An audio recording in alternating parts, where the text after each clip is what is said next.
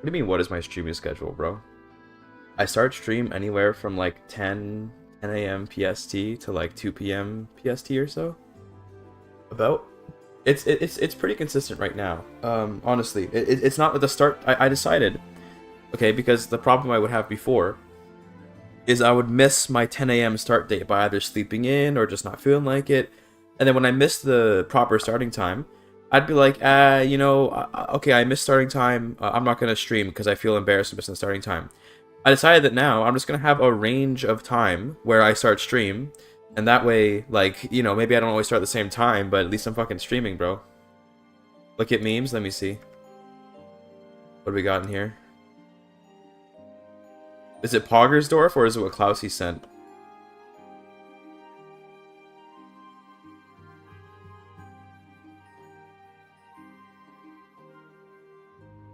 If you need to start later, I see.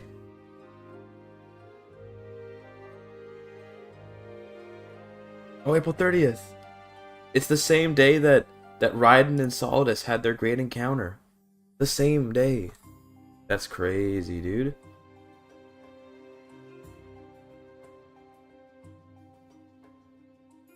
That's crazy. Sent on wrong Discord? Why are you in any Discord that's not mine? Explain that one, little bro. Explain that one.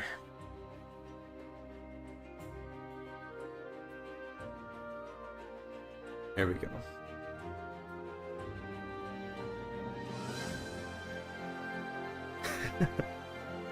$250 million is a $250 million. They're in the title.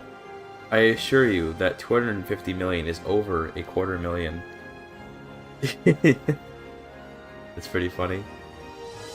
And then Dizentine had to post some cringe, of course. Of course. That's pretty good. Good to see that you're watching Generalist, by the way. My boy Generalist Gaming deserves the viewership. My winning son, we haven't even really started, Stony Mick. Today, actually, so we have two things on the agenda today.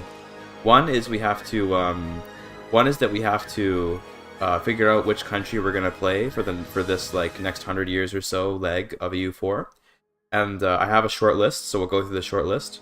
Second is we're gonna look at the CK3 dev diary because I skimmed it briefly, but I wanted to look at it on stream with you guys. Skimmed it briefly. It looks really good. I feel like my hope for both Victoria 3 and CK3, my hope for CK3 never died. It was waning, but it feels quite good. My hope for both Vic 3 and CK3 is quite high right now. I feel really good about them because it feels like the devs are being a lot more responsive to the critiques and delaying things when they should be delayed and all this kind of stuff. That's good shit.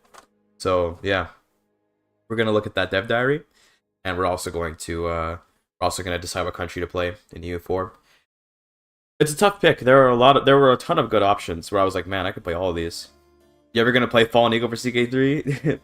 Maybe one day. I keep saying maybe one day because, like, yeah, it is maybe one day. It's just there's other things that are on my docket right now, but I may get to it at some point. I just have other things I want to do. But yeah, let's get to the main screen here. Let's do this. Let's do some stuff here. Nice to even capture the game right away, Pog. By the way, I'm gonna mute this music real quick, and we're gonna listen to the EU4 music now. Hold on. There we go. I love that the EU4 music is pretty good. I've been enjoying the EU4 music. You ever gonna play Fallout 4 in German? One day, surely. Let's get open the dev diary. I want to see that. So CK3 dev diary. Which one are we on now? I forgot which one we're even on. I think I can just open up through Steam, right? Yeah, 147. Gotcha.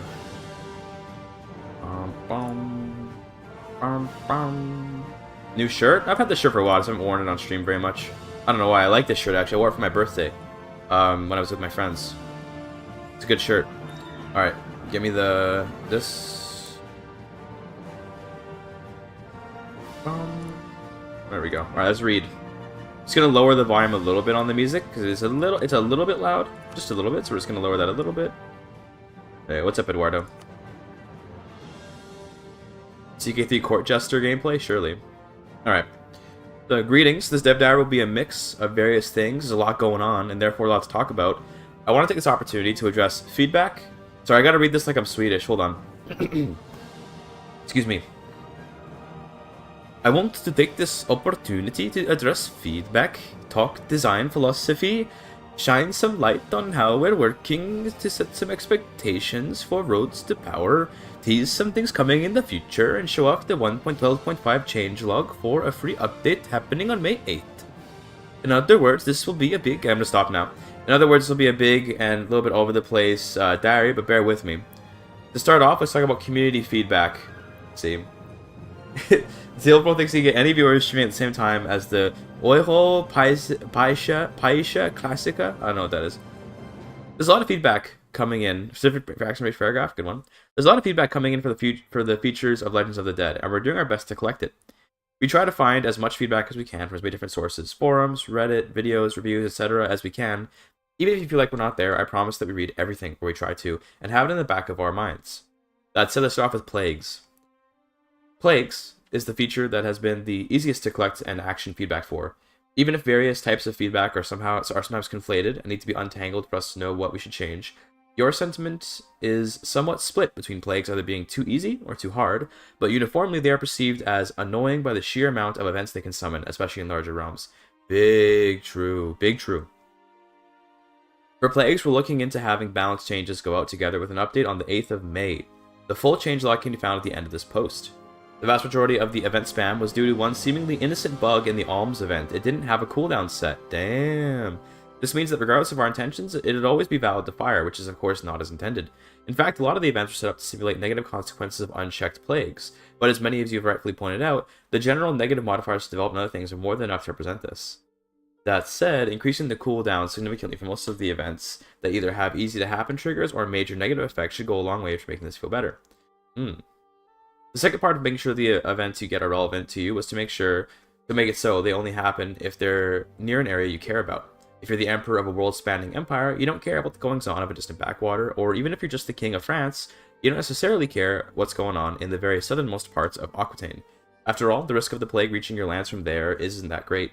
It seemed that the most common feedback here was to limit the events by distance, so that's exactly what we did. They can now only happen if the plague is in your domain or within a certain distance from your capital, roughly 1 Ireland. It's less than you might think. Okay? Alongside this, we've reduced the overall frequency of plague events and shifted the ratio between minor and major apocalyptic plagues away from minor and towards major and apocalyptic in an effort to make the content you receive more impactful. This should mean that you get fewer plagues overall, but the ones that happen are more significant.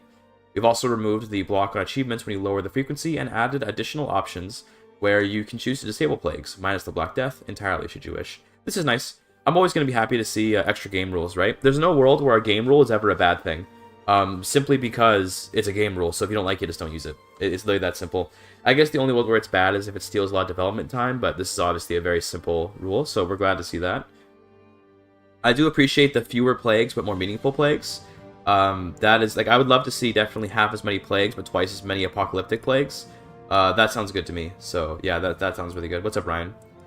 Another recurring point of feedback is difficulty, or rather the lack of challenge. It has felt like the AI is much worse at handling plagues than the player, and this I agree with. While the AI will never be as responsive as the player when it comes to isolating or secluding, they should all treat it as a threat to be countered. Choosing to defend themselves shouldn't be dependent on minor quirks of personality, only truly major ones. Based, okay, true.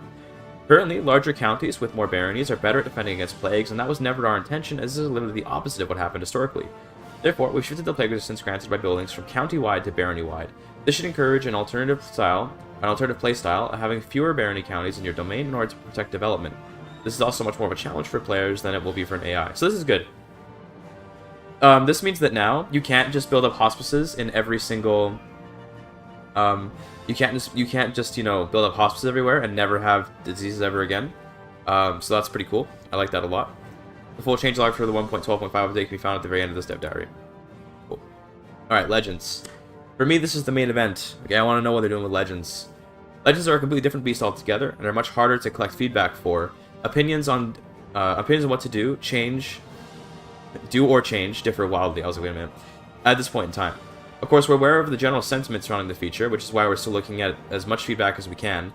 The update we deployed close to the release targeted some of the widely agreed upon points of feedback, such as adding a legend library where you can see completed legends forever, and more reactive variations in chapter text to things your character does, such as winning battles, having children, etc., among other things. For this update, We've mainly improved the Legends map mode, as we found it uninspiring and not pleasant to look at due to its limited color palette and similar colors to blend together. This is cool. This is a small change, but it's nice having the different colors, because I remember talking about in my video about Legends of the Dead, the 3 colors suck. It sucks to only have 3 colors of Legends, right? So having more is really nice.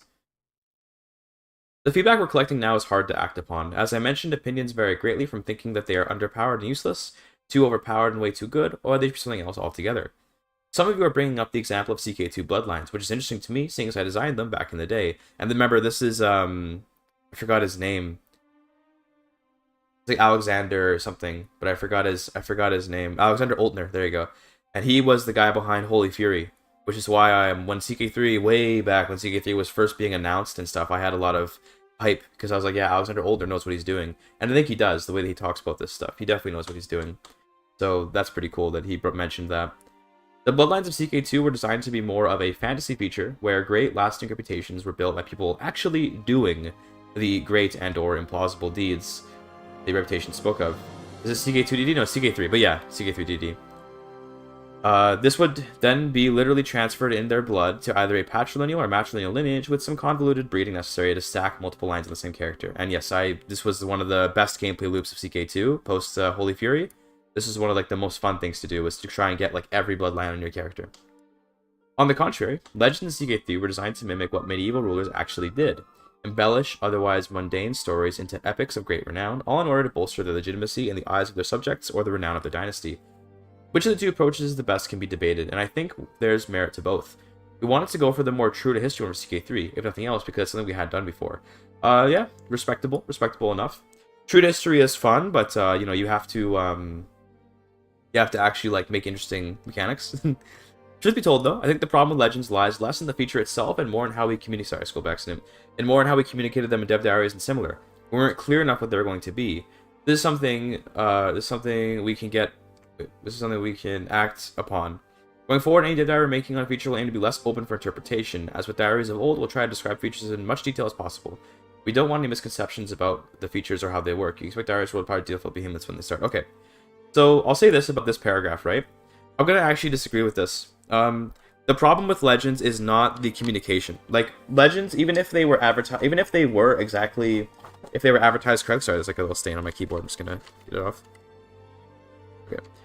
Even if the Legends had been advertised to be exactly... Oh, oops. I'm pressing all these buttons. Even if they'd been advertised properly, okay, even if they had been, right? It's still a bad mechanic. Not bad. Okay, let me rephrase that. It's not still a bad mechanic. It's still a empty mechanic, okay? You still have the problem. The problem is not that I wanted Legends to be Bloodlines. People brought that up, and I mentioned that idea, but I personally always said, like, bro, it's not about making Legends Bloodlines. It's about making Legends more than 3 Legends, okay? There are 3 Legends in the game. I will always hold this point. There are 3 Legends in the game. There are Legitimizing, there are Heroic, and there are Holy. And you can have the different Chronicles, which have their own, you know, text, the flavor text. But their effects are always the same. And the Chronicles are fine, although they're very poorly written in my opinion. But you know, that's neither here nor there. That's opinion. That's opinion. You know, like whether or not something is good or not. I think it's pretty clear that because there are, objectively speaking, only 3 legend types, and those 3 legend types define what the legends do, that means that you've released a mechanic that has essentially 3 outcomes. I guess 9 if you consider the ranks of the legends, because there's 3 ranks, but, you know, well, we're gonna say 3 because it makes me look better. You have 3 outcomes, effectively, from possible from the legend system. That's fucked. That's like... And the path... So... It's okay to have 3 outcomes if the path to each outcome can be varied. For example, struggles. So a struggle has 3 outcomes, as in, there's 4 in the Legacy of Persia, but for the Iberian struggle has 3 outcomes. But the way that you get to those 3 outcomes is very particular and unique to each person and to each playthrough. This is not the case for a legend. A legend is the most passive form of gameplay I can think of. It's like, you sit there and the legend spreads, and then maybe, if you're really going hard, you try to bribe people to take on your legend, but even then, like, nobody does that. Well, some people do, but, you know, no one does that very often, where it's like, yeah, I'm gonna go through and check individual rulers, and it's like micromanaging bullshit of, like, checking the box and sending gold to people to get them to promote legend. No, you set the You set the Chronicler to promote domestic legend until all of your realm has it. Then you set to promote legend abroad, and then you wait. And then once you get it, you get it. This is not a miscommunication problem. It was miscommunicated, to be clear. There was a miscommunication with what legends were going to be, but even if it was communicated properly, it still wasn't good enough. I'll just say that this mechanic had problems with communication and with what it was. By the way, moving on. Next up, I'd like to share some details on how we work to make the game better over time. No matter if we're working on an expansion, free update, or other types of release, we always try to improve the game by doing various initiatives and looking at feedback. That's good. There are different ways we're doing this, such as through the dedicated balance days we have every few weeks, for which we keep a big sheet of game balance areas that we review and add to. Currently, these days are focused on improving some of the older content we released, as well as doing balance passes on resources such as prestige and game components, such as cultural traditions. Sorry, got a burp there. Main philosophy we're following when reviewing old content is to balance it for fun. If a piece of content isn't already engaging, flavorful, interesting, or fulfilling a specific purpose, then it needs to at least be made entertaining or useful. Big true. Right now we're working on updating court events from Royal Court, a set of events that are regarded to be fairly poor and inconsequential by many of you, and we do agree with that assessment in hindsight. We're ripping out and replacing much of the content within that pool, hopefully for the better. As for prestige, we've also taken a look at what causes the AI to go into prestige debt and thus be unable to declare war, all in order to make it more challenging and not feel as inert. Many cultural traditions presented very small or narrow trade-offs that players would rarely choose. We decided to change our philosophy to work with larger buffs and more significant and interesting trade-offs. Updating older content or doing large balance passes is always on our radar, and will often arrive together with larger updates. All of what I mentioned here, court events, AI, prestige debt, and cultural tradition balance will arrive alongside Roads to Power. Okay. Interesting. So yeah, new events. I mean, this is good. You think they would change the house feeds in the future? I really hope so. Based on what they've written here, that seems to be the case, that they will go back and change house feuds. But I will say this, I imagine it's low on their priorities compared to Royal Court, because Royal Court is a big expansion, whereas house feuds are a event pack. We also work with community reports. Our community team scours the various platforms where you have discussions looking for trends and issues, and then they compile reports. These reports are very useful and show us if an issue or topic keeps being brought up. A lot of the changes we're making to the plagues were measured using these reports. In addition to this, we also have fix weeks. Every 3 weeks, we focus exclusively on fixing bugs. Improvement days, where we look at backlog of improvements we've gathered, including your wishes, and more. Much of your time is spent on making the game better. Or sorry, much of our time is spent on making the game better, and we're constantly evaluating how we're working to see how we can best improve the game as much as we can. Okay. Event frequency.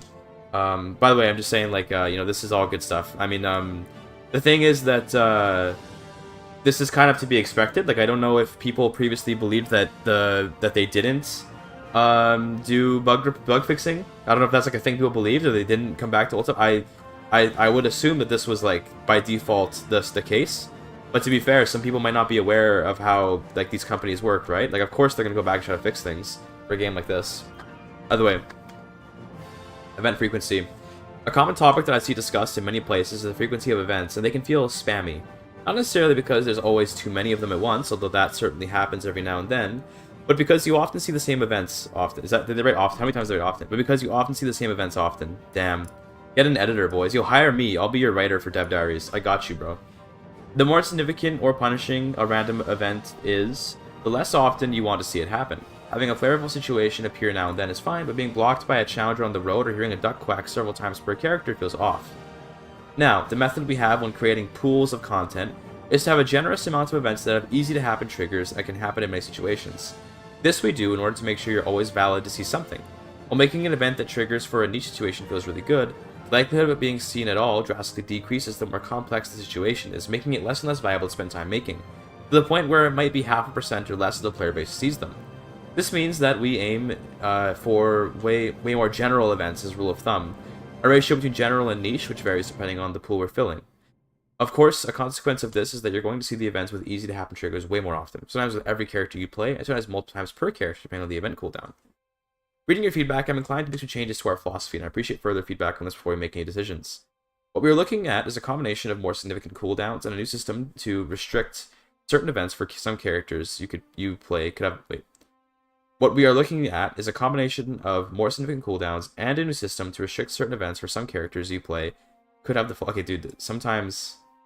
Am I having a stroke, or is this like a weird sentence? I'm gonna read it in my head.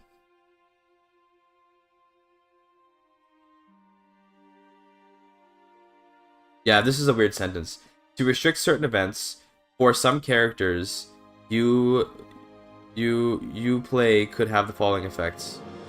It's very it's very hastily written. Yeah, okay. Whatever, it's fine. I'm just a stickler about this stuff. Pro, you would see the same events way less often.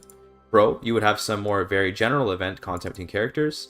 Pro, rare events would be become somewhat more visible due to future events being valid. Con, some event pools might give you less event content over time, which would be pro for some of you. I agree. This would be a pro, to be honest with you. I think an event probably should be more of an event. To, I feel so smart when I do stuff like that, but an event probably should be more of an actual like occurrence. In terms of like when they happen, I expect more. I will say about this Big Dickens, this is a really big dev diary. This is much bigger than they normally do, so I think it's pretty normal to have like a little missed error or two in the writing. I'm not that upset about it, but definitely it just interrupts my flow when I read. It's a pretty big dev diary, and they usually don't have that many problems with their writing, so I'm willing to let it go. I'd like to go into a bit more detail on how this would work. Generally, we use 5 or 10 years as the most common cooldown for events. They are all the default go-to values. For events with easy-to-happen triggers, what we could do is simply increase this cooldown. This would make it so that there's a significantly lower chance of seeing the same event multiple times with the same character. This wouldn't hinder each of your successive rulers from seeing the events at least once, though, which would limit its impacts as a standalone measure. If we introduced a system where we could randomly make events valid or invalid for your character, say that an event would be valid for 2% of characters, they'd be able to ensure that not all characters see the same events. For some, we could have lower values, for others higher. It could be a judgment call based on what the event is and its purpose. Of course, these two measures would only be interesting to enable for certain types of events and wouldn't work to introduce for all events. For example, you need all lifestyle events to be valid so that you have ways of getting XP. That's fair. That said, I believe that this could help drastically reduce the issue of excessive frequent events. Let me know what you think. Yeah. So this is interesting. Okay. So, let's imagine a world where you're playing CK3 and not very many events are happening. You're kind of just sitting there and not much is happening. Okay. My fear is the game will feel maybe a little bit too stagnant in a way, because part of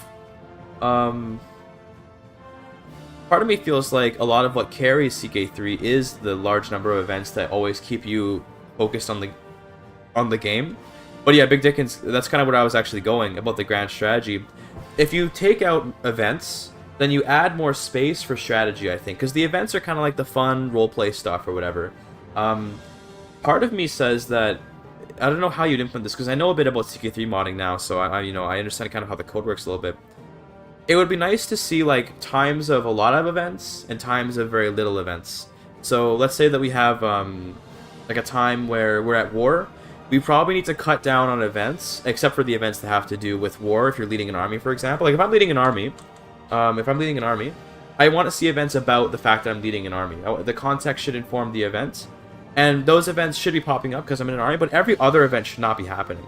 Like I shouldn't be getting events of some peasant or something or whatever, like visiting my court or some shit, when I'm in the middle of a war, And even more so, I would continue that system depending on the war balance. So if my enemy is like stronger than me, we should be seeing events that are reflecting some panic in the court. We should be seeing some events that are reflecting fear in the people or something. But then only those events should be firing. We have to sort of these pools of events he's talking about.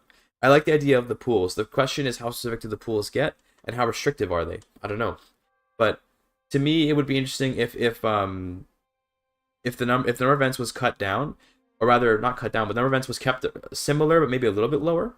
Okay, but then we have different contexts that inform us of new pools of events. That would make a lot of sense. But I will say this: that from my experience of CK3 modding sounds like a fucking nightmare to implement. Okay, that sounds like an absolute nightmare to implement in terms of like having to type in the triggers for every single event, and then having to type those triggers in for like the on action spawns for the on action per year or whatever stuff. It's their nightmare. That's true. They get paid a lot of money to make this nightmare, and as a modder, as someone who was making a mod, I did it for free, right?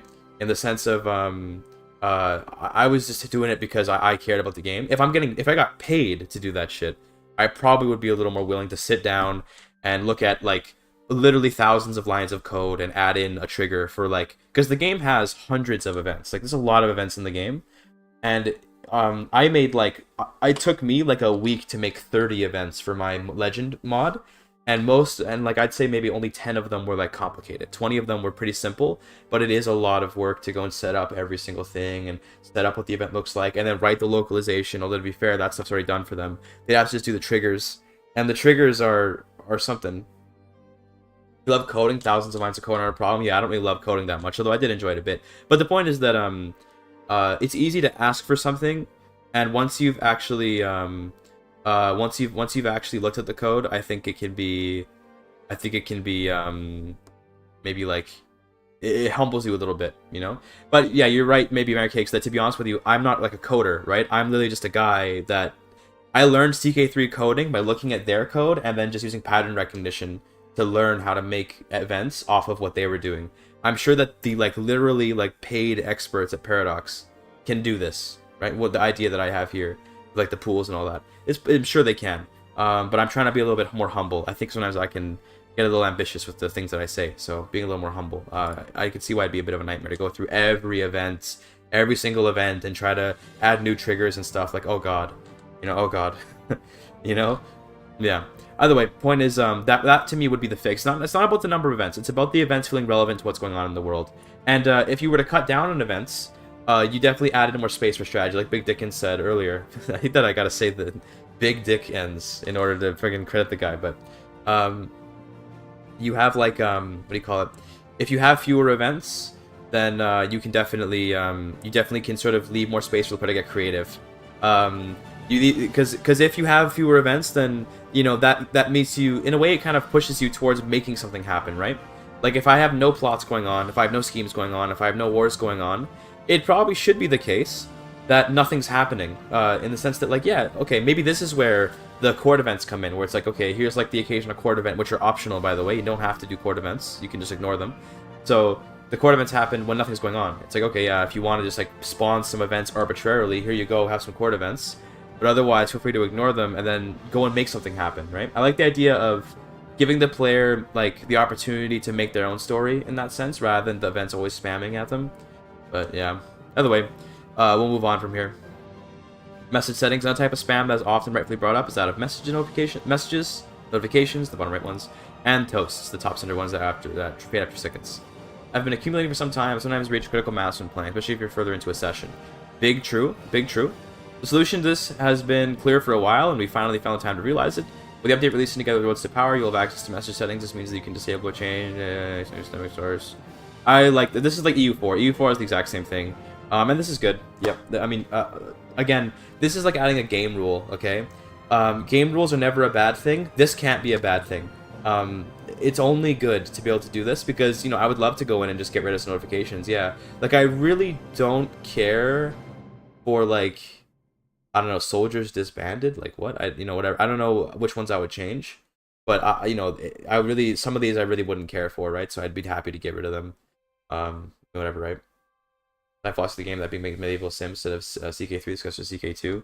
Well, yeah, I mean, I'm okay with medieval sims. I just wish they would pick one. The problem sometimes can feel like the game is being pulled at the seams with like trying to be the grand strategy game and trying to be the Sims game. And I feel like usually, funnily enough, I critique the game all the time. Usually, they do a pretty good job of actually like trying to appeal to both, at least to some extent. But sometimes it feels like with Legends, this is what happened anyway. With Legends, I felt neither was satisfied.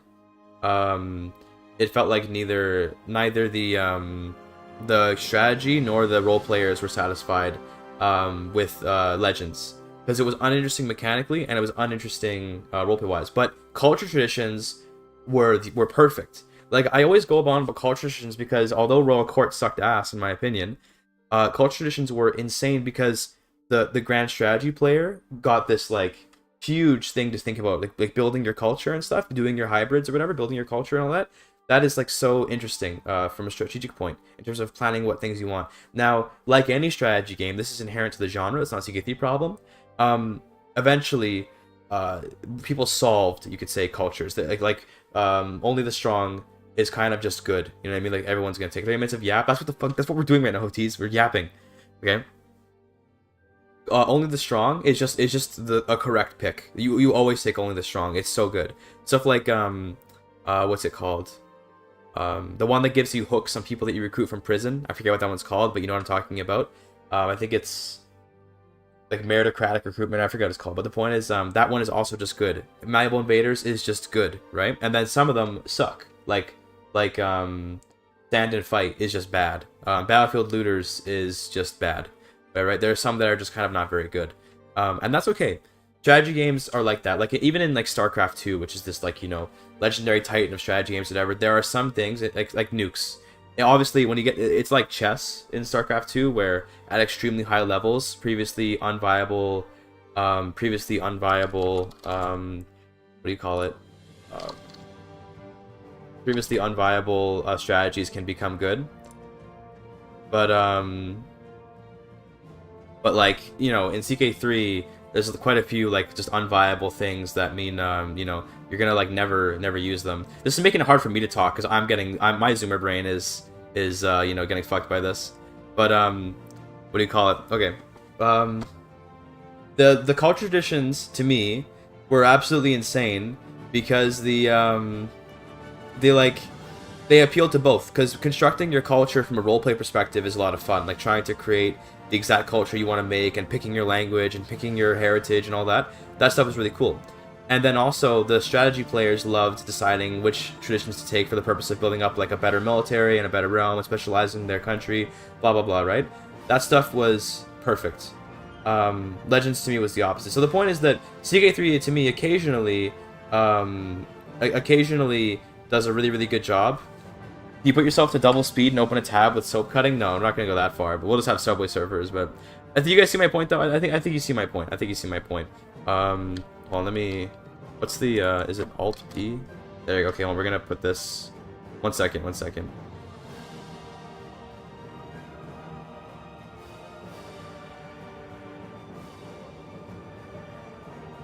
Where is it? We're just gonna throw this up here. Okay, and we're gonna keep going. All right, enjoy, guys. Enjoy. You're blessed.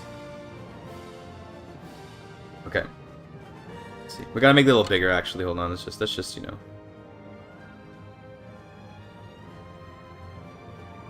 There you go. Are you guys entertained yet? Minus 21 viewers. Brew. No, it's gonna be plus 21 viewers, bro. Let's just throw this right here. There we go. That's perfect. Good stream now. There you go. Zoomer stream. You know it. Okay. We actually no. We have to cover like half the screen with this. That's how it works, right? You cover like half the screen. Got me distracted. You really did. I go like that. Okay, great. All right. So message settings, whatever. This is obviously a good thing. As a bonus, it allows you to automatically pause the game if something specific happens, and you can even set messages to be delivered in the form of a pop-up should you really want to not miss something. For example, I know that a lot of you who used to play CK2 said hostily just to pause the games who would miss them. Who the fuck would do that? Okay, listen. Look, listen. Okay, look here. Look, listen. Okay. What kind of monster? What kind of monster would make it so that every time a hostile siege happened, you pause the game in CK2? You know how often that happened? Bro. That is some Sigma shit. There's this ghost signs they keep calling a lot of CK2 players. Yeah, like lunatics, actual lunatics. Who would do that? Pop up and pause on enemy sieges, bro. Okay, so the way the AI is right now, they love to begin the siege, leave, begin the siege, leave. This was in CK2 as well, and in EU4. This is just a paradox AI problem. I don't know what it is. Start the siege, end the siege, start the siege, end the siege, start the siege, end the siege, over and over again. If you had this on, you would be destroyed. No, Hoties, I don't want to do that. I don't play Bloons TD battles. I will not do that. So, no, you can stop asking now. And if you ask more, I'm going to time you out. No. If you did this, okay, that is fucked. Here, I think Hoties needs a bigger Subway Surfers. We just worth a shot. That's fair. We need, for people guys like Hoties, you gotta get a bigger Subway Surfers, okay? So we're gonna keep reading the dev diary now. Just, you know, go over here so that way you guys can still see the diary. Alright. When developing expansions, you have to make many calls of what should be paid and what should be free. Back in the day, I've worked at Prox 10 years now, time truly flies. Oh, sorry, back in the day, time truly flies. We're not very good at determining what can be paid and what should be free. It's had several unfortunate side effects. Okay, we're gonna stop the meme now. We're gonna, you know, shrink down Subway Surfers. Sorry, Zoomers, shrink that down a little bit. I'm memeing way too hard. Nice Subway Surfers stream, thank you. Thank you. The guy died. I can't believe this guy died. What a fucking idiot. I gotta make sure to set this to loop so it doesn't stop. Yeah. Several unfortunate side effects. Players who didn't have certain expansions would be alienated. Us developers had to spend extra time supporting multiple parallel systems within the same game, including all manner of permutations between different expansion combinations, and it sometimes made it harder to further develop popular systems. As a company, we develop games that can live for a very, very long time. This implies a lot of work keeping the game healthy by updating features, fixing issues, doing balance work, blah, blah, whatever. Zoomers are old now. Gen Alpha's new lowest attention span. I'm a Zoomer, so yeah, Zoomers are old. I'm 24. I'm a Boomer. Go generation is Gen Alpha, I guess. That's like the Gen Alpha people who are like, you know, very young right now. Over the years, we started to make more and more base systems free at their core, which is something that came from listening to you in the community. The reason why we're doing this is because you want your experience to be better, for the game to be healthy. This first system is to be more accessible to modders, and so that we can update areas of the game. Okay, blah, blah, blah. Speaking of modders, we love them. We love the fact that many people in modern games play spend extra time. One of these examples here. Is it my mod? No, of course not. Damn. I was hoping. Oh, look, dogs. Dog mod. Doing the creativity, but we don't want to rely on them to make the game for us. We rely on them to share their passion about the game. Okay, this is kind of like whatever. I'm just like, you know, I'm kind of skimming at this point. I'm not really too interested in this stuff. This is kind of like fluff, if you ask me, to be honest with you. How we work, I believe it's important for the game and the community that certain things be free to avoid divides and splits. Keep the game in good shape. We like you are fans of the game. We want to make it as good as it can be. Features good in order to fund continued development. Okay. Yeah. I'm okay paying money. Don't worry about it. Although I get the DLCs for free because I'm a streamer now, so lol, get wrecked. If lean more towards having paid features than Legends that did. Okay. A challenging. Okay, this is an interesting section. A challenging game. Okay. The difficulty of the game is a topic that is often brought up. Now the interesting part. Yeah. Okay. Yeah, I'm gonna try to make sure that you guys be able to read the thing. The difficulty of the game is a topic that's often brought up.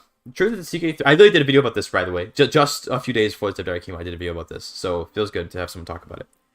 The truth is that CK3 is not a particularly hard game when you've mastered it.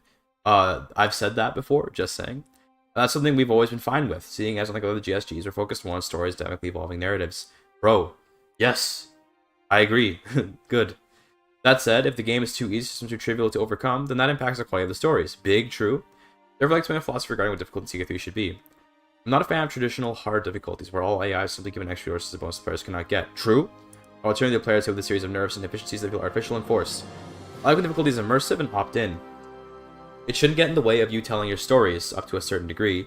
By the AI only doing objectively good things, such as stacking wars, spamming murder schemes, etc., it should help you create stories of triumph or stories of overcoming hardship. The AI is there to immerse you in the game and to provide an enjoyable challenge. Unlike the player, the AI cannot game over, and therefore should focus on immersion over pure survival, although it should obviously not feel suicidal. That's not immersive. Okay, good. So far, I completely agree. What the fuck is happening? Don't worry, Ezio. We're keeping the Zoomers entertained.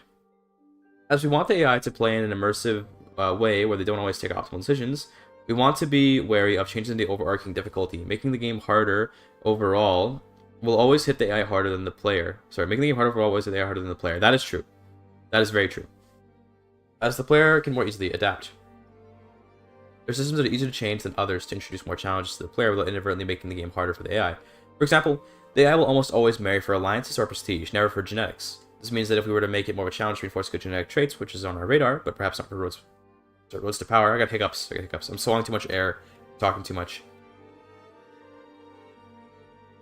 It would barely harm the AI at all. Of course, this isn't true for most systems, which is why we need to always be careful. When we change things, we try to think of what implications it'll have for the AI so that we don't inadvertently make the game less challenging. Many things that relate to adding more challenges are present on the balance sheet I mentioned earlier in the diary, the How We Work section. Okay? Now, difficulty comes different flavors. One of these flavors is to optimize the resources to overcome challenges. This is when you use your gold, prestige, lands, vassals, etc. to outcompete your rivals and neighbors. Very common in all grand strategy games. The lack of mid to late game AI challengers makes it difficult to quickly perform decently sized realm. Huge true. Huge true. Yep. Big true. Give me 2 generations in CK3 and I'll be stronger than any AI in the entire game from a county. From one county, give me even 1 generation, but 2 generations to really solidify it. 2 generations, and I'll be stronger than the Byzantine Empire, Seljuks, you name it. Another flavor of difficulty is to overcome specific challenges where the rules you play are different and not controlled by you. This is when you guide a blind 4-year-old through a viper's nest of rivals in order to reach adulthood and subsequently thrive. This is somewhat uniquely CK3 thing. The fact that you have a lot of control over education, inheritance, that you're restricted to a direct line of inheritance makes so your challenge less often. Okay. Interesting. The fact that you have a lot of control over education, inheritance, and that you're restricted to a direct line of inheritance makes so your challenge less often. Okay. Both of these are connected to player fantasies that are very common to have when playing CK3, and both are difficulties you want to improve. We work continually with general difficulty balance in our systems, but sometimes we decide to do things that are a lot larger in scope, such as these. Okay. Conquerors. While I don't enjoy having all AIs cheat, I enjoy when certain characters stand out from the rest. When certain rulers, either because of historical reasons or in-game suitability, are granted special bonuses and a new way of interacting with the world. The Middle Ages are full of these conquerors who forged large empires, which often later fell, like the Ghaznavids, Ayyubids, etc. I want something like this for CK. Dynamic challengers, controlled and detailed by game rules, who can rival players in efficiency while being immersive and appropriately flavorful. Ooh. Okay. I'm curious to read more. Really makes you think how CK2 managed to be a better GSG than CK3. Yeah. No, I completely agree, Big Dickens, that that CK3 is less of a GSG than CK2. However, I'm kind of okay with that. I think that CK3 has evolved. CK3 has like evolved into a new sort of game from CK2, and that's completely fine to me. You know, when Gen Alpha starts. I think Gen Alpha starts in hold on, I think like 2008 Gen Alpha years. Oh, 2010. I was close. This is apparently Gen Alpha. Yeah. Okay. Conquerors. Okay, so Conquerors gain the Conqueror trait every 5 years. Is it a dev diary? It is a dev diary, yes. Every 5 years, a small chance for independent rulers of certain traits personalized to become Conquerors. Personality must be inherited by all heirs and ends up in possession. Ooh, okay. This is interesting. Conquerors switch over to a hyper-aggressive version of the AI, which is much faster to declare wars, can declare multiple wars at once, and invest all the resources into warfare. MAA and means in which to declare more and better wars, such as hunt activities with low prestige, and even disable the special bonus via game rules, taxation tours if they're low on gold, etc. So these, okay, interesting. Interesting. So these guys are basically like they're gonna play like players, I guess. It is the idea. They're gonna be like very skilled. Okay. Conqueror economical archetype. Interesting. Conqueror wants to expand their realm through war at any cost. They will invest all of their gold into the war chest or to buy men-at-arms. They tend to declare many more wars than normal and are rather untrustworthy allies. They forsake most frivolous pleasures in life, such as hosting grand activities and sponsoring inspirations to save gold for crushing their enemies. They will only use activities to gain enough prestige and pride to go to war. Any non-cautious ruler has the potential to become a conqueror, but normally there are no more than a handful of rulers worldwide with this archetype. I like this a lot. We need to read more about it, but I like it. I like this a lot. It does remind me of in CK2, they had the Great Conqueror guys that would get the free bloodline, and then they would just be hyper aggressive. I love those guys because they did shake the game up, and they were the replacement for the real life. They're the replacement for like the real life examples. They mentioned the Ayyubids and the Ghaznavids, but yeah, that idea and having that be dynamic is great. I think it's really cool personally. I really like it a lot. They had the same thing in CK2 exactly, yeah, and I think that it's good to bring that back here. By default, they get the Conqueror trait, which provides a host of powerful boons, making them have an easier time fielding a large army and keeping their realm stable. If you prefer not to give the AI any handicap, you can turn this off in the game rules. I avoided certain types of bonuses, just making the troops fight better, or them having an artificially higher advantage in combat. Such bonuses can feel unfair, instead opting for areas in which the player often has an advantage. Conqueror, yeah. So what does this do? X, maintenance. So I like this a lot. Okay, this is why I like this. The AI often is hampered by gold because they can't build properly. So by addressing the problem in the form of needing money, instead of like he's mentioned, instead of not giving advantages like militarily, by making it so that it's just that they have money, that's a really good way to do this. Legitimacy +5 per month is a lot though. Damn. They get free. Looks like they get free armies. They get free claimants. I wonder what the rules, in terms of the game rules, how how customizable this might be. Obviously, this might not be what it looks like, you know, completely by the time they actually release it. So it's an AI trait like the Great Khan. I think so, yeah. What's legitimacy? Bro, go play CK3, motherfucker. Legitimacy's been here for months, okay?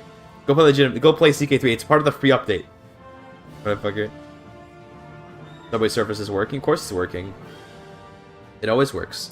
Of course, if you fancy truly unfair challenging and set the game mode to extreme, will get an additional Scourge of God modifier. Ooh. Oh, shit, okay. And play in a Yearish? Yeah, legitimacy is like another thing. I like this a lot. No, this is good.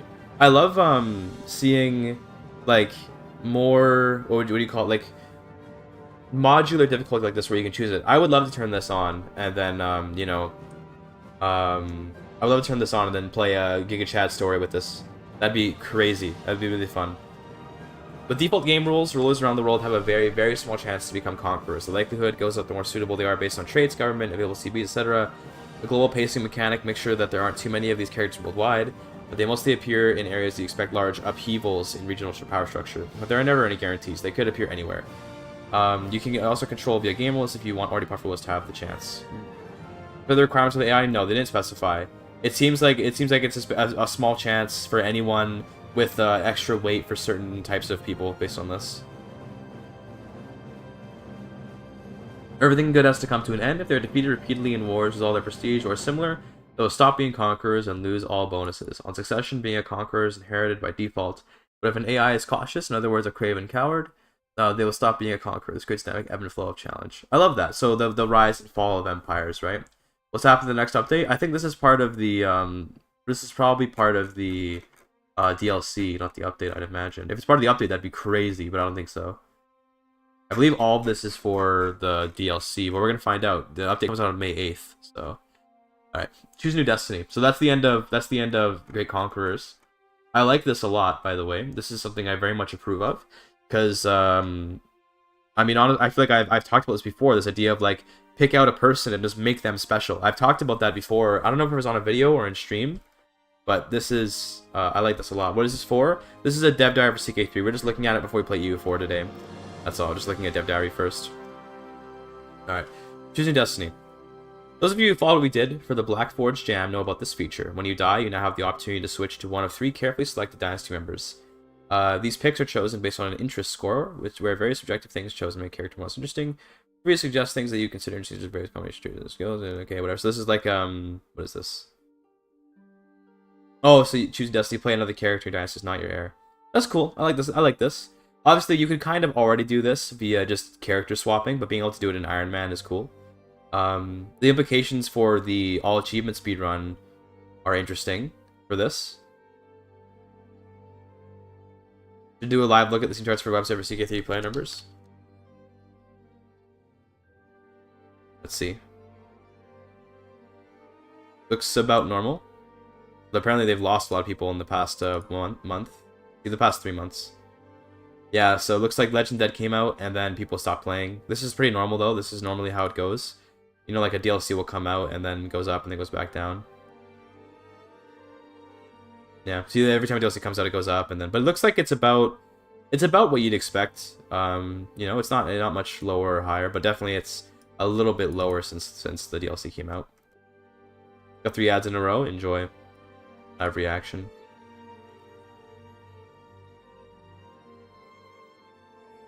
One of these features to give you opportunities to take on challenges. Perhaps you have an awfully interesting one-eyed albino uncle whose account of a foreign faith in a distant realm. Now you have the opportunity to change the course of your game and experience these much rare situations. Don't exist when you start the game within the bookmarks. About to finish, or you're going to choose a new game plus. Yeah, okay, I like it. I like it. This guy appears to be unlanded, so it looks like this is this guy. So okay, this is really cool then, because this means that so I like this a lot. Here's why I like this. Here's why I like this a lot explicitly. Let's say that I'm playing you know, I spend a character. Dude, the guy just died in Subway Surfers. What a fucking idiot. Let's say that I'm playing a kingdom, and I establish my kingdom. My kingdom's like really, really strong and really, really good and stuff. Okay. And then I have a sibling who didn't get an inheritance, disinherited, and he's landless. So given the new landless gameplay system, it would be really fun to set up a great kingdom myself, and then go play as my disinherited brother and try to take over the kingdom from my heir.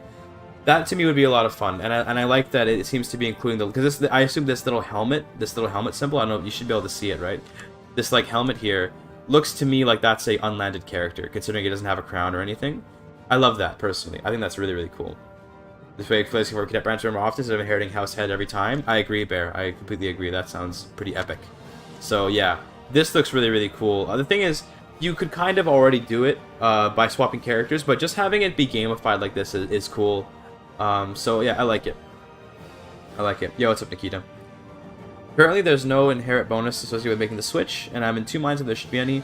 I've been considering adding a small renown boon for choosing to switch. Yes, yes, absolutely. Now listen, I'm all about the gameplay, right? Or rather, like the the role play and the gameplay and stuff. Like I'm all about being motivated purely by roleplay and all that.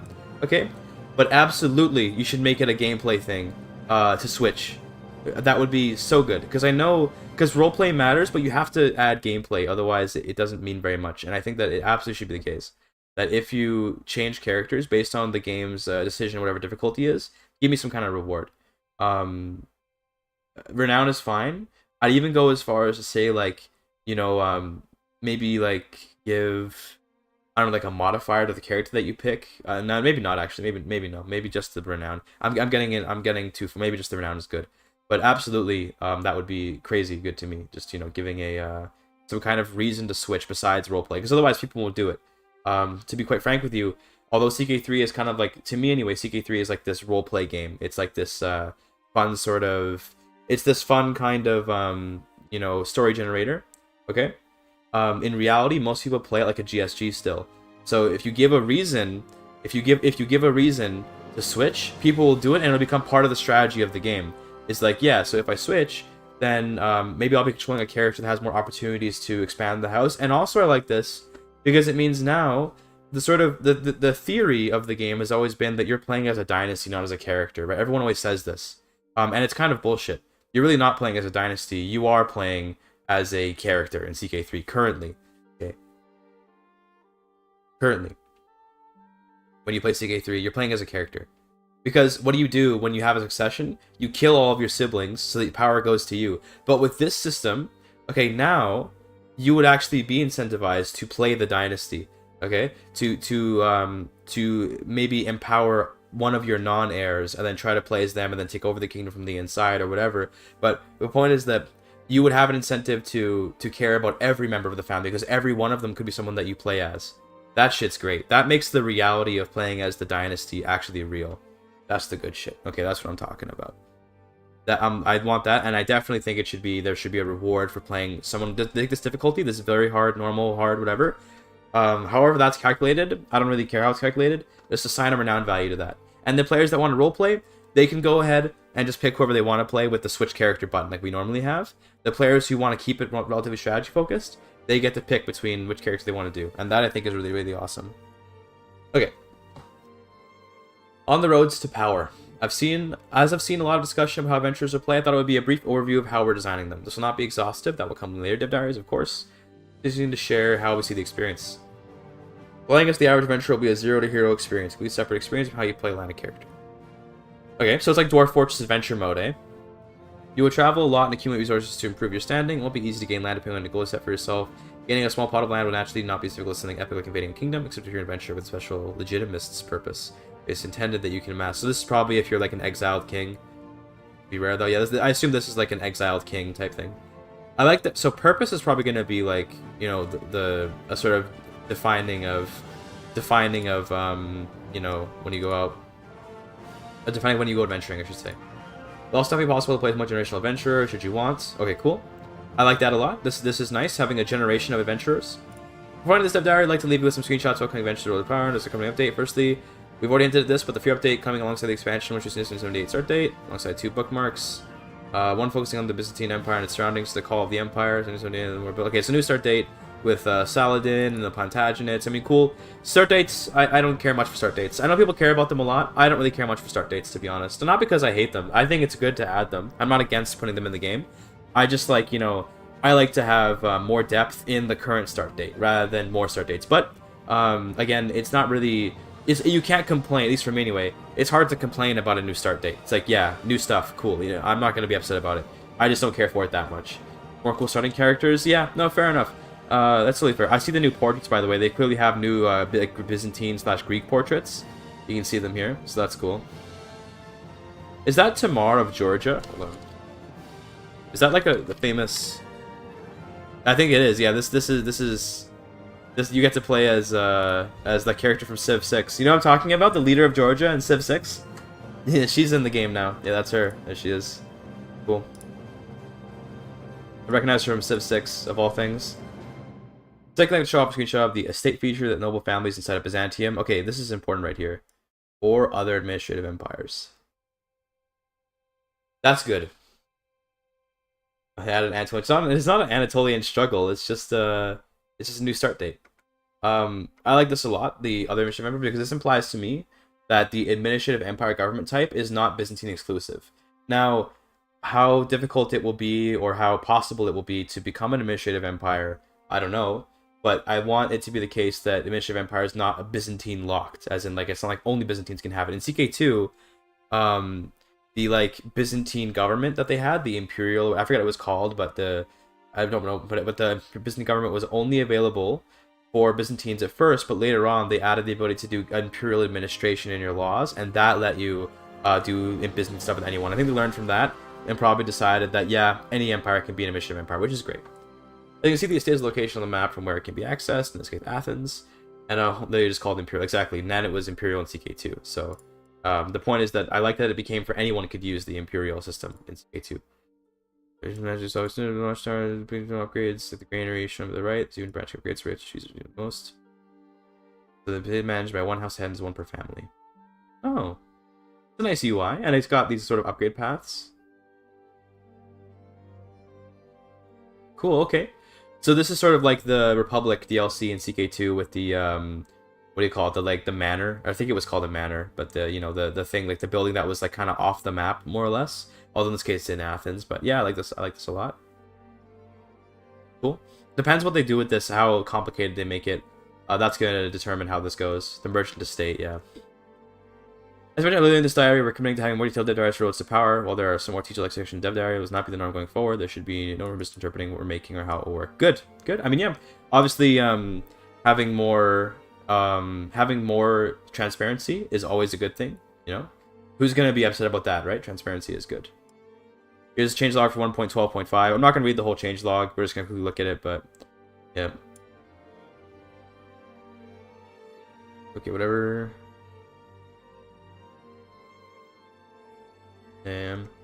Balance stuff, yes, about plagues. We're not going to read all this because, I don't really care much. We'll see when we play it. When is this update coming out, though?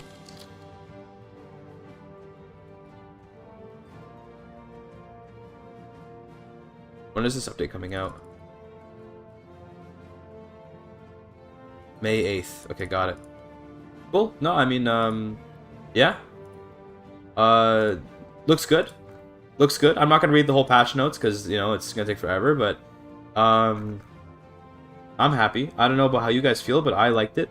I think that some of it was kind of like, it's clearly like damage control, you know what I mean? Like some of it is damage control, like stuff like these, the reassurance that they do in fact fix bugs. I thought that this is almost a little bit funny, like up here when they're saying like, the philosophy of free, and so this is like, the Subway Surfer is just a video, it's not me actually playing. This kind of stuff is like, they're trying to get some goodwill back from the people, and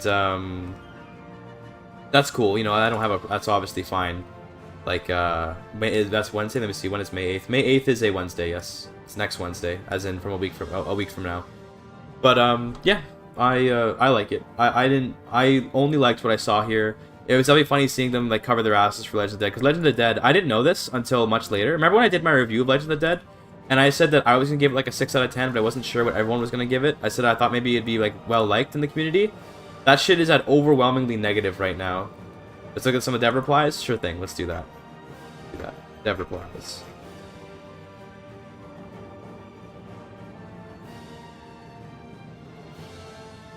Yeah. Hard to assassinate. Big true, just like with Genghis Khan. Big true. OPB caught the L. Oh, he really did. Bro said it would be a 9 out of 10. Listen, OPB and I have been talking a lot. Because I'm in a Discord with like a bunch of other content creators. Not a lot, but we've been talking here and there, I should say. And he and I disagree about quite a bit about CK3. Not quite a bit, but a bit about CK3. And I can tell you this, like OPB, I think is genuine in his feelings about like the DLCs and stuff, like about Legends of the Dead, for example.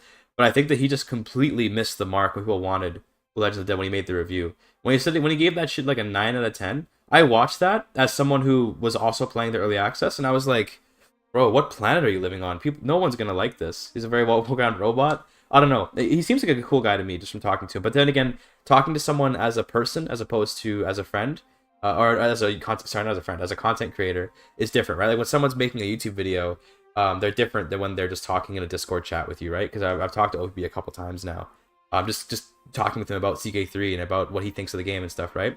He and I disagree a lot on stuff. But that's okay. You know, he's a very civil dude. But yeah, when he gave that 9 out of 10, I was like, I was taken aback. I was like, there's no way the community is gonna be into this. And then I got scared by that. I saw the 9 out of 10, and then I made my review, and I was like, fuck, man, I'm gonna be low key honest. I wanted to give Legend of the Dead like a 3 or 4 out of 10. I wanted to give it like a 3 or a 4. But I saw OP gave it a 9, and I was like, okay, OPB is like an important part of the community, and he probably knows what he's talking about. So I'm gonna raise my value a little bit. So sorry, I inflated my rating to 6 out of fear that I would be horribly maligned for hating the DLC that everyone else loved. Turns out I was fucking right, dude. I was the one that had my finger on the pulse of the CK3 community. It was an honest answer. To be fair, 6 trying to be as objective as I could, 6 probably was a better rating. I was particularly harsh on Legends of the Dead because I was so pissed about how bad Legends were. But 6 out of 10 probably is like a more reasonable rating, slightly above average. You know what I mean? It's not awful. It's just slightly above average. What about the start date in the estates? 6 out of 10 is legit. Yeah, I think 6 out of 10 ended up being a better number. I wanted to go even lower, but 6 out of 10 ended up being a better number. New starting date 1178, and estates is like a sort of building that only the house head controls. That's basically the summary. Either way, reading more. 1204, but I also thought it was going to be 1204, so... Yeah.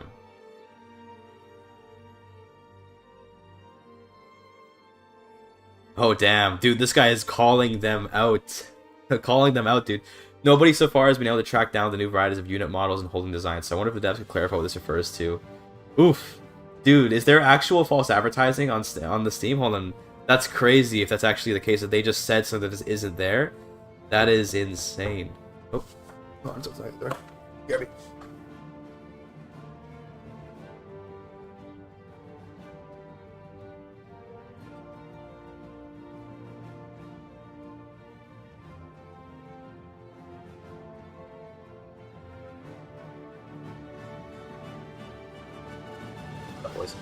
My landlady came and gave me some food that she didn't want. I didn't even look at what it was yet, but yeah, I just wanted to come back to the stream. If this is the case, that there's stuff advertised that just isn't in the DLC, that's insane. That'd be hilarious. By the way, we're gonna see more fun than spreading it. Huge true. Huge true. Using a dining chair? Yeah, I'm not rich. Good enough. Most of the Legends were built around the Plague model as the other side of the coin. I think we improved the reception significantly if it had more focus on earning Legend seeds as well. But like, quite often, I am. Yeah, she's a nice landlady. She just like has food and stuff, but she'll be like, oh, they'd be like, she'd just be like, oh yeah, like, you know, have this food or whatever. Okay. Inside, for example, a Canadian landlord living inside Canada, it happens here and there. It's pretty rare. It's pretty rare, but yeah, sometimes you live with your landlord.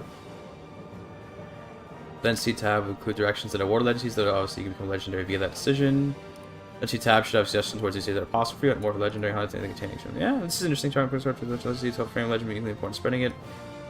See, I remember I had this idea way back in way back in my old video that was like pre-release of the DLC. Also, what's this? We have a raid. Sayuza, what's up, Sayuza? We're just going over the dev diary for CK3. Hello, gamers. Hello, gamers. What's up? Jason to talk after this, please. I probably won't read the Tinto talk. I don't really have much to say about EU4. What's up, boys? Come on in. Who is this Sayuza? It's your mom. I think we agree it was funner than the Red Bull is too Australian, but doing everyone even trying to dueling adventure. Yeah. So I said stuff like this way back in my pre-release for the Legends, where I said, yeah, it should be the case that it should be the case that you kind of keep track of earning the Legends and all that. 78. Yeah, cool.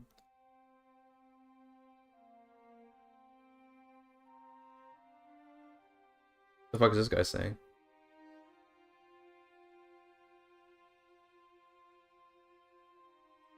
Whatever.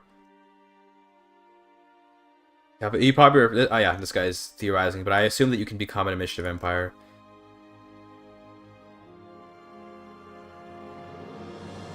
Random button is cool, yeah, that's a good utility.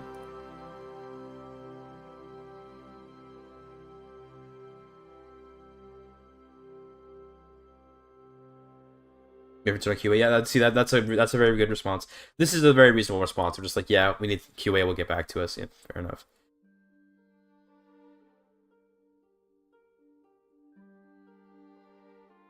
Ooh. Oh, they actually have to change it. Dead chat, Lamau. True. Bro went live an hour ago, only has... How many viewers do we have right now? I don't actually know. I wasn't keeping on it. Just 60. That's a lot of people. Damn, what the fuck? Why was... I get Osaiza rated, that's why. I was like, wait a minute, how do we have 60 people here? 1 hour of yap at Subway Surfers kept me interested. Dude. You think next DLC will be EU4's last? Probably not. I don't think so. I think they want to milk EU4 a little bit more. They would have said it was the last one if it was the last one. The main that should be initiative, not some yes, some say no. Yeah, I would say Abyssids probably shouldn't be administrative. They feel pretty like, you know, clan. Abyssids, to me anyway, feel pretty clan-like. They don't feel very administrative, but whatever.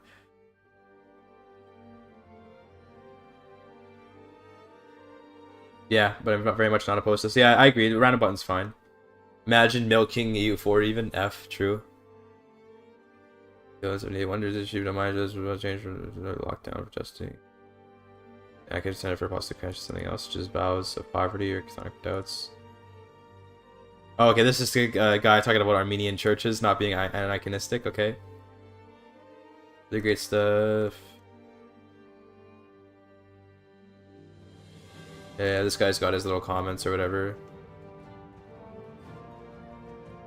Okay, I'm not gonna go to the other pages because, like, well, I guess we can. Fuck, it's only a couple pages, but yeah. Any other dev replies? I don't think we have many other dev replies, unfortunately. Oh, here's some. Okay. Oh, nice. This guy just straight up. This guy just straight up was like, "Yo, we will fix. We will fix apostolic." Cool. I mean, yeah. Yeah, this is fair. Yeah, that's fair. Yeah, it's good. Oh, okay. So this way you can mark one of your family as being the somebody you can play as. Transmission no family. This is flexible. Let's see type of location on the map. Okay. Cool. Okay, whatever. Oh, I like this. That's fun. Yeah, that's good. See, all of this stuff, like any, like, game rules are always good. Just more stuff like this is always going to be appreciated, right? Just more options and more ways to play the game. I mean, that's always going to be good. More automation. No, I don't. I actually disagree with this. I don't want more automation. I want to be able to, like, play the game more. I don't want to be able to play the game less.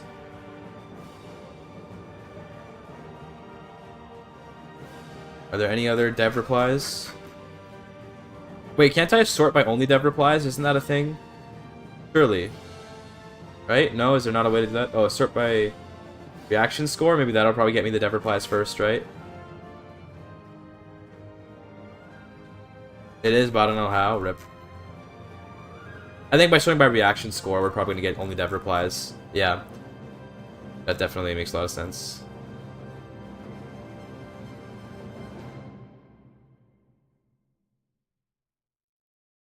Yeah, see, okay. Thank God that this is their philosophy. When we talk about automation, I don't want automation. So good. I always feel vindicated whenever my opinions are kind of like shared by developers. Because I worry about being like the really annoying like armchair game designer where I have all these thoughts and opinions or whatever, but like none of them are valid because I'm, you know, because I don't know what the fuck I'm talking about. I agree that there shouldn't be target Luddite, true. There shouldn't be automation in the game. It should be that the mechanics are more fun to play.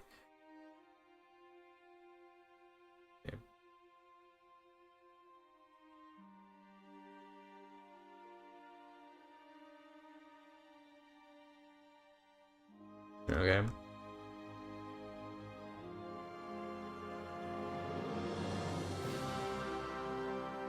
Yeah.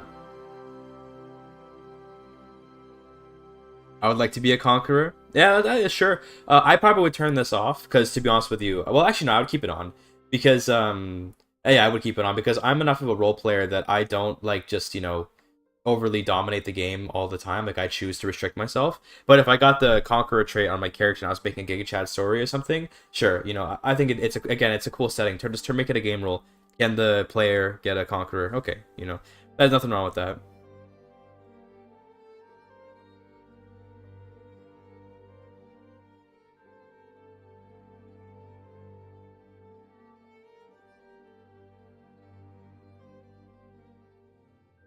Yeah, whatever. Okay, I think that's enough. That's enough dead diaring. That's enough yapping. We've yapped too much today. Sorry, Subway Surfers is gone. I like this was very good though. Wonder if Historical Invader will have the Conqueror trait. That might be wise. The problem is, I think that Conqueror is meant to be a little bit more rare than just like, for example, should William the Conqueror, William the Conqueror, should he have Conqueror? Probably not, because he just conquers England. He's not meant to be a great conqueror of all. He's meant to be a great conqueror of just England. So he goes there and conquers it, and then he's done. But someone like, say, in CK2, okay, rare CK2 lore for the CK2 enjoyers. Timur the Great could spawn in CK2 at the very end of the game in like 1400. It was like 1420 or something. Nobody played this late in CK2, but if you did, Timur could spawn, and he was one of the great conquerors that could spawn, similar to the Seljuks and to the Ghaznavids and all these guys, right? So he would be an example of a great conqueror to me, where like, yeah, this guy is gonna make a big ass empire, right? William the Conqueror is not a conqueror. Neither is like Sabuk Tigin or whatever. Most of the historical conquerors in CK2 and CK3 rather are not like great conquerors. They're just kind of like middle conquerors. I need a guy like Genghis Khan, obviously great conqueror, but he's already got great Khan, so he's already got his thing. And like Timur, that's like a great conqueror. Even like you could say maybe like if you were to have the Ottoman Sultanate spawn in near the end of the game, you could even do that. That might be reasonable to have like the Ottomans in the game, but that's a little iffy because the Ottomans also didn't conquer that much, in one person. But whatever.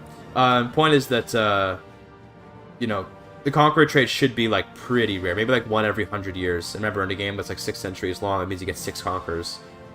Seems reasonable to me. Either way, let's play EU4 now, boys. Let's play some EU4. Let's play some. We've an hour and 15 minutes of yapping. Let's play some EU4. How about that, eh? How about that? Oh, I had the wrong button. So we can load the save from here. So this is where we were in our mega campaign before we stopped yesterday. We were tag switching, so why the name of the save is Persia. But this is where we were, and we're playing as Andalusia, but we decided to we decided to move on from this country. Yapping has stopped. Rip yapping. This is Andalusia, and we decided that we're gonna move on to a new place. Please secure all sugar for Andalusia. No, we're gonna play a different country now.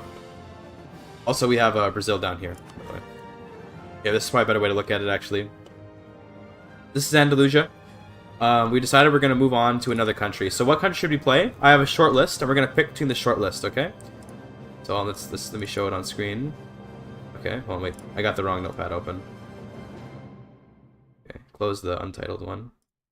The short list is this, okay? We have a couple different ones. We have Kiev over here. I was thinking they could be fun because we could form Ruthenia and do like what do you call it? The one that can burn down. The one that can burn down holdings. Is Andalusia Portugal? It was Portugal, yes, but it became Andalusia.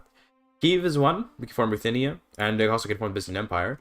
There's Armenia, which is in a bit of a hard time right now. They're having some trouble right now. Great Armenia, but they have a cool mission tree and stuff. There's Anatolikon, which I think if I were to pick, I'd probably try to form like the Roman Empire or something, because they're very strong. They have Egypt as a subject. Remember, they also control Egypt, and they have this. They're very strong. They're very, very strong. There's Iran, or Persia. I named it Iran, but yeah, Persia. We can play as Persia, just because they have some cool mechanics, and they could use some work, maybe unifying some land. And they have these like cultural integrated subjects or whatever, cultural influenced states. And there's Oman, because they're a pirate republic, and it just kind of felt like it'd be fun to play the pirate republic. So what do we think, chat? Give me some opinions. Kiev, Anatolia, Armenia, Persia, Oman. What are we thinking? Oman. Okay, yeah, that's one vote for Oman. Iran, yeah, sounds pretty good. Humania. Humania is interesting, but the reason I didn't want to play them is because they're actually not a horde. They're a feudal nobility. They must have reformed at some point, which is really funny. But yeah. One Pirate Lord sounds based as fuck. Yeah, it does sound pretty based, eh? In terms of blobbing, is there any plan you have to prevent that by the end of the game to provide a Vic 3 save? What I'm doing, Sarah, is I'm just changing countries in order. Also, we can get the subway servers off the screen. I had it on my screen still. Well, we're gonna just change countries every once in a while in order to keep the blobbing down, so that way it doesn't happen as much.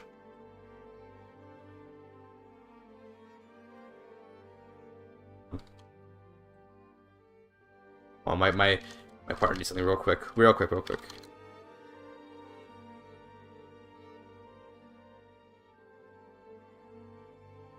My partner right now is out, and she needs money for what's called a compass card here in Canada, which is basically the card that you use to get into transit. I'm gonna put some money on her card.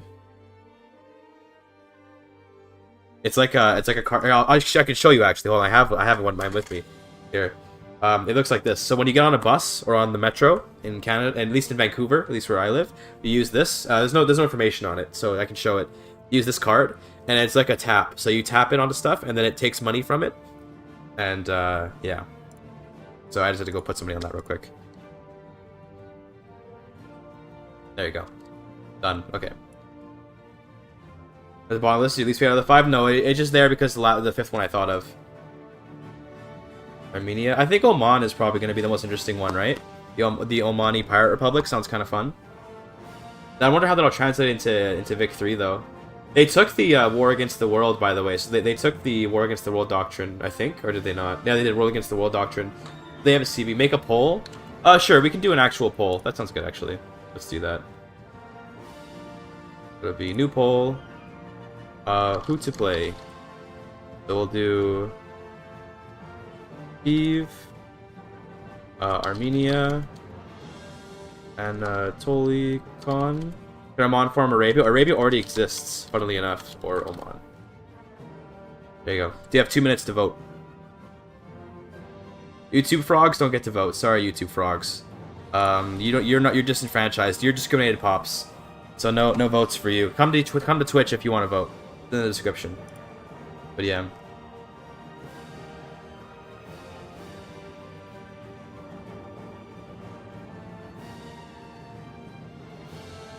I know if the Western Hemisphere really have advanced civilization. Big true. Big true. Yeah, Oman, Persia, Puck, Fwitch, true. Persia, Armenia, Anatolia, Oman, Kyiv, all these different options.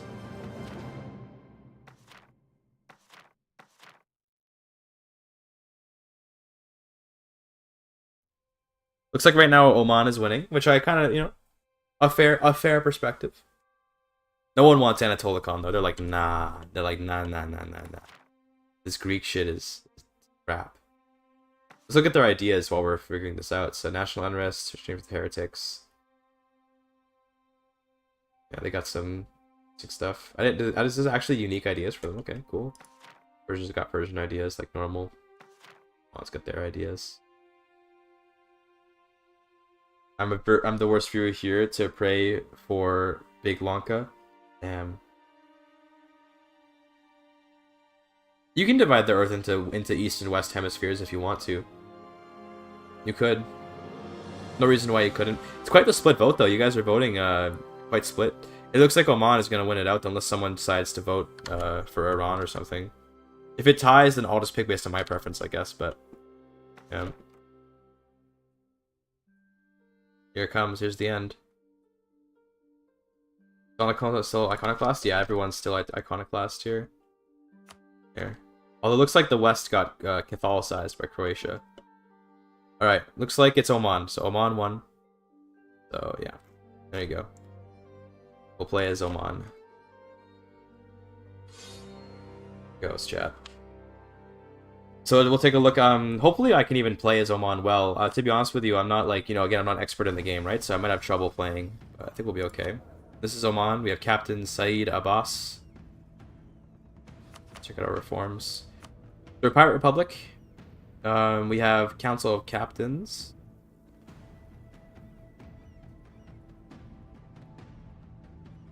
Ooh. Privateer's Way. I haven't played a Pirate Republic before, so, yeah.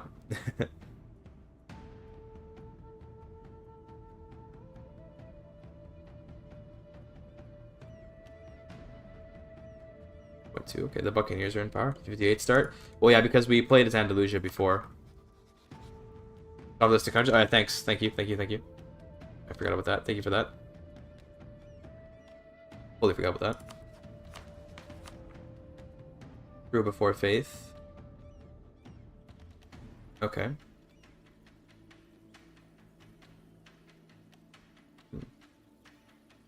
Proud Kievan supporter. I respect that.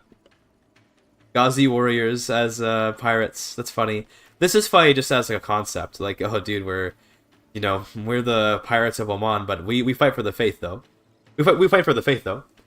Countries on the existing save. Yeah. So what we're doing is we're starting here and there. We change countries. So we were playing Al Andalus before, and we did most of the mission tree, and we were just like, yeah, you know what?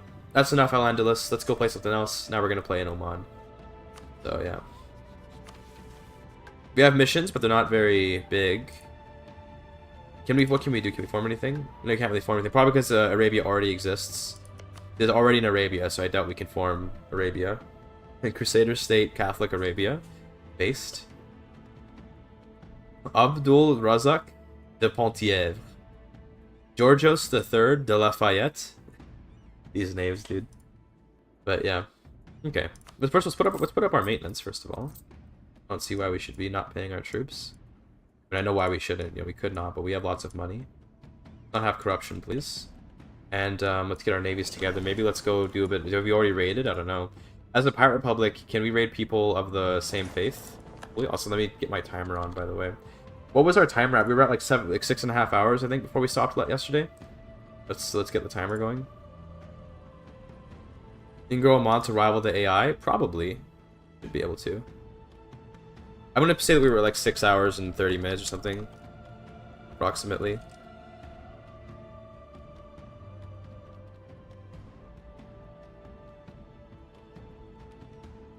Average French guy in 10 years? Dude, true. Yeah, what is the timer on at that time? That looks... I think we were about at 6.5 hours last time, but yeah. Okay. Let's get the fleets together. Can we raid people of... We have no estates, that's cool. Raid people of our own faith as a pirate republic? I assume so. Maybe. Including close countries, same religion, based. So we have war against the world doctrine, which is cool. What are the other options? I know this is like a meme, like I've seen this before, so it gives like basically imperialism from the start. But what else could we get? You could get your Republican tradition. That looks kind of lame. Pirate King. Admiral becomes ruler when the current ruler dies. Black Market Consortium. You get Merchant Republic stuff. Okay. Well, I think War Against the World's pretty cool, so we'll go with that. Cultural Administration. Why would you take that when you have... Why did the AI take that?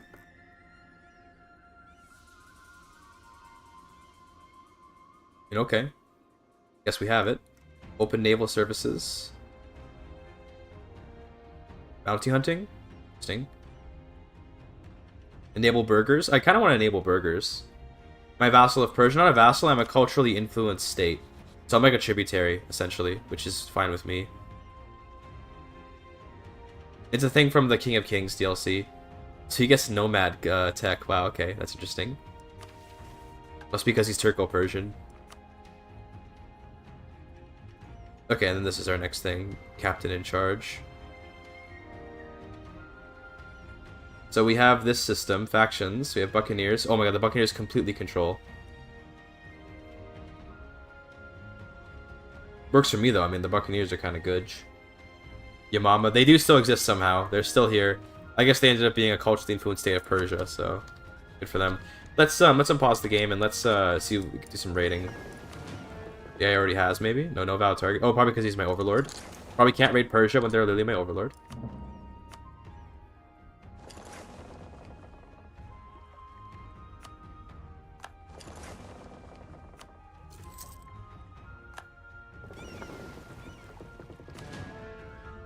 Or what'd you say, Megalosu? Do you think you can grow a monster level Andalus? Yeah, maybe we can. I don't know if we're able to, because that is a lot to ask, but it's a try.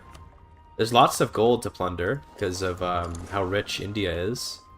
It's wonderful. One sailor from CK3. They're probably protecting against pirates here, aren't they? Yeah, they must be. Because that's why we're not getting many people. Yeah, that's fine. Still, raid anyway. There's a map for raiding? Let me maybe turn it on. Hold on.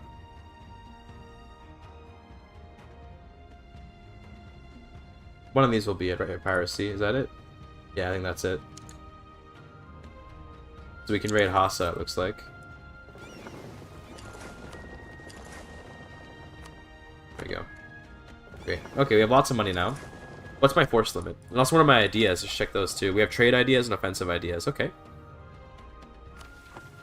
And he took, was it infrastructure ideas? Based. We can afford 2 more troops. And remember, we have war against the world, so we can invade pretty much anyone. Do I have Chinese tech? What's my... I have a Muslim group. Okay, I guess they look like Chinese units. Yeah. Get the value cannon.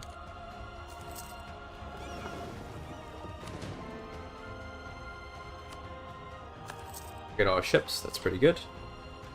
Saeed Abbas is our admiral. So we don't have a positive income right now, but we do have advisors, so we can get rid of those. We're rooting out corruption as well, so hopefully we're almost done rooting that out. We're behind on tech. Quite a bit as well. We're very behind on tech.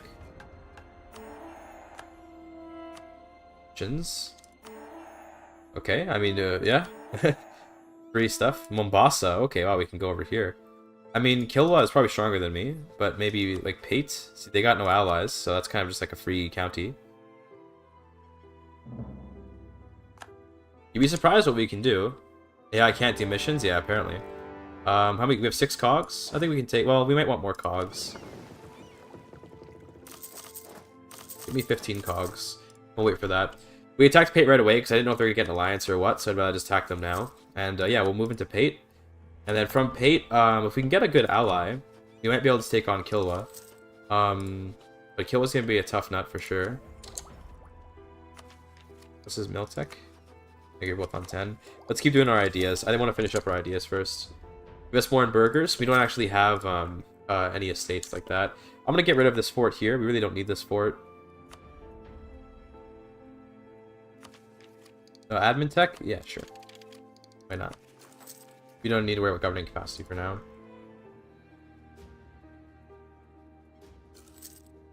We're getting these ships so we can send our full army around. My life has been a lie. Sag. When we get control of Pate... Oh, there goes Ming losing control of the south. So Ming is going to explode. Yeah, they're exploding. Once we get Pate... Oh, wait, we can war against the world, though. Yo, hold on a minute, chat. I mean... Can we just move to China? Do I even have coring distance for that? Probably not, right? We can move into, like, Indonesia or something. But yeah, we can definitely war against the world over there. The Omani Pirate Republic of East Asia is gonna go hard. Take Hong Kong. Treaty port, guys, for victory. It'll be a treaty port. Oh my god. But no, we're gonna wait. Lanka has expanded a tiny bit in Burma, just a little bit over here. They've moved like here, for example, and they took a little bit of Ayutthaya. Oh god, yeah, Ming is having trouble.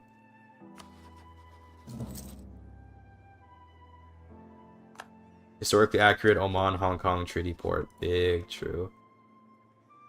Let's I mean, can we become allies with Persia? Okay, we're right. Okay, we're under him. Who could we potentially want to ally? I mean, unfortunately, we're pirating people, so they don't like us. Like, I don't think we're gonna be able to make very many friends. Which makes me think that maybe what we do, so this counts, maybe we go the privateers way, so we just don't have allies. I kind of like this rather than Council of Captains. Let's do privateers way, and this way we don't have to worry about we just don't get any allies. Now we just focus on no, we don't need allies. We just focus on getting morale and stuff. Republican tradition. all that. You know, that sounds pretty good. We make 2.2 per year now, which is not bad at all. Do we get enough cogs yet? We need a couple more cogs. Is Christianity still in Tibet? Yes, actually. It is still there. Looks like the Khotan probably have the Dhimmi estates. They're just letting the Nestorians chill, which is fun. That'll be fun for Victoria 3, just like a bunch of Nestorians up here.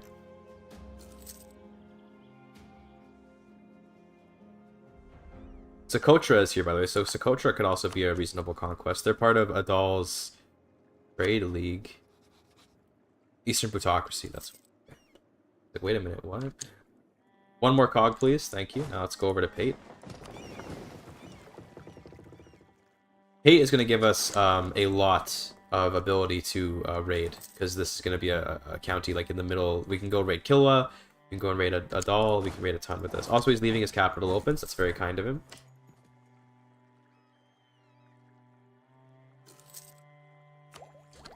Great ideas, absolutely. Do they have cores? Let's see. They have claims, not cores, but yeah, just some claims, but I'm good. I'm just gonna conquer them. Look, it's our old pal Andalusia. Oh my god, he's going. Look at him go. Dude, AI Andalusia might go super crazy though, to be honest. They might go like really hard.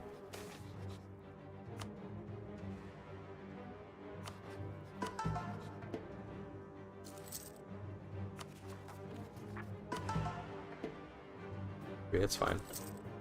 The Empire of Acheron? I don't know what we'll do, but we can definitely form a fun pirate kingdom. Oh, he actually got up here? What a Giga Chad. It's okay, we'll fully occupy him and then it'll be over him. Oh, hold on. We have to get back into our sea zone. Oh no. I don't want to lose ships.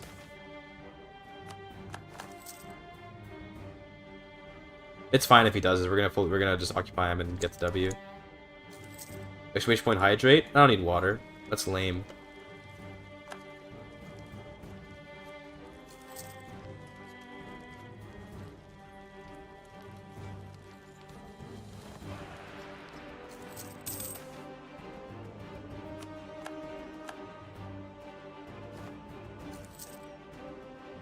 Come on, hurry.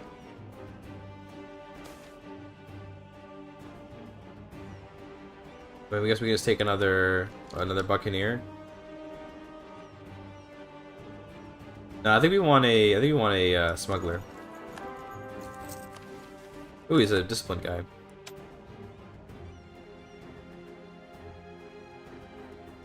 There you go. See you later, pal. Alright, so with that, first of all, these guys become separatists, but they're probably just gonna leave.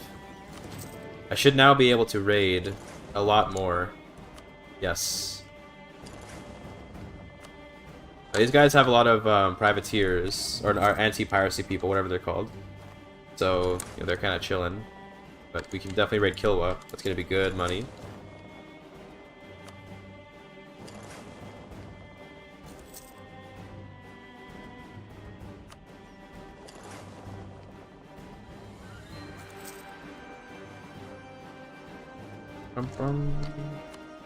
Go. Cool. Back home. I guess we'll send our army back up here to fight these guys, because they're just causing devastation in our capital, but yeah. We're against the world against the Algonquin, okay. Base.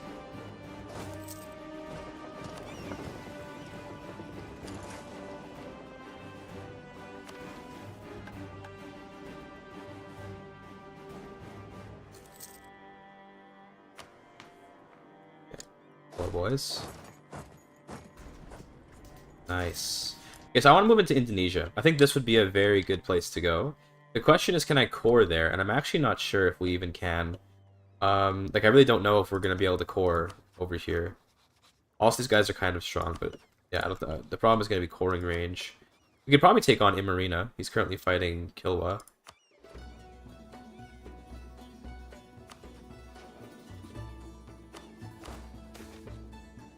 Problem is my force limit. I think that's kind of the big problem right now. I'd like to get more force limit. Maybe we try to do that. I guess for now, let's at least go send our guys to go privateer.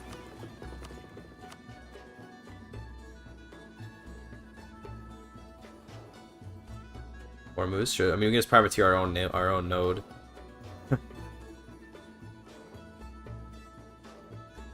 Or we can protect trade in our own node. Protect trade, I guess.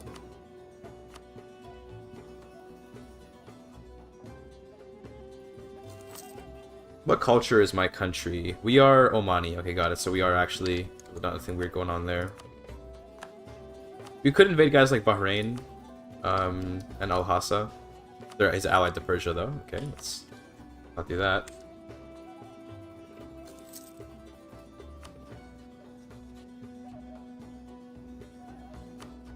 Al-Said is kind of here.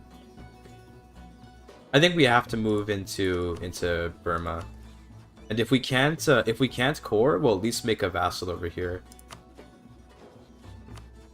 The Lamfang could be good. What about like these dudes? These guys got any allies? You're allied to Makassar. I think we could probably invade Luwu or maybe Bhutan, so that way we just control the strait. That could be where it's at. Let's build a spy network there, and if we can't core, then we'll just make a vassal, and that way we can at least have some sort of influence over there.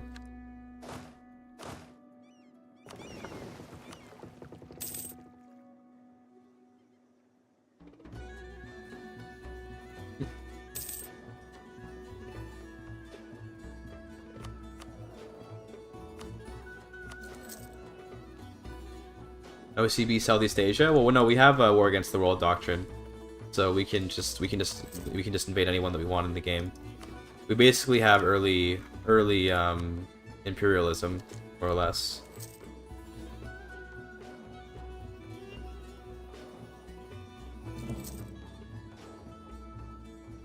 We have war against the world.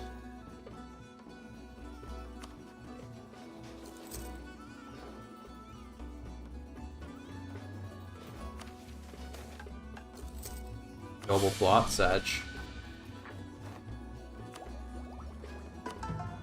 Oh, I can't convert anymore without the stability? Sag, okay, well. I guess we don't have to convert, to be fair. We could also get... We don't have Demi estate, actually, but it's fine. Legalism. Yeah, legalism's pretty good in this case.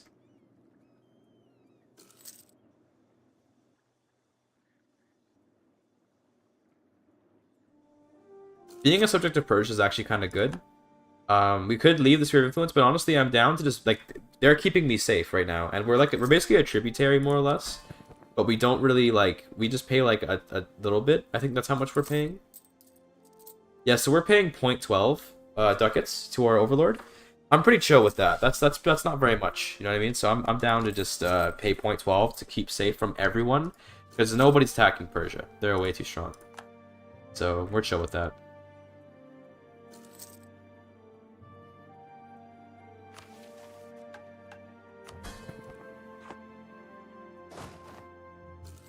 Alright. Yes. Okay, that's really good. The extra force limit's going to be really strong. Get one more cog then to support that extra unit, and then let's build another cannon, another infantry. There you go. That's nothing? Yeah, exactly. So I'm happy to pay a tiny bit of tribute in order to be safe from like everyone.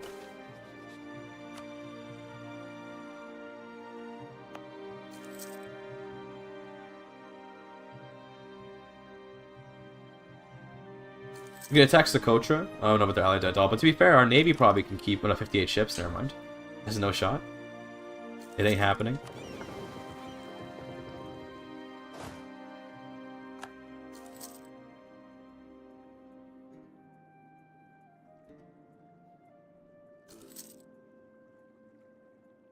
Wait till we get to like maybe 20 drill. Because I'm a little bit worried about going to war in Indonesia. Not Indonesia, but you know, Southeast. I guess that is part of Indonesia, isn't it? We should be okay though.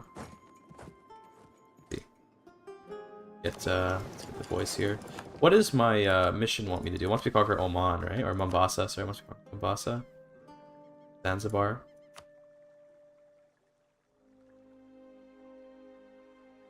We need a flagship for this. We can definitely do that.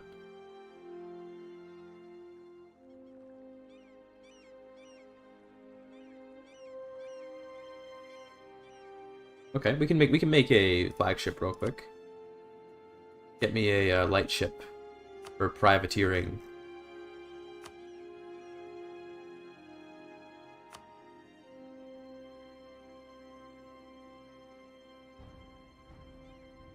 Yeah, we'll just do these.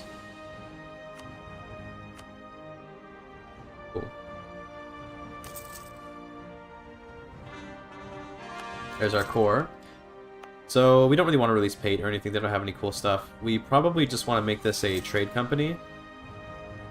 And then we could just raise the autonomy, but I don't think we need to do that per se.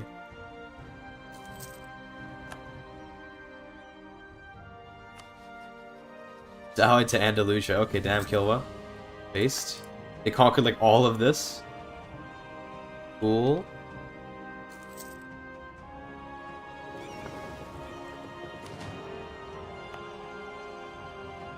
Losing a lot of money now.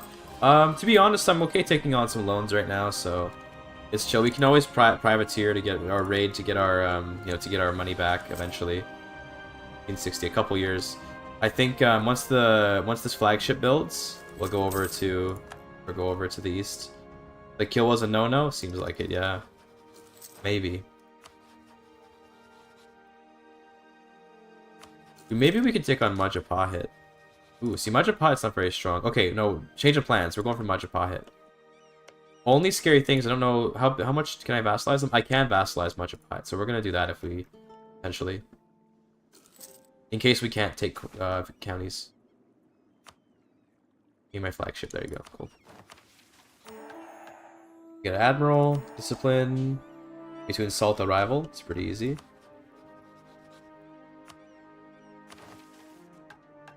A impact is good. Rival's a great power, we're definitely not going to be doing that for a while, so let's get going over to Majapahit.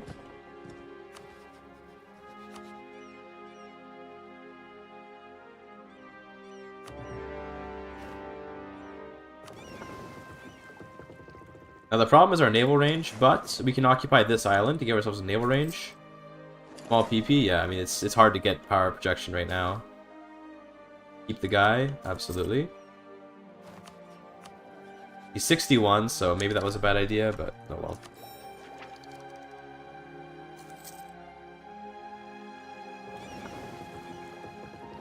Quickly occupy this so we can have, you know, our fleet not die out here.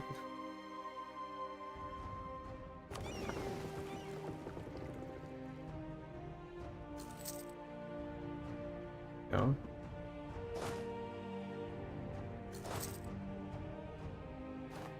Paste.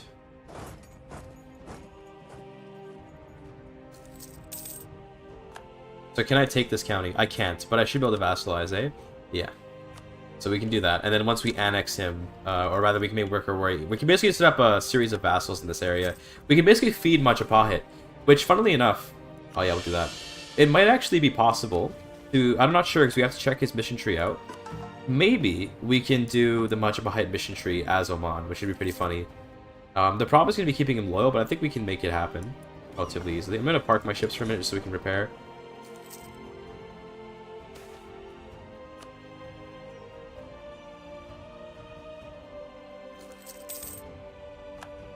Our income is pretty bad, unfortunately. But it gets, it's bad, but it gets kind of rectified by, you know, by, raiding and stuff, so it shouldn't be too bad to maintain this. This is a pretty hefty negative, though. And it kind of sucks. I might fire my advisors.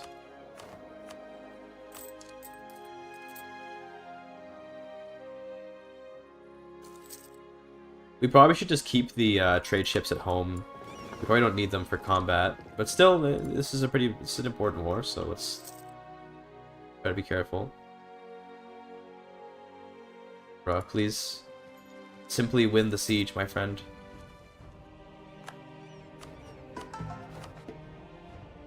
We don't have like a permanent one, so this would cost 50 admin power. It's fine. Not bother.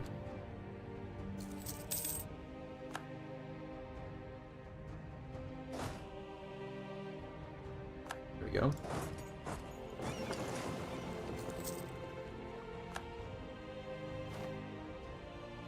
Easy clap.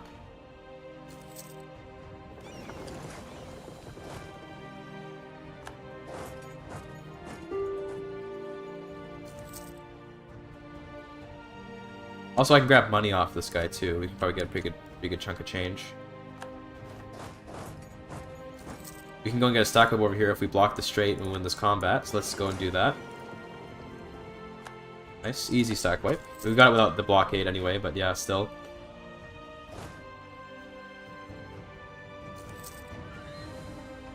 There we go.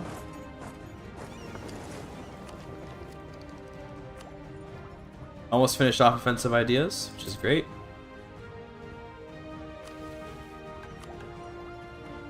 There you go. Okay, cool. So we should be willing to agree to it at this point, right? No. We might have to go and fight Kutai, which is a little bit annoying, but it is what it is. Maybe if I just blockade Kutai, then we'll go into like White Peace or something.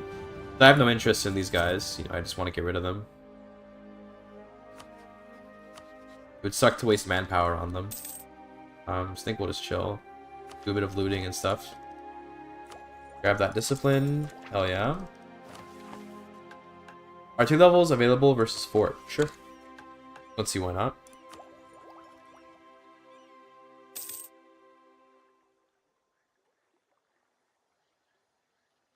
Almost there. Okay, now we can end the war, but I do want money. So we're gonna wait. Okay, no, these guys are taking attrition. I forgot. Or we don't have a lot of naval range right now.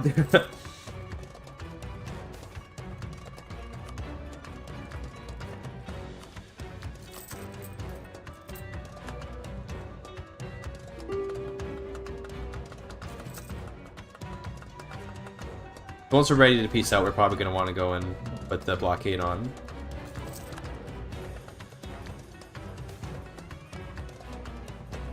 Take the prestige. Damn, that sucks. How is Japan doing? I think they're doing pretty well. They still have Manchuria. They refuse to do their missions, though. They're keeping Ainu around as a tributary, so they're not going to do their missions ever. Which is really funny. Did the Omani Shogunate dream come true? Honestly, maybe. Maybe. I think it was minus 1.5%, not 15. But still, it sucks anyway. It's almost raiding time. It's almost raiding season back in India, so I want to get this war done.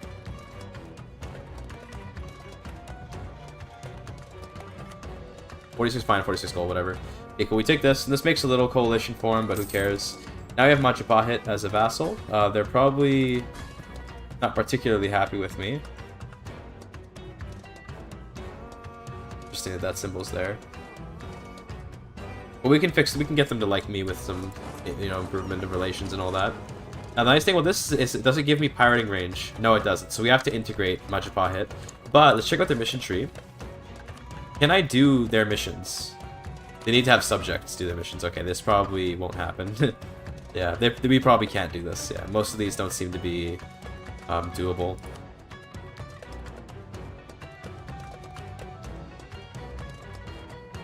He needs to have 5 subjects. Yeah, that's not gonna. Okay, so no, we can't do them. That's okay though. He should have cores and stuff, right? Yeah, so he's got these cores on Sunda. Now Sunda's a little bit strong, so we're not gonna attack him. And Sunda won't attack me because they probably are afraid of my protector, Persia. So we should be okay. We'll come for Sunda eventually. Get the cores for Majapahit back. And let's make sure that we're improving relations over here.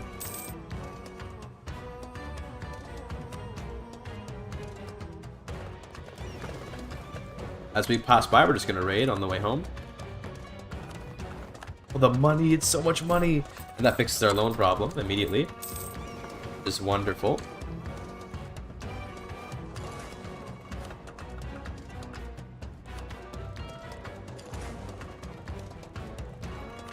Nice, they aren't protecting anymore. Let's go.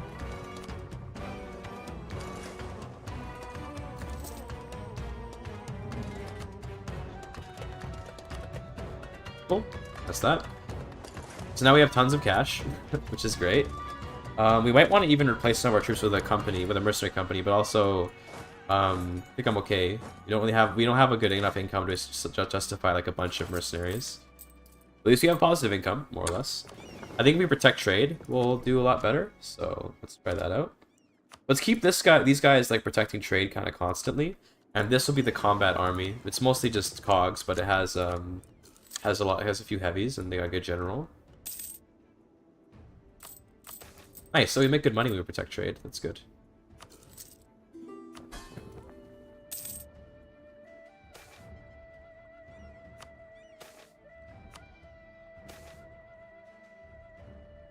Get the diplomacy guy. Good. How old is he? 36? Okay, we'll probably re-elect him a couple times if we can. Evangelical Union? Yo. This is I mean, it's a pretty weak Protestant revolution, it looks like. Or Protestant, is it revolution? I don't know. It's pretty weak, so I don't imagine much is going to come of it, but still. Prestige. We don't need this. How much war score is Wu? Yeah, I was gonna say, maybe we want to try to do that, but...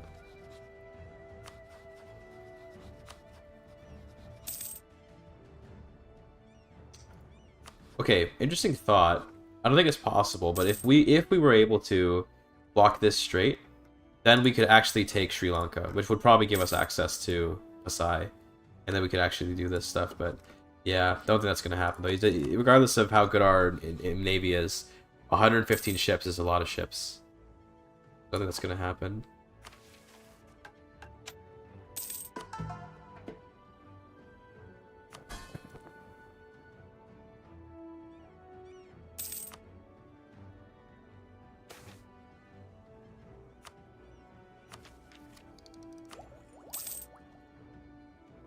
Extra merchant will be cool.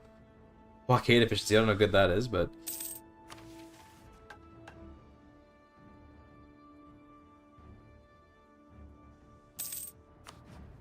Brunei has 13k, and they have allies, but I think our navy would be strong enough here. We do have a pretty good navy, I gotta say. It's not bad at all. We can get 2 more dudes. It's cool.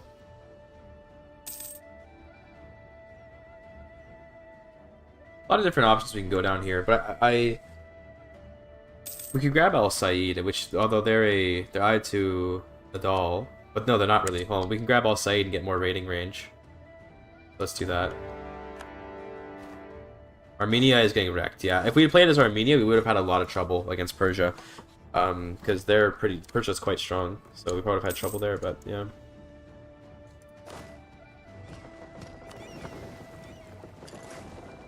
So with this border to Egypt, we'll be able to raid Egypt, although not very much. Not the good parts of Egypt, sadly, just kind of the, no, not so rich parts, but what it is.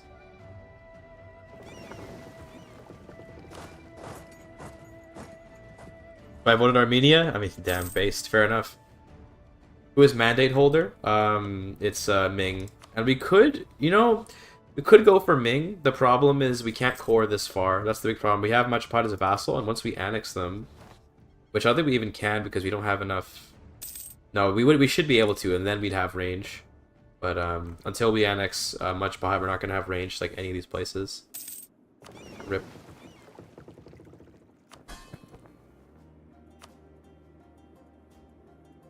He's pretty rich. Paying me, how much is he paying me? He's not paying me right now at all because he doesn't like me. But once he's loyal, he should pay me quite some money.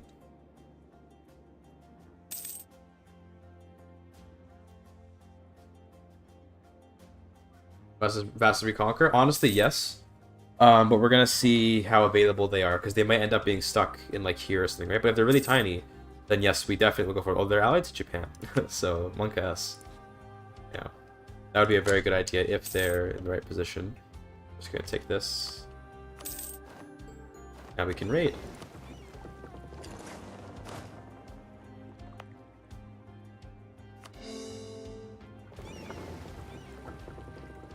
Ming's evil twin, Ning, true.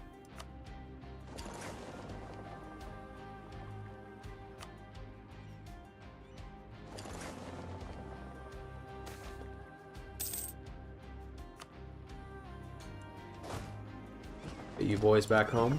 Where's the rebellion? It's probably the Pate separatists. Yeah, so let's go down there and try to take care of this.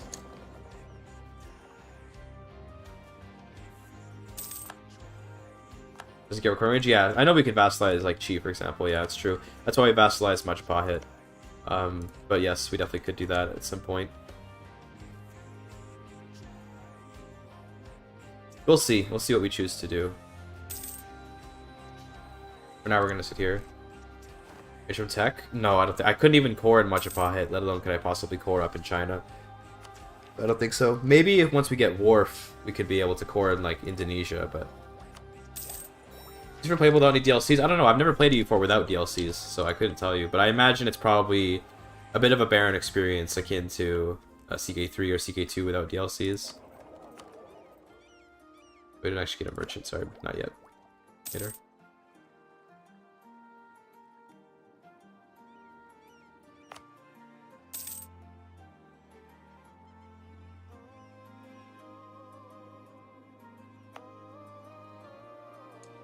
Making a level 3 port here would be really useful for our income. We have to get 25 dev there for that, so maybe that's... This is all production dev. What the fuck is this? Always has been. Some admin dev there, man.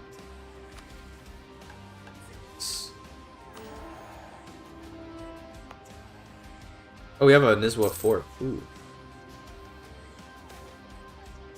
Interesting.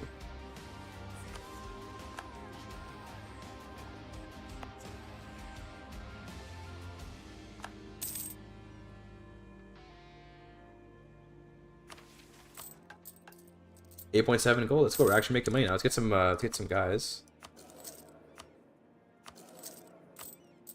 Oh yeah. Making money now, boys. Can propagate religion. Where is it propagating?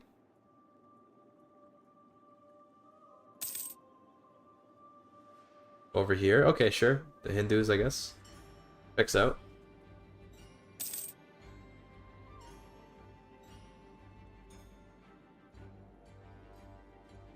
He's complicated as fuck. Oh, you're okay backseating, Fridge. I'm usually okay with backseating for the most part, until it bothers me that I don't like it. But then, you know, I don't punish backseating, so you're good. But yeah, this game is pretty complicated compared to CK3, so it do be that way sometimes.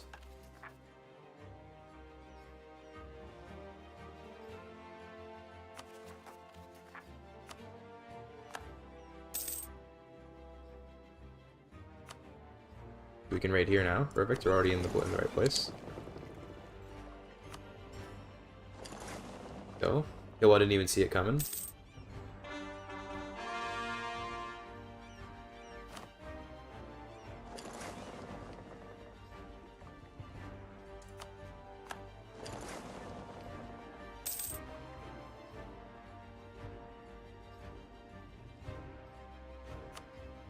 Go. Unfortunately, Adal is protecting trade. He's pirate hunting, rather, so rip. You don't get much from raiding him, but we'll still raid anyway. Because it causes devastation. Although, actually, no, it protected him from devastation, so... Good for him, I guess. Get those 3 sailors, you know? The matchlock musket. What tech is China on? Like, it's mostly 12, it looks like. Okay. We'll keep the guy. We're gonna always keep, because we want a lot of stats and stuff.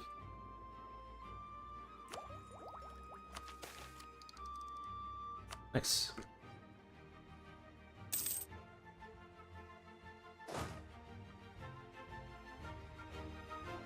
Persia's army's down here, what the fuck? Oh, they're invading Arabia some more. Nice.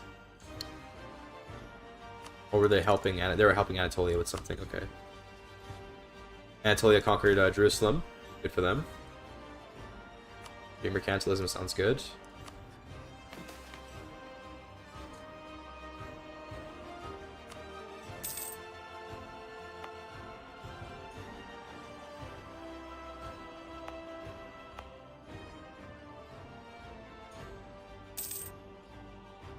Okay.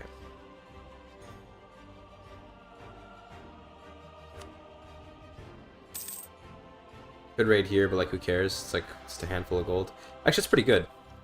Anatolicon is iconoclast. So, you know, I'm one of the more interesting faiths of this world. I don't know if them conquer Jerusalem will really mean anything. So I'm pretty sure the Holy City won't work with iconoclasts. No, Christian, so it should count. If you convert it, iconoclast should work. Good question, Dizem team. Really good question.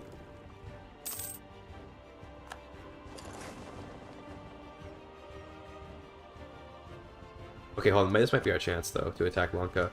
Delhi is invading Lanka right now. Giga Chad. The no joke. 117 ships though. Fuck me, that's scary. I don't think we can do it. Those ships are way too scary, but damn. Lanka is like vulnerable right now. Because we could sneak in and just grab this, you know, grab Sri Lanka or something. Or even the Maldives. We could try to sneak in and grab the Maldives, but I don't think it's gonna happen. We just want to get range over to the east.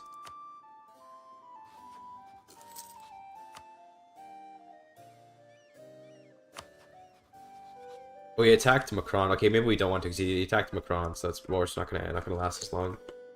Let's maybe spy on him a little bit. He's got no manpower, which is interesting, but he probably regenerates manpower pretty fast.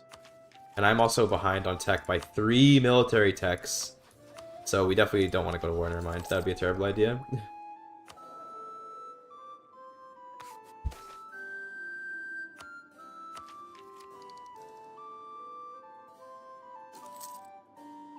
Deal with ships? Yeah, exactly. They won't deal with the ships, so it's not going to be a good opportunity. Viet is losing land to Lanka as Lanka moves east.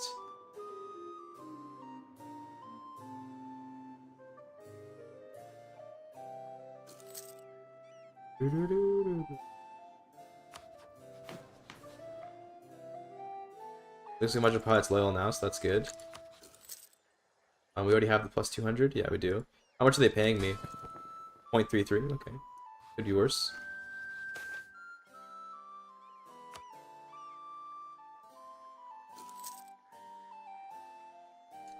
I defeat Sunda.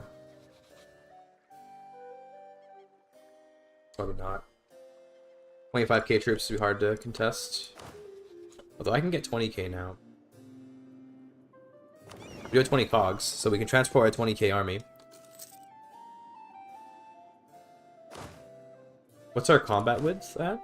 We're at 27, so yeah, we can have like we have a pretty wide army going here. Get 2 more infantry. Let's drill. Might as well be drilling, to be honest.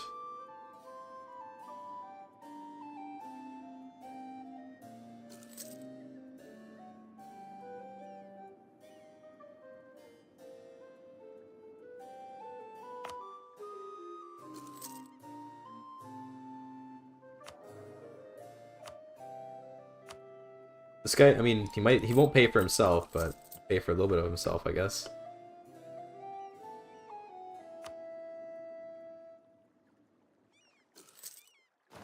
I think we might just have to wait until we integrate much Bahit to really continue our conquests. Captain's in charge. Here's your combat ability is pretty good. A free merchant.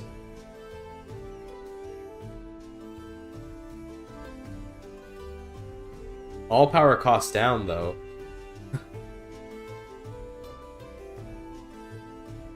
Lower the black flag. See, I kind of just want I kind of want this one. The movement speed's kind of nice.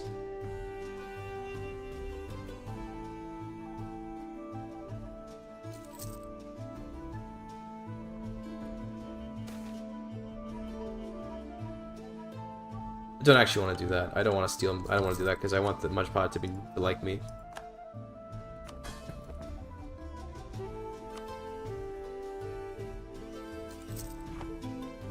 Do they still have their disaster? Did that ever end for them? It looks like it ended. Okay. Good.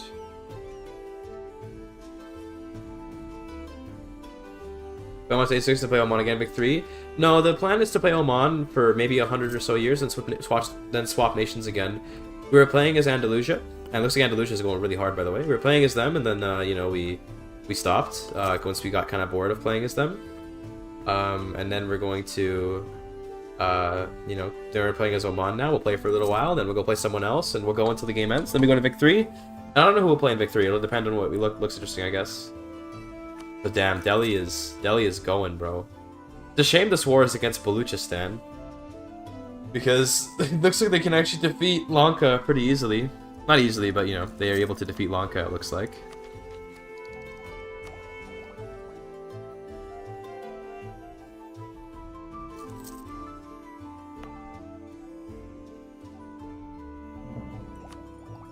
Anhalt and Holstein. Oh, there must be the League War going on. Yeah, the League War is happening, it looks like. Yeah. War against the world, oh.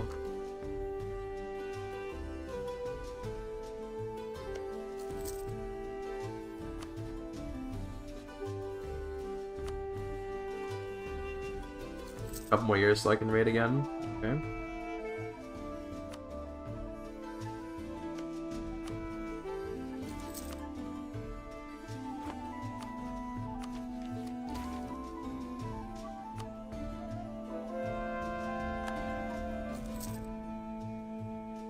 I only get 2 more cannons. Actually, no, I think I just need more infantry. Nah, give me 2 cannons. Good, actually. Good steering up. Let's go. Almost done our ideas. Then we can go back to doing tech. Ming did explode. Yeah, Ming did explode. If they get smaller, we could war against the world them and then try to vassalize them. We'll see.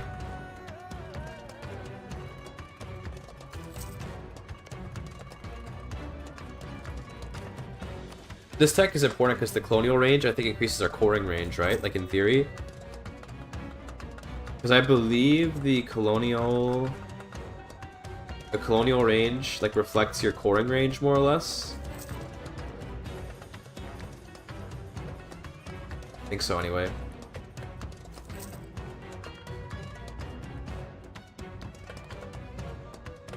But you managed to form Poland, Lithuania. Congratulations, Dreams. That's some good shit. Damn, he took like a couple of provinces from Lanka, and that was it. Power same thing? Gotcha. Okay, cool. And we definitely want this tech. That would be really good for us, because then we could skip having to go to Lanka and just go straight to like Pasai or something. We does have some allies, but...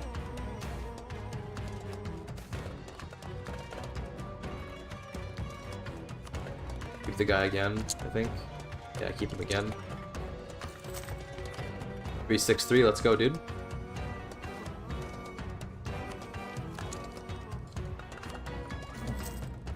We definitely want to keep this guy as much as we can. He's really good and he's pretty young. We could go to the New World, and that would be an interesting idea to do like Omani New World shit, because we could easily attack like, you know, some of these tribes and stuff, but we'll see. It looks like the Europeans are colonizing more at this point.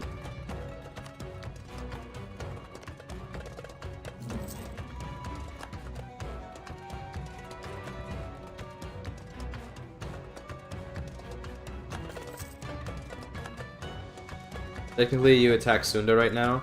That's because we have the cores, but the problem is that Sunda is a little bit too strong. If we can get more mill tech, we can consider it, but Sunda's just a little bit too strong right now. It was on 1900? Damn, Dreams. Yeah, I bet it was really tough. I don't know, I mean, I've seen people do it before. I knew it wasn't impossible, but it's definitely tough. The borders of vassal? On the cell close around to the British? No, I think that's another guy named Fante. 37 dev here, by the way, somehow. And a world port. This guy's just been chilling here, like, deving like crazy. Insane. Tributary of Yoruba land. Okay.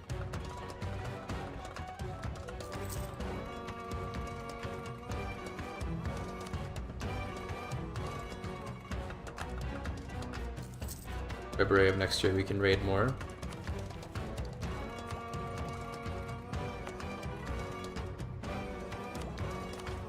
Almost got Spanish Square, let's go.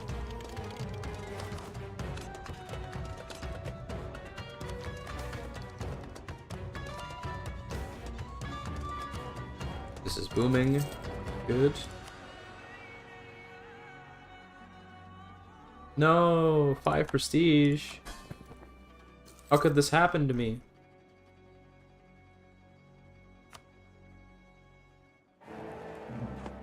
New Emperor. The Emperor Triumphant. Okay, congratulations.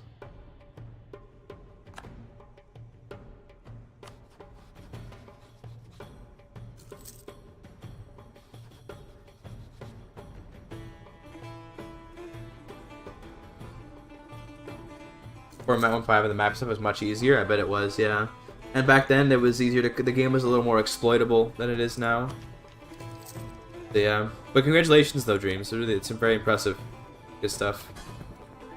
Now do American territory. There you go. Prove you're a real Giga Chad and do American territory.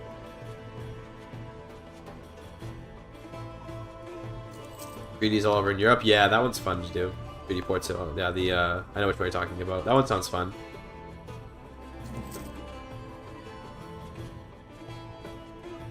Swedish Mexico. Okay. I don't want to know what the New World looks like now. Swedish Mexico is not okay.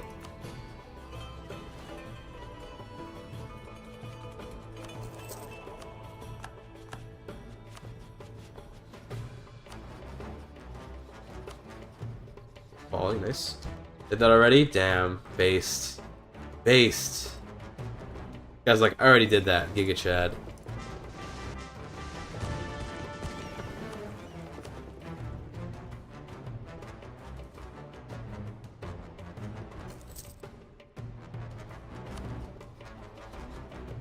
Omani, Hong Kong, when? Oh, he's allied to so many people, though, dude. We wouldn't be able to beat all these guys. Not gonna happen. We need a stronger land army to be able to beat these wars. We could maybe take, like, these islands, but the problem is right now we can't core. We need to wait for tech to be able to core, or we need to wait to integrate Majapahit. Yeah, Korea's expanding a little bit. They're getting a little bigger.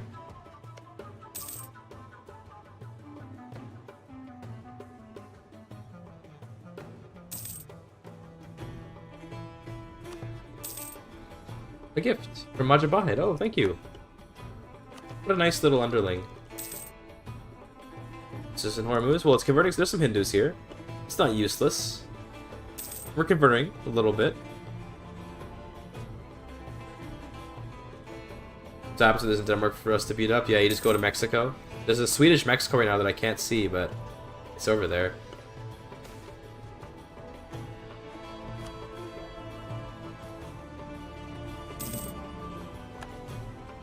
Bring some Hindus, bro.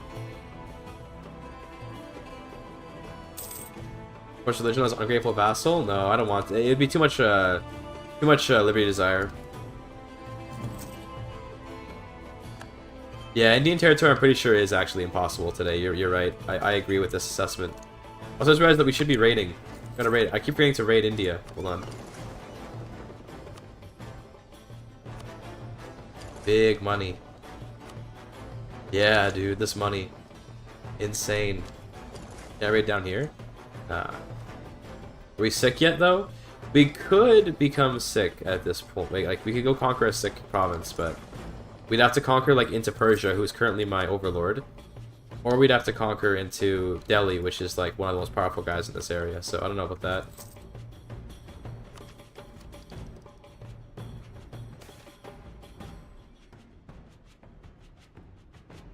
Sure. Sounds good.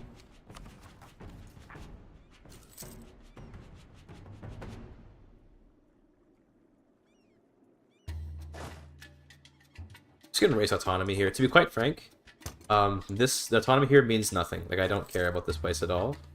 And I don't want to go deal with the rebellion, so raise autonomy there. Fine.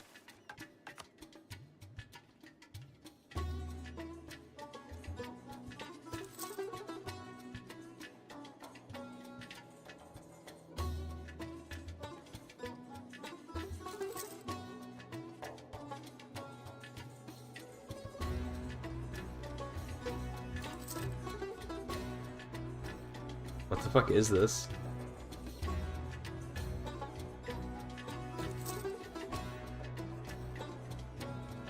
These missions, dude.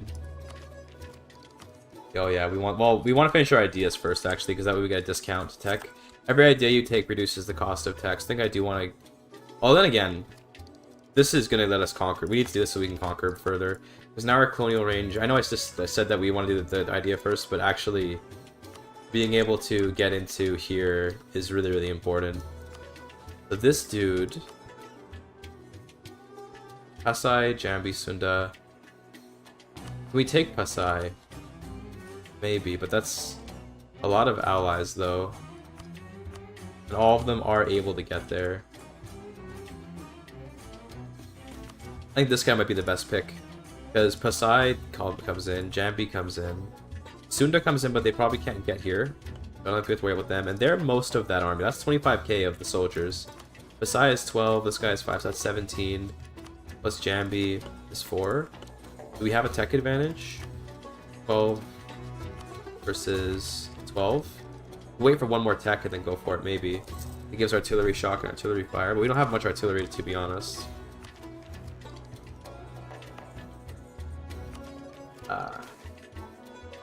Keep the guy. Make sure you have range. Well, I think we do, given that we can colonize here. So I would assume that this is within range, right? Yeah, this is in range. Province cannot be, yeah. Two. Can take a military idea group. Yeah, you're right. They have offensive. They have defensive and offensive. But I have just offensive. A problem though, right? Will it be 9, 31, 44? Maybe that could be a problem because we only have 40 ships so to work with. I can get a handful more heavies.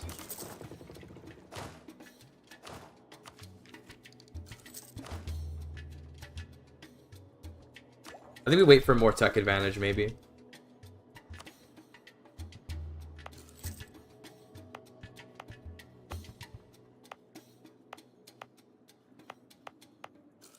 Anything good to like develop here? Like, is this all just like dog shit development? Okay, this farmland's in paid, so but it's not a state though. I build the Blitz Sunda and piece them out early. The problem is Sunda has 25. They're the one that I'm actually scared of militarily. They have 25k guys. If we were to attack Sunda directly, we could literally just like we could take cores for our guy.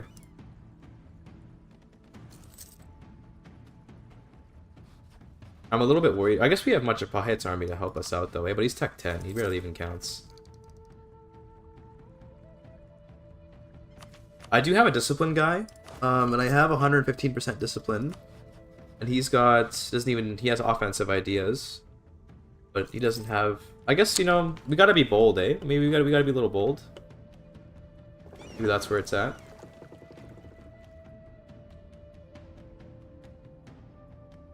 I don't know.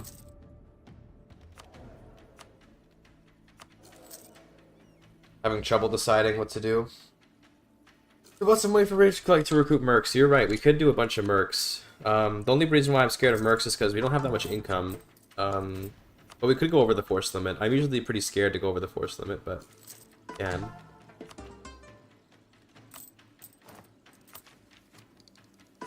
I could also grab a scholar, although not anymore. Grab a scholar from Persia. We do also have war against the privateer's way, rather. So we have a little bit better, you know, armies. Mercs would be the privateer way. The pirate way, I should say. Kind of true. Have this tech. New idea group. Ooh, fun. No, Achilles get extra from raiding? Yeah, it's true. It's true.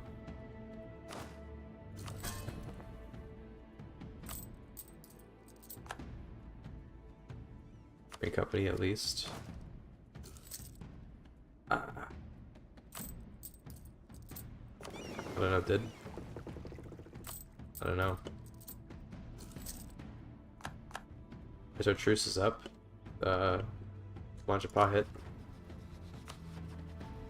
Maybe we attack this dude, and then I think we can probably handle it. Yeah, okay. Let's attack that guy to sort of test out how our strength is against the Malaysians or the Indonesians. But we're gonna get Tech 13 first. Tech 13. Now we're gonna go for it. Wait for this last heavy to get built. Let these guys finish up their drilling, and then we'll go over. Okay.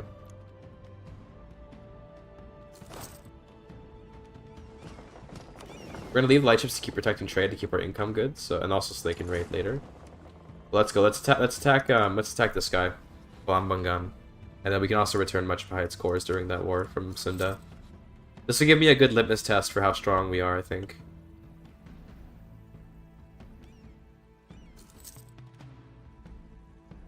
Okay, let's wait for these guys to reinforce a little bit.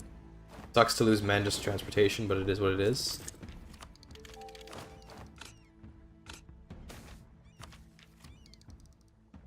That's fine. Yeah, we're fine on admin points.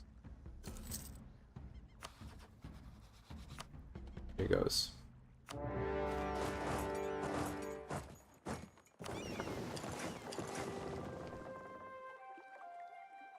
Easy clap, I think. Yeah, that's good.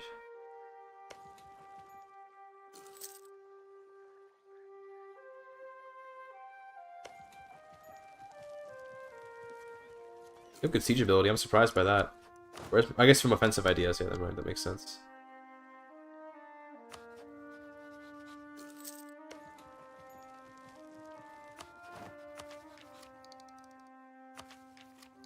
We get another idea group. We don't have printing press yet, but we're probably not going to get it for a while. Printing press is one of the slowest ones to spread around, so I get the feeling. It looks like it's actually spreading. Oh, our guy died. That's sad. Let's get the military guy.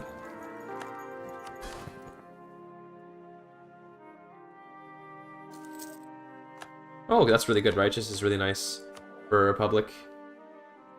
Oh, yeah.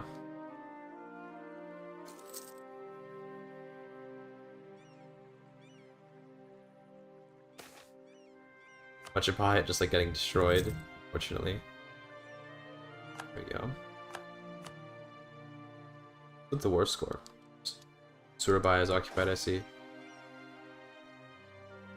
This is much pot. They didn't colonize nothing, they just have this, but yeah, that's their thing. Do they have colonists? They do, never mind, they are colonizing. Yeah, cool. Let's see how we do here. Let's first take Surabaya back. Force a little bit.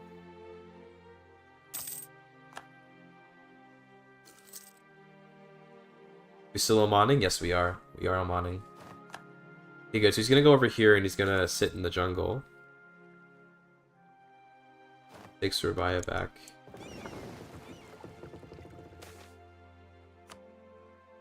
Finish off trade ideas. Gives us 2 more merchants and some stuff. Goods produced and global trade power. Sounds good. We have merchants now. Let's get one here in Coromandel. And maybe one, I guess we can just transfer Bengal as well and just move the trade. Obviously, we don't have much control here, but we could get a bunch of light ships and just, like, start trying to completely control India's trade. But we'll see. We don't have a ton of light ships, unfortunately.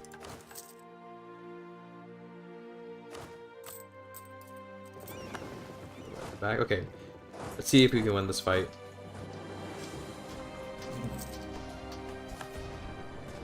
Okay. It's not looking so good. Let's go back here. I think we can win in the long run, but definitely it's not going to be like easy to win here. Reinforce a little bit, then we'll try again. Like, I think that our army isn't particularly strong. We're a pretty middling army in terms of strength. A little more reinforcement, then we'll go in. We could just use overwhelming. Okay, we could probably war against the World Tuning, to be honest, but we haven't discovered them.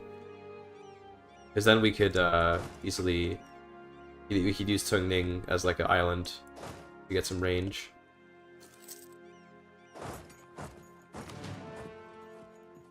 This should be an easy clap. Oh. And maybe catch up some small armies. Here we go.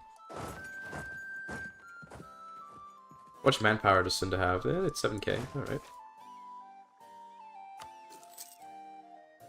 The Java Sea? It is, yes.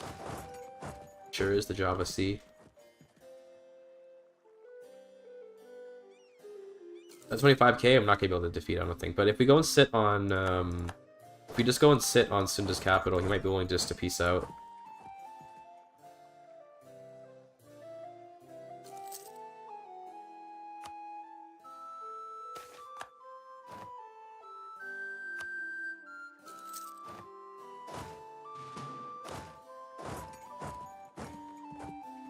Do a little bit to avoid some attrition.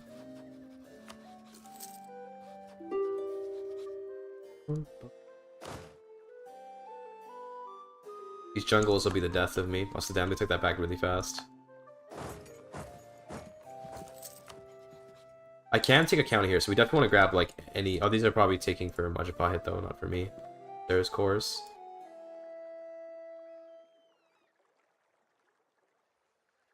I can take this though. That's not a much. Oh, because it's next to my vassal. We definitely want to grab this then, so we can have range. That'd be crazy good.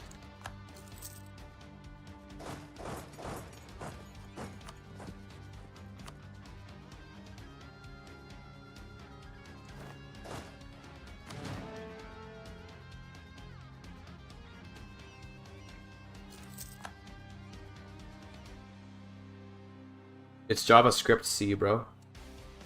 Ain't no way. I'll take the freaking fort, dude, please. If we take the Sunda fort, then I can probably grab... Okay, that's good. We can kick you out of the war, and then let's remove your alliance with... Like a bunch, like maybe Lanfang. Ali.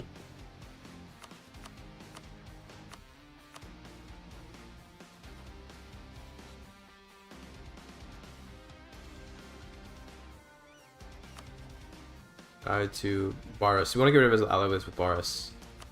Much had being siege. Yeah, you hate to see it. 20 gold is pretty good.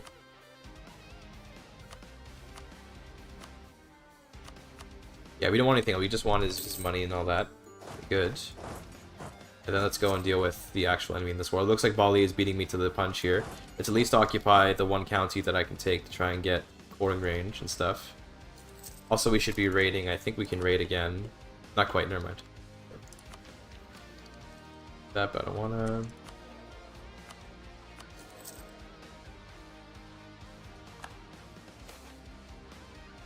Because if I can grab this province, then we'll actually have quartering range, which is great. And yeah, it looks like Bali is in fact invading here. That sucks for me. I guess I could attack them. Hi to Sunda. We just defeated Sunda. Let's just do it because I want to attack them. Let's go and peace out Sunda again. Or I guess we can steal the siege. Sure, let's do that. His money again. Yeah, we're gonna be able to do that. Sounds fun.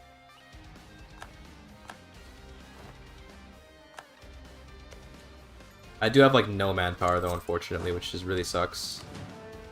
Alright, let's actually go over here. Let's turn on the slacken recruitment. There we go, nice. That's a pretty good steal. Love to see that. Oman do be kind of strong. So now I can do this. I can demand full annexation. Which, you know, yeah, sounds good. And this should go to me, right? Yeah, I get these. So that means I can have cores here now. It's excellent for our range. We should probably go and fight Sunda first, because they're kind of more important.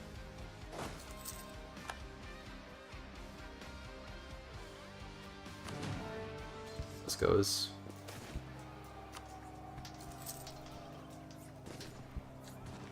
Probably shouldn't keep fighting here. I think we might consolidate and then raise mercs. I think we just need to start using mercs. Give me the free company. Hell yeah. I love the free company.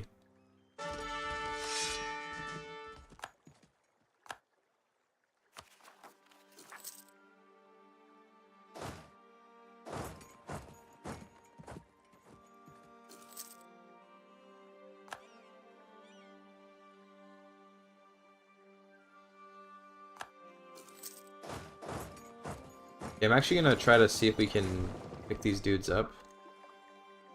Maybe we can escape. Oh, nice saved. But then this happened. Okay, wait, I didn't mean for this to happen though.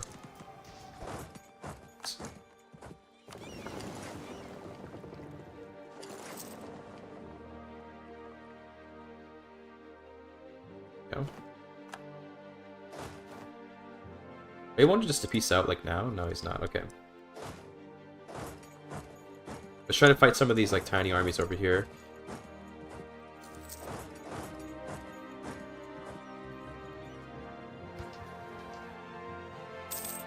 Honestly, I think we just carpet siege him while he's trying to siege this fort over there. Like, why should I siege that fort? Let's just do some sieging. Nice. Good timing. Portugal victory later? I don't know who I'll play later. I'm not sure. I don't know. We're gonna, once we get to victory, we'll look at what the map looks like and we'll figure it out. Look at what people's laws are and stuff, you know, see what the world looks like. Oh, damn, really? Fuck, we were about to win that battle. Europeans retreating to, like, a really bad spot, too.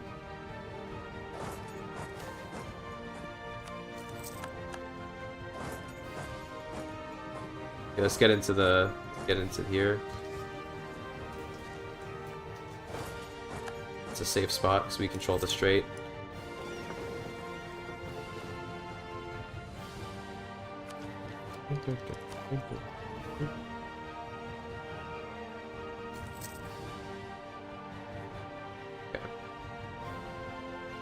I'm a little bit of a manpower deficit. We could do more consolidation, to be fair. And we can just keep relying on mercs. I think I can raid now, though, in India. No, not quite yet. 1590s, that's what we can raid. Okay. We can raid over here, though, so let's send ships down there real quick to go and raid Kilwa.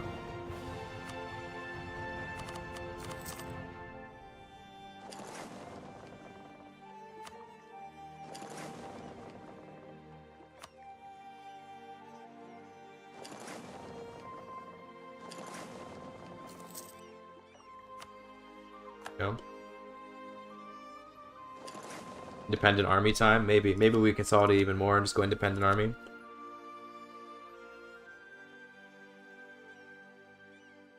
I mean, we can probably just over the force limit for like a little bit.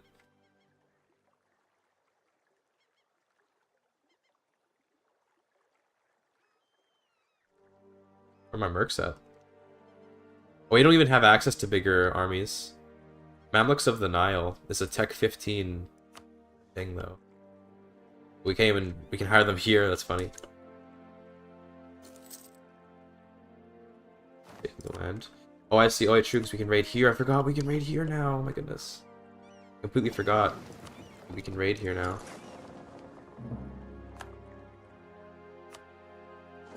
Like, I totally forgot that because we took land here, now we can raid. Say no cash.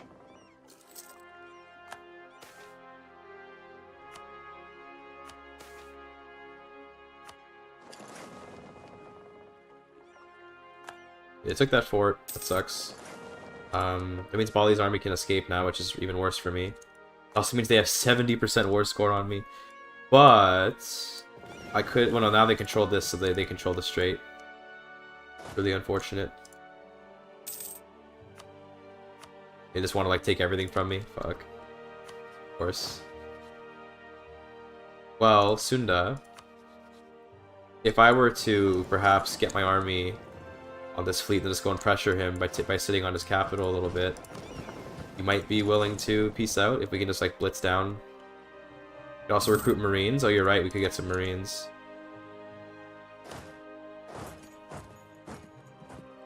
Doesn't seem to be responding to these guys coming in. His navy's actually strong enough to beat me. What? He has galleys, that's why. Galleys. Oh god. We lost cogs, but we had enough cogs though. Rip, his navy's actually stronger. We have to get our lights over here then. Hold on. The lights might be enough to carry. Damn, I didn't think his navy would be stronger than mine.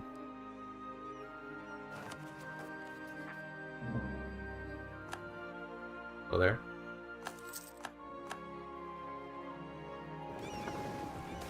Ripperino. Oh god, that's just the end of my light ship? Yeah, that's just... Okay, that's it. Wow, I'm throwing so hard, dude.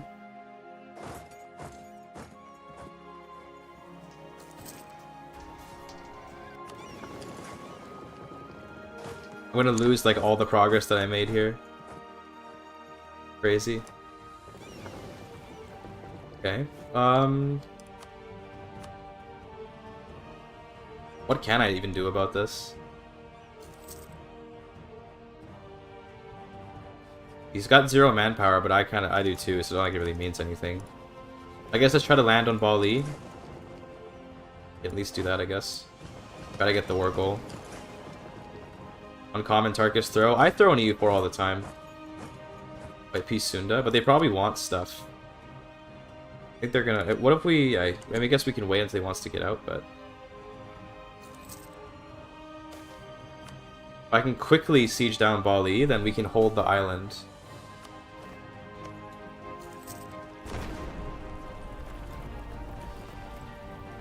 He's just gonna come and like murder me though.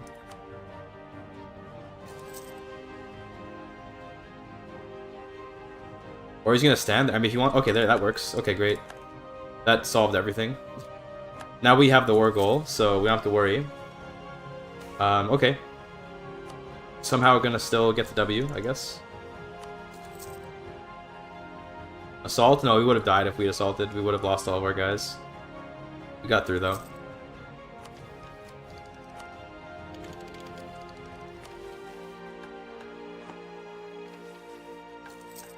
Okay. Cool. I guess now we can just wait until Sunda wants to get out. If I go and blockade him, which, to be fair, he might destroy me, but... Is for the new patch releases? Yeah, I know, right? I didn't realize the new patch was coming so soon for EU4, so... It was a bit unwise, but oh well. Oh, he's coming for me. Okay. Maybe this Admiral makes him not want to fight me anymore, which is cool. I need to rebuild my light fleet, by the way. We lost like all of our light ships. Let's build a new light flagship.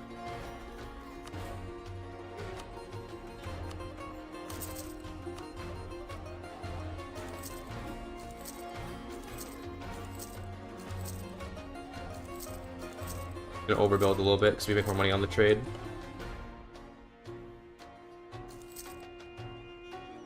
Alright, how much manpower deficit am I in? I'm only making 120 manpower a month. That sucks. That's what it is.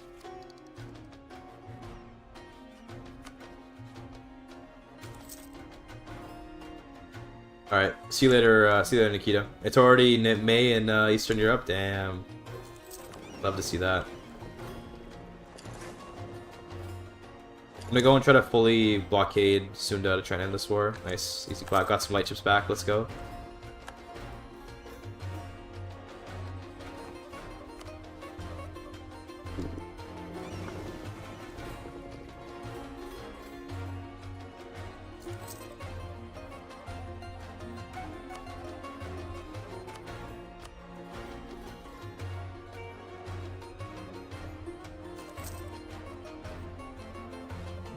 Yeah, kind of true that mercs are probably like way more viable than I'm giving them credit for.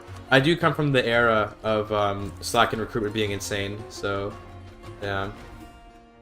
It makes sense that... Oh, we got Andalusia's here. Bro, ain't no way. And I raided them too.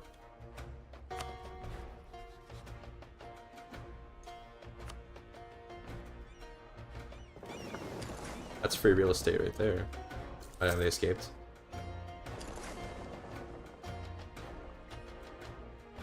Oh god. Let's not do that. Rip my light ships. First one for a multiplayer game, there was less Nazi politics than I thought, but this had more than 0, and I knew Bulgaria. Damn, based. Well, I'm glad you had a good time. That's good. How many heavies do they have? I didn't look, but too many. Probably, I think they have galleys is the big problem. They have these galleys that are fucking me up.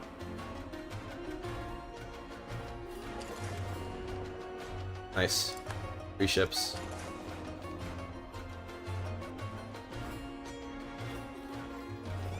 It's Marines, not mercs. Do I have access to Marines?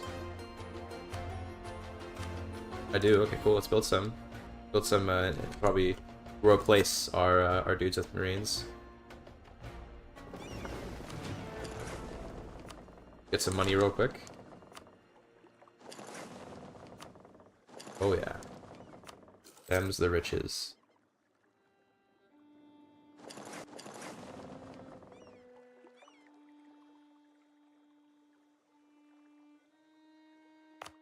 You build up the Nizwa fort. What does this give?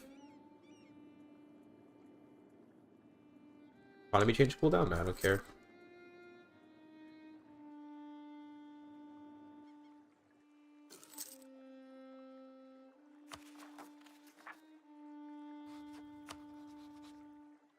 See if we can get a blockade again.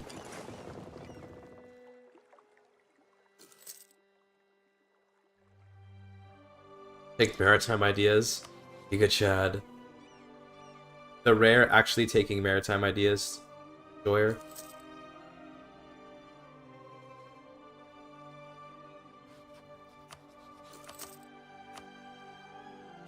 Come on, so close. 29. Maybe one more month.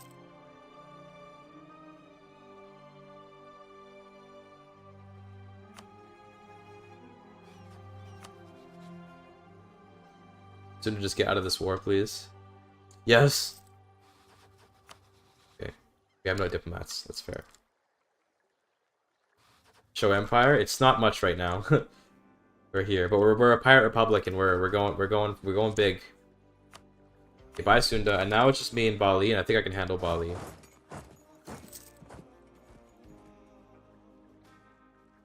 think so anyway. Surely.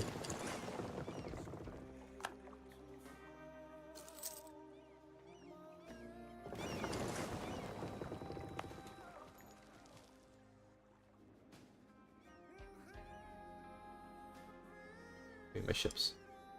Bro. Thank you.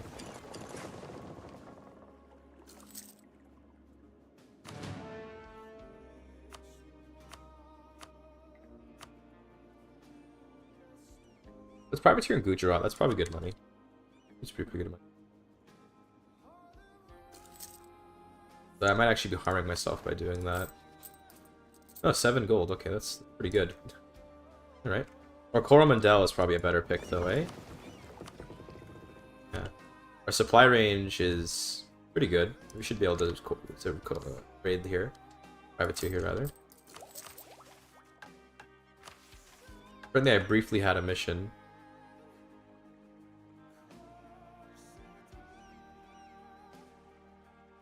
Which I'm making. There, 7. Okay, I guess Gujarat was better, so never mind. Let's go raid Gujarat.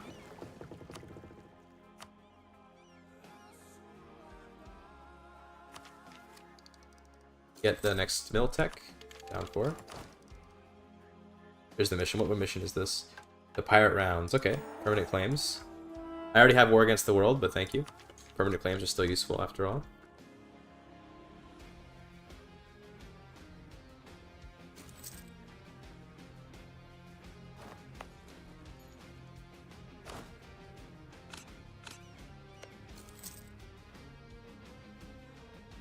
The biggest one is made in Malacca. Well, we don't have range yet till we core, so we probably have to core first.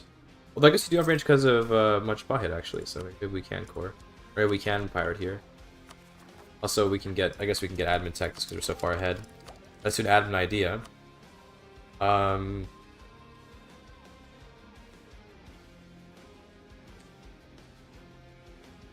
do we do for admin ideas? It's gonna sound stupid, but I almost want to do innovative for the lulz. It would help us catch up with our tech, because our tech is so bad. Let's do that. Also, innovative gives us some siege ability stuff. It's pretty good.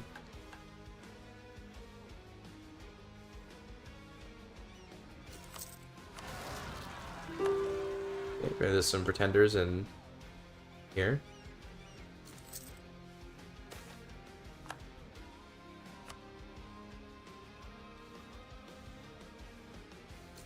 Very good for mana. Well, it's usually pretty not meta, but in this case we want to catch up, so we wanna use it. I don't think I'm gonna drop any idea groups because it feels a little bit too that's a little bit too punishing to like drop an idea group right now.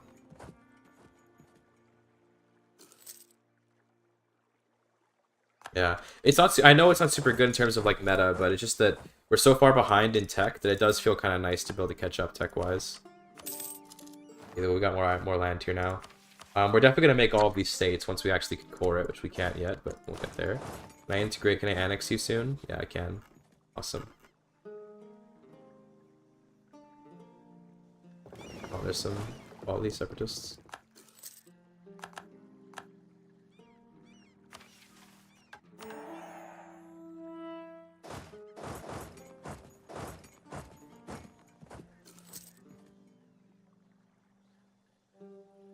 Yeah, we're gonna make our Omani Indonesian Empire type thing. It's gonna be pretty cool. And because we have, we're a pirate republic, we can just raid like everything.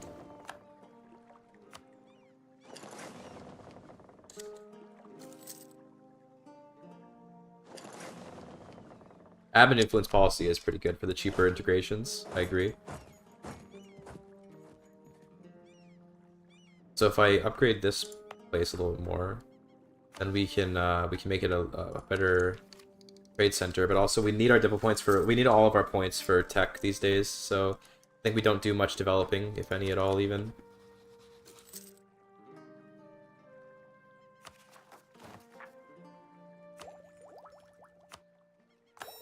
That's good. This one will be good. The technology cost down. That's going to be really good for us because we need to catch up.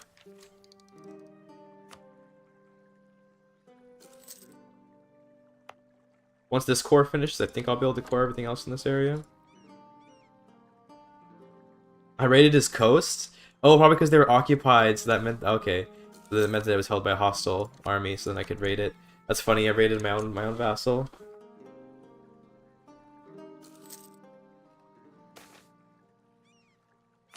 Damn. So we'd have to like send him a gift or something, but we don't have I guess we could send gifts because we don't have any loans. We should be able to, and then we can start integrating. I want to do that.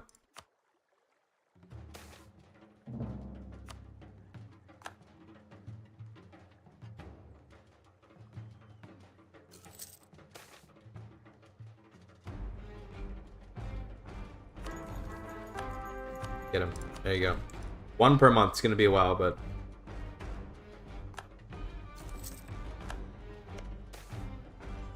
16, 28, 20 is done. Okay, that's fine. Still, you know, it's good to integrate him. We can return his cores before we integrate him, maybe. You know, but still, it's good that we got it started because now we don't have to worry about his opinion or anything anymore. We can just chill.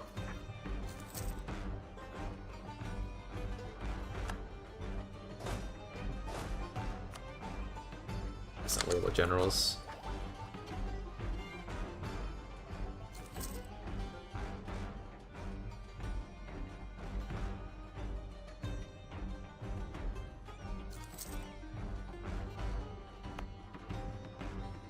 Oh, we actually have a thing here. It has to be Dharmic, though, for us to use this. This doesn't seem that good, though, so it's fine.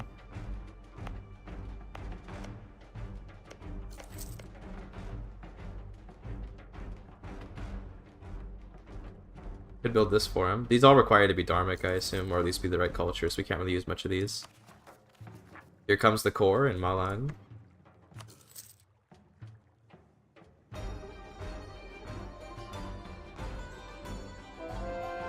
After all much of what I did for you. True. True, though. Good having core. Come on, wait. Soon we can core. Here comes. The espionage ideas really suddenly became like super Giga Chad recently. Oh my god, of course I didn't have enough points. It's okay.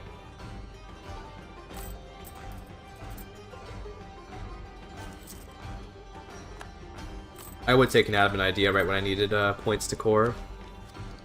Stupid fool. If we look at our colonial range now, though, we should be able to reach pretty far. So now, yeah, see, now we can reach into the Philippines, and in fact, we can now invade China, in theory. Now, Tungning probably is an easy clap, and I think we go for them right now. Pretty sure we can destroy Tungning. Where is my fleet? There.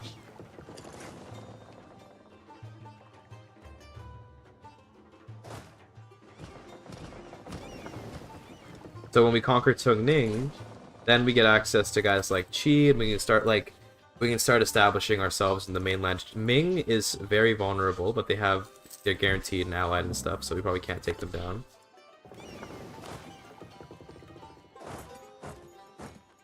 We're taking Mandate. Sad, you're right. You can't take Mandate. Still, though. Still, I think it'll be useful just to get... Chinese land is pretty highly developed and stuff, so... I'm down. Let's just quickly just occupy, all this stuff. Just so we can get them to not raise anything.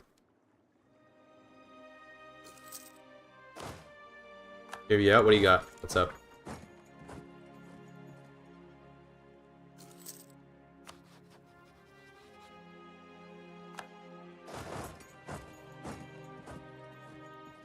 Change religion for mandate? We could, actually. Could become Hindu or something, because we're going to have a lot of Hindu land down here. We'll see. I don't know nothing about EU4. True. What we could do, here's a Giga Chad maneuver, okay? Is we culture shift to Chinese, any of the Chinese cultures, we become a Chinese kingdom, make it free cores in all of China. That is the supreme Sigma Chad maneuver.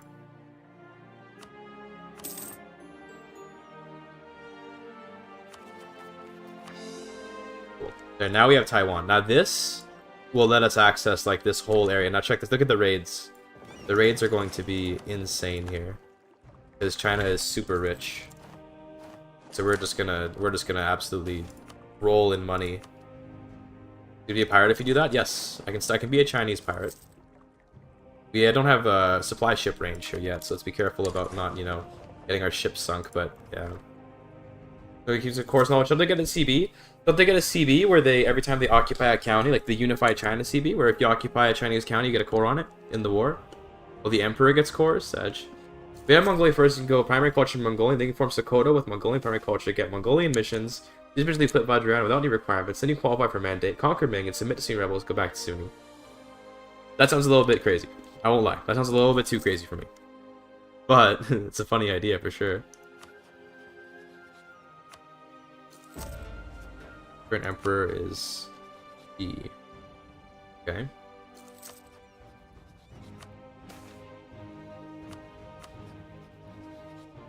How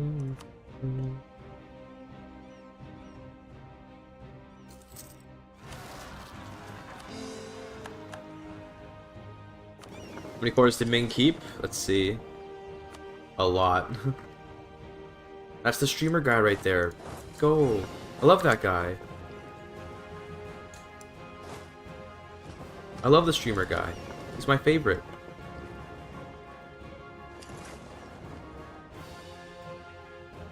XI, yeah, it's more like XI. True. True.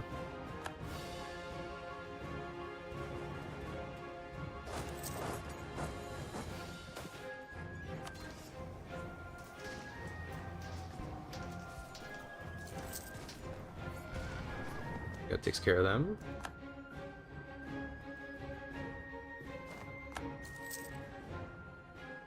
Peasants' War is over. So I think my goal for Oman here is going to be like taking over most of like the Malaysia and Moluccas trade node, and then maybe like putting our trade capital here and steering trade from China down if we can. We can use our light ships. We're basically going to more or less abandon this whole area, and we're all going to do it as a culture tributary state or whatever, culturally influenced state of Persia, because that way no one will ever mess with me. With Persia on my side, look at the units. Persia will come to my help with any war that gets declared on me. No one's gonna mess with me. So we're safe. We're basically completely safe. Thanks to Persia.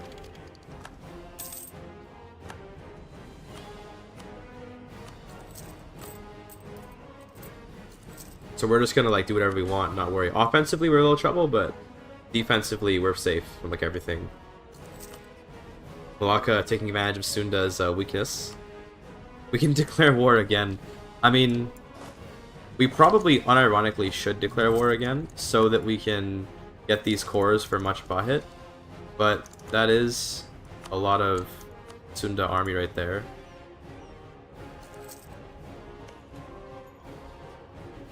That's like their entire army right there, which is pretty monkas.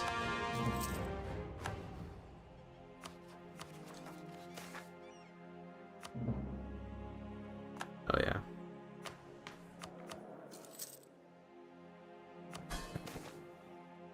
Ease attention, always.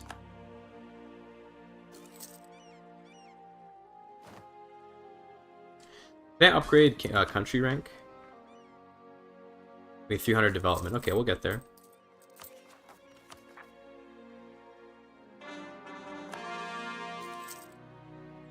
Why does Lombok give me no overextension? That's interesting. Why are these giving no overextension? How does that work? Full of Islands have cloves. Let's see, do they?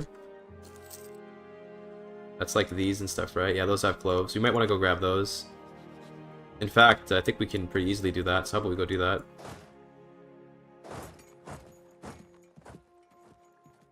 Your logistics guy, let's go. Thanks, man. We're gonna grab the Clove Islands for sure. Bhutan is consequential. They're colonies. Oh, interesting. Okay.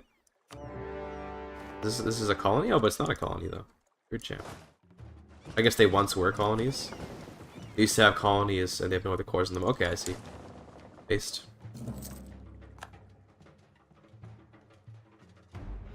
Cool. Good to know. Let's grab the cloves.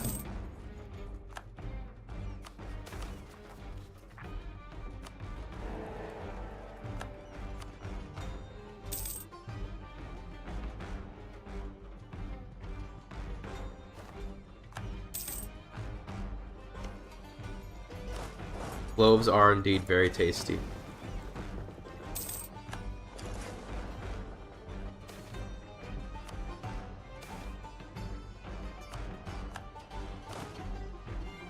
I heard I won't win this, so we're just gonna land here first and get some reinforcements. That's a lot of natives, damn. We can embrace printing press. Ooh, okay, yeah, absolutely. Based.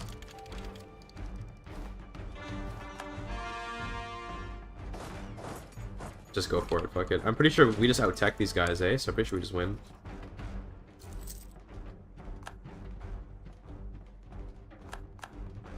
Yeah, easy clap. There you go.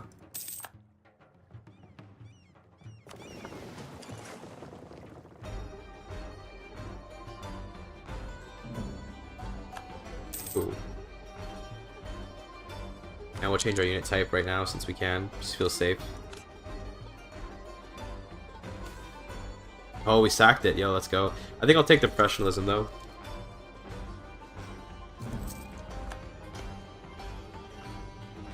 This fight is just going to cost me ships, so it's not... Yeah, not worth it. And raid while we're on the way back home. Hilarious.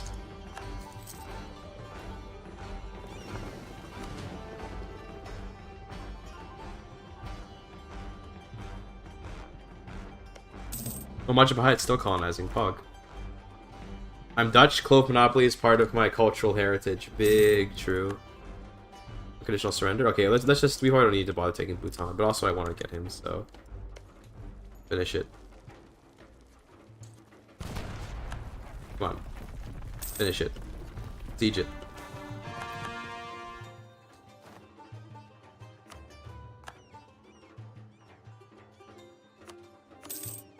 Cool. Nice. Pretty high development too, not gonna lie. Let's make some states as well. We can make these guys all states and stuff. Yeah, I'm down for that. We could use the dev, honestly, so... Looks good. Let's rival Wu. Yeah. The Oman Pirate Empire. Like, unironically though, the Oman Pirate Empire is rising. We are missing a lot of admin points. So we're gonna want like a ton of those.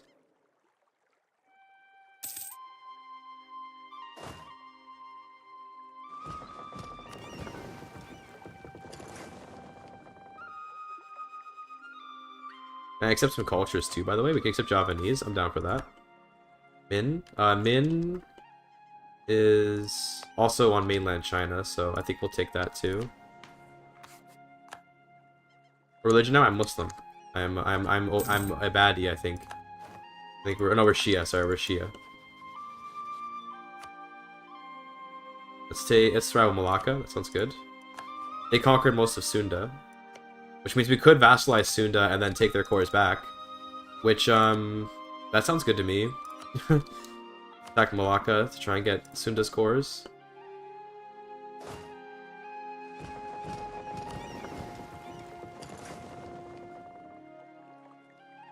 This game is in CK3, true.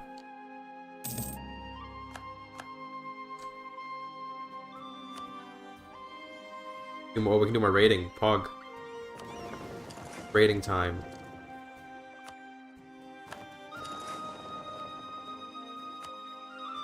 Oh.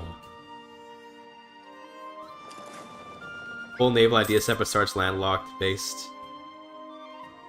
Truly Sigma. It's a challenge, bro. It's a challenge. We can conquer the Philippines pretty easily, I bet, as well. Separatists? Okay, we'll deal with that.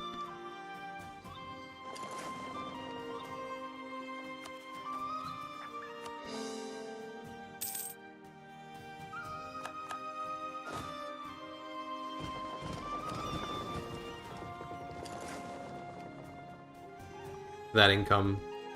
Oh yeah. Global trade is here. That makes sense. We should be able to get global trade pretty easily, because global trade is just like really not that difficult to get, to be quite frank. So, fine. Oh, we should put a general here. Oh, a 5-4. Let's go. Nice.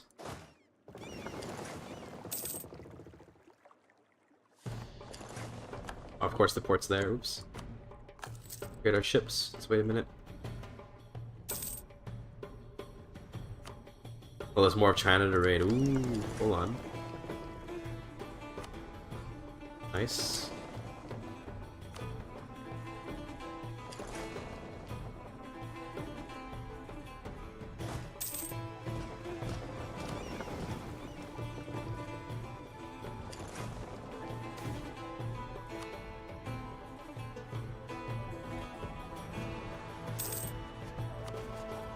I wonder if recognition will work in Victoria 3. I assume it'll be like Western and Eastern, like tech group.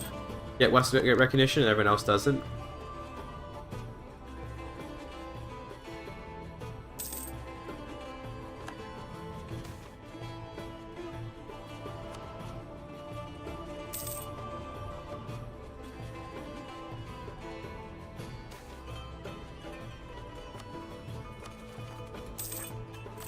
Get some buildings going, dude. We probably don't even have a lot of buildings. The AI is not very good. Okay, now they built buildings here at least. Do some of these as we can.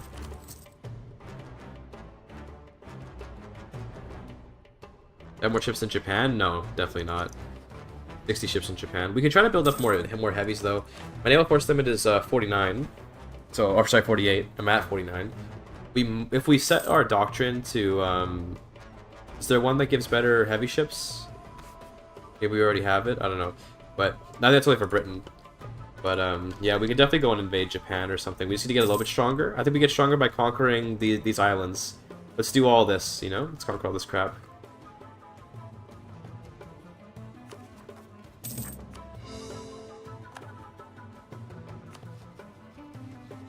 Like, now that we have the tech advantage, I think I'm pretty confident in being able to fight these guys, like, very easily.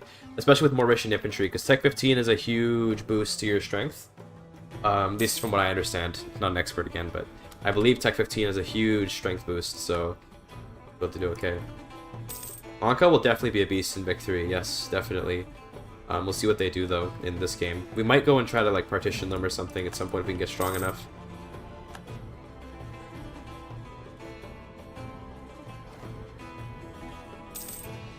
What do we got here? Ooh, this is not going to last very long, but still, it's useful.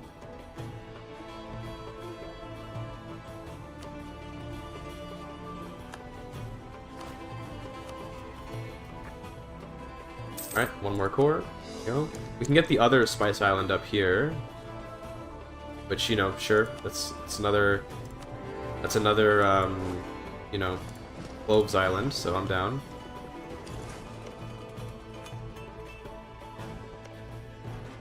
Add more cloves, let's go. You can grab that colony. And he left his land, so nice. Keep Rashid Mustafa for sure. We're able to keep our Republican tradition super high thanks to all the modifiers we have, so that's cool. Investment sounds good.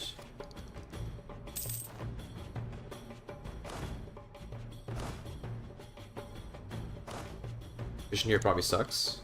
Too bad. Oh, geez, outbreak, ouch.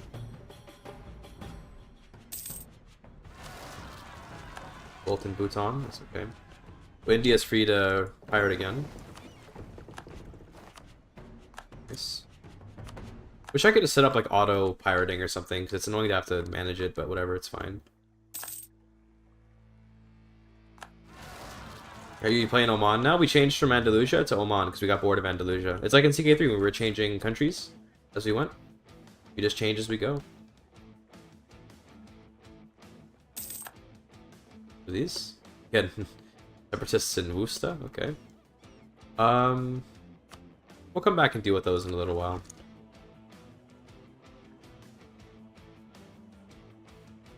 Okay. You got a plan for Oman? Well, we're doing like a little pirate empire type thing. I was like, can we just assault here? It's probably better. Oh. Pretty painful, but it's better than all the attrition, I guess. It feels that way.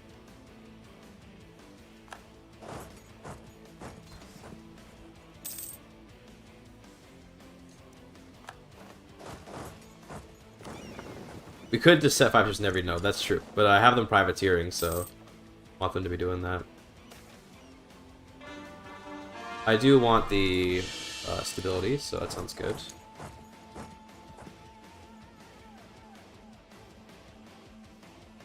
Oh, we just get them now. Okay, great.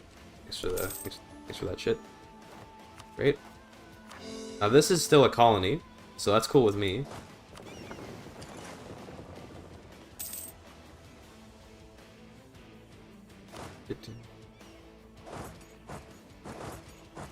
Yeah, but I have to like click on the button every time. I gotta click on this button every single time, but it's fine.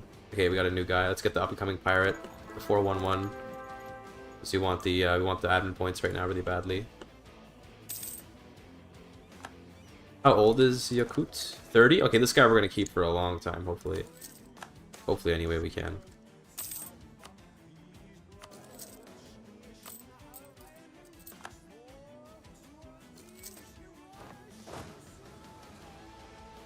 Alright, no, we won't consolidate yet, but we're gonna add some extra guys, some what do you call them, sailors, marines or whatever to those guys soon. Oh wait, we can just, never mind, those guys left apparently, so let's just raise our sailors over here real quick. Our marines, that's what they're called, marines.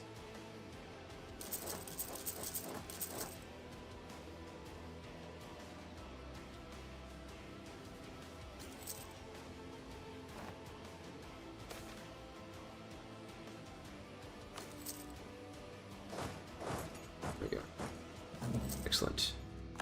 What's our next reform looking like? Once we go past captains in charge, then there's military principle. Ooh, winning wars grants power public interest. That's pretty good. We probably want to do that.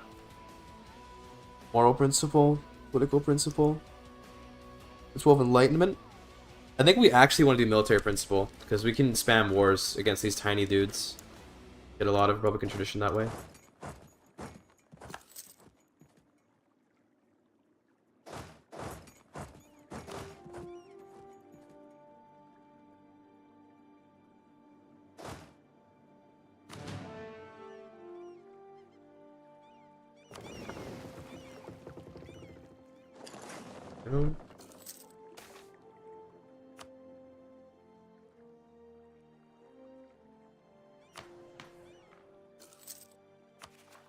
What if we form Malacca as Oman? Wouldn't that be kind of funny?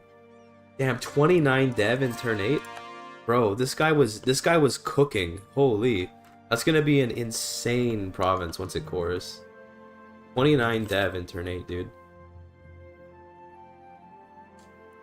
Bro was actually cooking.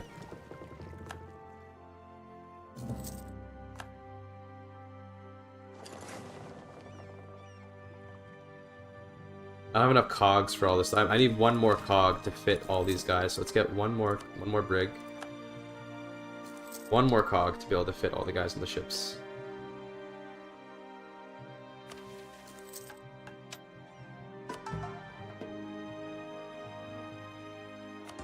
We just want to be converting, I think.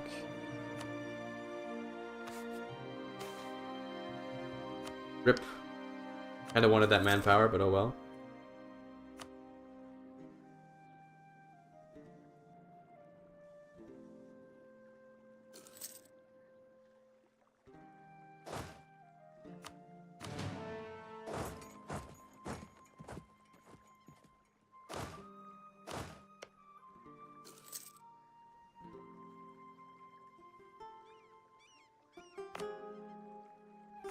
I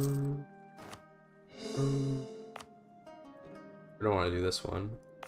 You guys remember back when states, were just like a number of states you could have and not based on gov cap? Also, this is the Protestants. This is what they look like right now. Also, Anglicans in Great Britain, by the way. But yeah, Protestants here. Kind of based.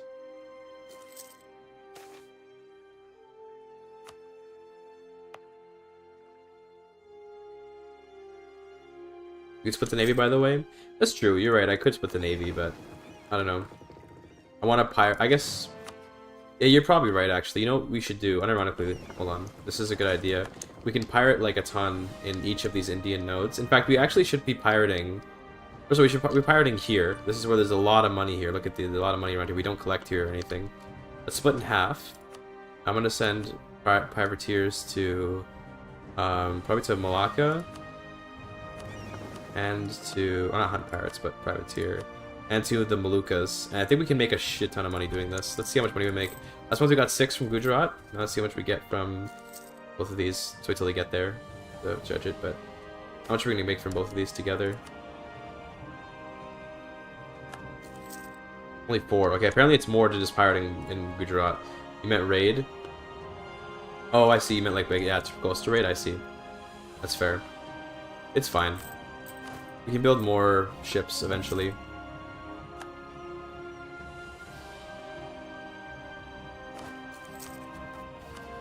The raid coast. Oh, I see. Eh.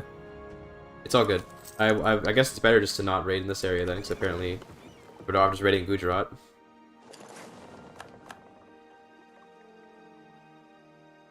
Go back home.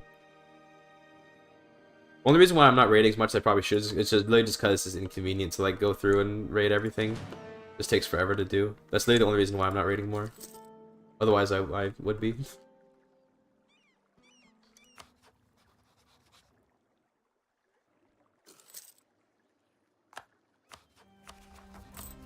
$39 dev.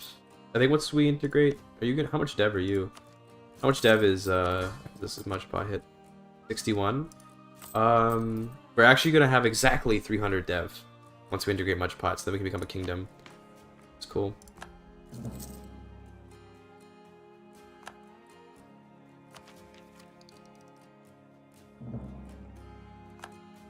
Oh, Majinja is back. Hold on. Oh, natives. There's not enough to matter though. But let's get there anyway. Dave, to go and stop that. Majinja is back. Look at that. They're back, baby. Tribal kingdom. Yeah, they're not steppe nomads though. I'll rip my prestige.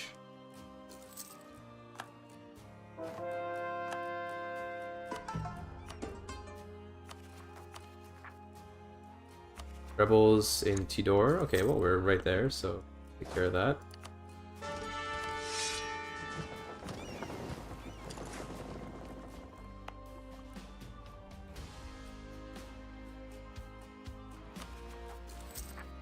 Able to take care of that pretty easily. Ternate also having rebels. Comes the core though. That's an absolutely insane amount of dev, I'm not gonna lie. Damn, now we can make this a state. Spice Islands. Pour it up. And that should be like a lot of income for me. Okay, new states, nice. Opening the tab, that's true, yeah, but I don't want this to turn on because I want to keep track of what I'm converting. I do want to convert Ternate, I think. That's probably going to be what we want to do. We can lower autonomy and stuff as well. We probably should be doing that. I think we are just going to lower autonomy like everywhere. Because we can afford to fight people. Autonomy goes down everywhere. There you go. I really want to get the extra like force limit and stuff. See, now we have a lot more force limit. And that is really, really nice. Do that. Okay, a lot more ship limit too, so I want to build a bunch of, let's get a bunch of light ships. And we also are going to want some heavies at some point, but now I'm not worried. Get a little bit of gold so we don't end up having to take a loan. Is 3k manpower? Well, we have 11,000 sailors. But yeah, you're right, we are missing manpower. We'll work on it, we'll work on it. Go and get some. But first of all, let's go and get some some money. Obviously, stopping pirates here, which sucks for me, but still, there is money at least in Kilwa.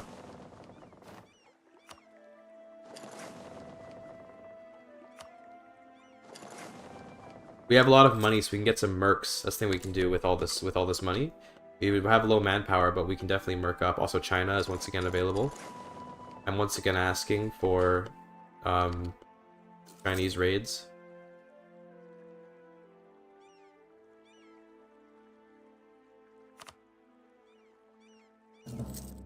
Gonna spam click and click. Although apparently, wait, where did we go? Oh, we didn't even go very far. Oh yeah, dude. Oh yes. All that money. Japan looks like they're protecting against pirates. So that sucks for me, but yeah, they're protecting against pirates. RIP.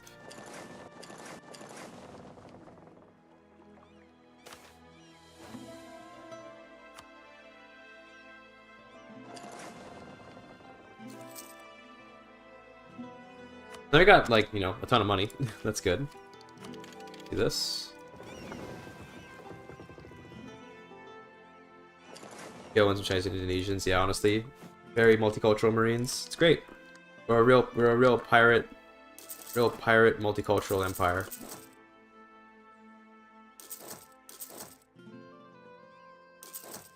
Yeah, I know we said we were gonna get mercenaries, but I've once again backslid into just making not mercenaries.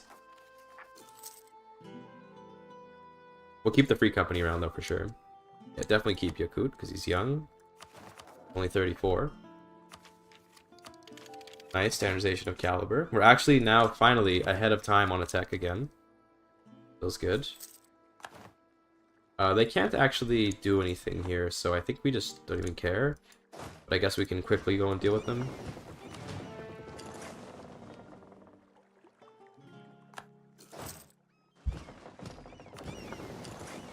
Of course they rose up right when we left, but it's fine. It's no problem. We'll be able to take care of them. Cost some mercenary lives, but that's okay.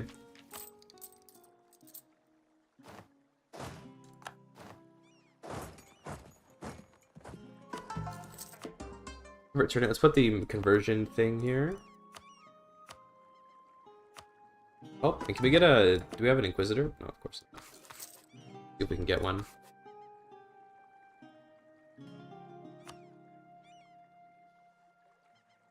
Oman's kind of a big red flag. Yo, he's right, though.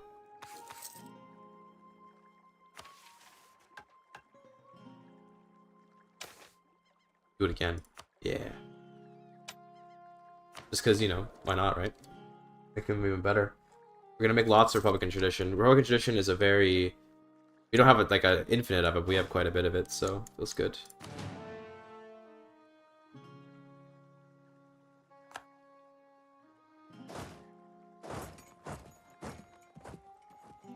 The Arabian, Chinese, Indonesian food must taste awesome. Dude, honestly, true. With cloves for extra spice, of course. Is England still colonizing America? Looks like the 13 colonies has kicked off pretty strong, and Newfoundland. That's gonna be weird to... Oh god, and Andalusia's going hard as well, looks like, because now I'm not controlling them, so I'm not needlessly limiting their colonization. They're going pretty tough. They're going pretty hard with colonization. Ming is gone. Sag.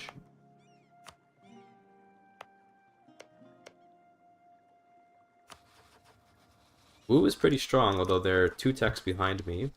I think now we focus on maybe finishing this idea group, and then we go and conquer stuff. Ooh, nice. I love this. Oh yeah. Let's go.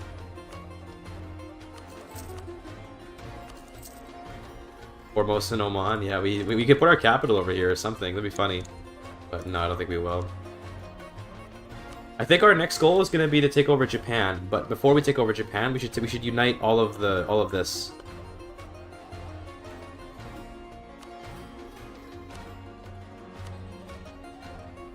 What back stars that one? Okay, let's go take these guys. We've got our war against the world doctrine, so we're just chilling. We do need one more cog to fit all our entire army, so let's get another cog. It'll just take a little bit less than a year, so it's no problem. Ooh, new city in Malang. Where's Malang? Okay, here. New city here. What's it produce? Fish? Okay. Fish is good for the soldiers' houses, right? Yeah, so we should do the rural infrastructure then.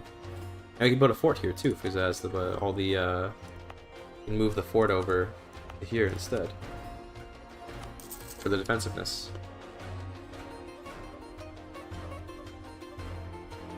All the ships got destroyed. Oh, we got an extra cog. we got an extra. Now we can carry all of our units. Saved.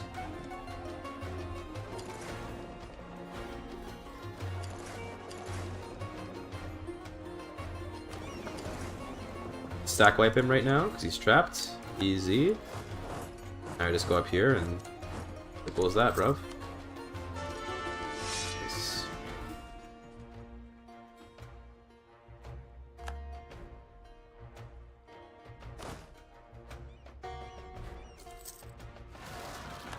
Of course.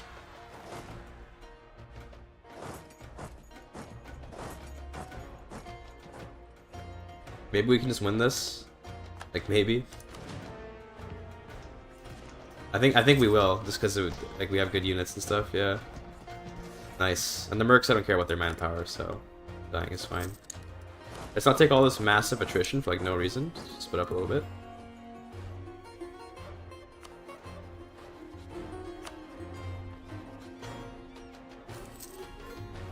Oh, apparently this fort is really big. Hold on. Let's put all the artillery on there. Oman, East Indies, like unironically, yes. Bro, this fort is crazy. How many people do I need here? 19? Jesus, okay. I think we have to send even more. We have to. This is like just an insane fort for like no reason. Maybe we have to do this. This is how much we need in order to siege this. Okay, well, is what it is. I was gonna try to save manpower, but apparently they decided to put an insane fort there. Yeah, our colony's done. So that should save us some money as well.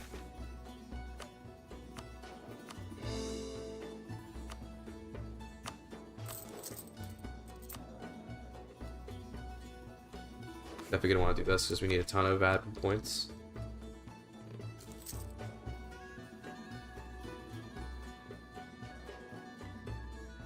Okay.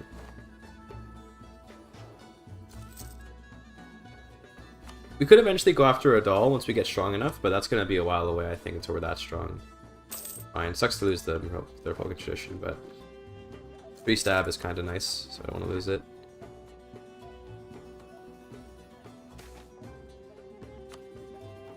Mysticism for the conversion would be nice.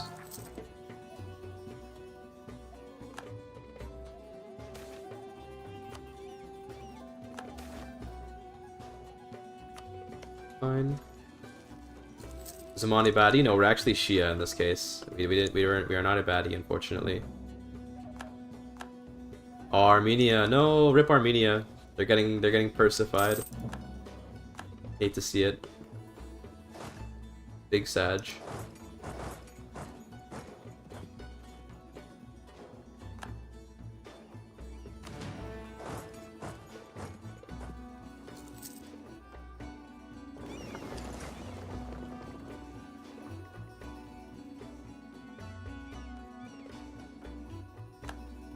Go to Catholic Arabia. They got Persia. Persia just there's still Catholics here. Still iconoclasts here, by the way. Does this website work? It does work, nice. So you can use this if you're iconoclast. But yeah, they just got completely like Persianed, like Persia'd. Persia's been going really hard this run.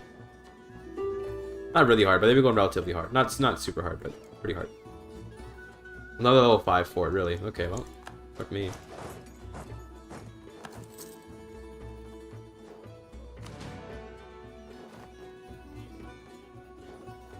Arabia still exists, kind of. Yeah, they're there, but they barely exist. Oh, stop running. Oh, he's going here, he's going here. Get out in there. They got the Great Conqueror trait, did he actually? Or do you mean from the CK3 Dev Diary? Yeah. Because there are traits like that for rulers in EU4, but you mean in CK3, yeah, I know what you're talking about. Nice. Good reference.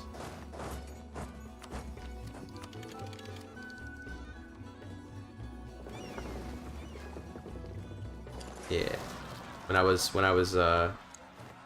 was yapping, he just decides to give in. Okay. Well, I wanted to take more of Makassar, so I think we will stay in this war despite the unconditional.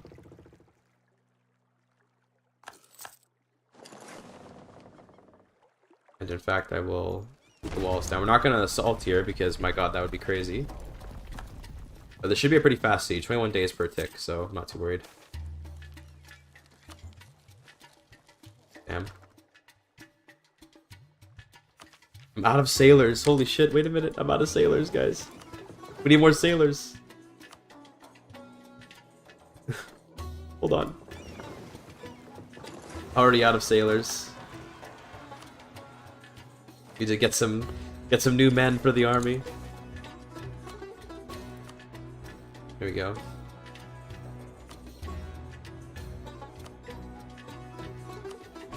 Cool. This Kilwa should be available, right? No, they're not. Never mind. 1612 for that. Okay.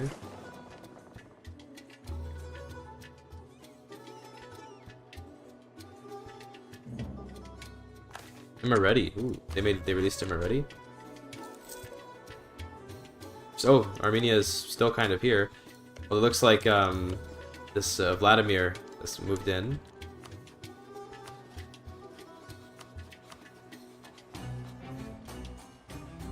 Oh, Ruthenia formed. Oh, jeez. Look at that. Ruthenia and Zardom. Ruthenia formed without our influence. They just were able to do it. Giga Chad.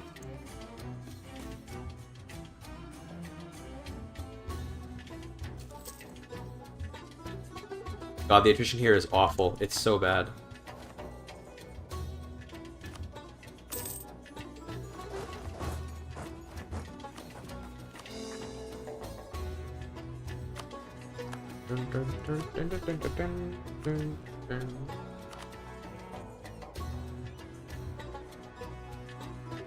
Definitely don't need all these forts here.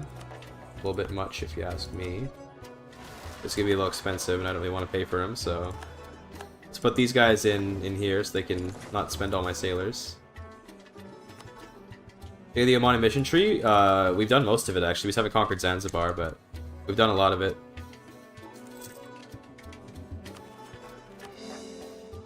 Okay, we're about to hit our government cap. So, that in a minute.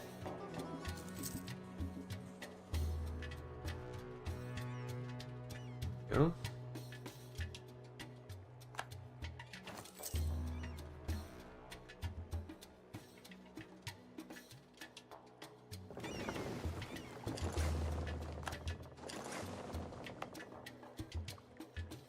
Age of Absolutism is here, boys.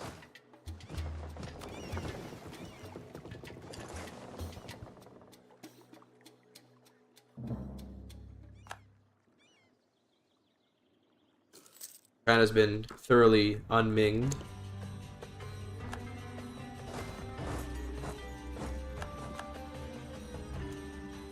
I'm gonna actually consolidate, and then we're gonna see how much space do you have for mercs. We get like another free company. You know, sure. Supplement our army with some mercs. Sounds good.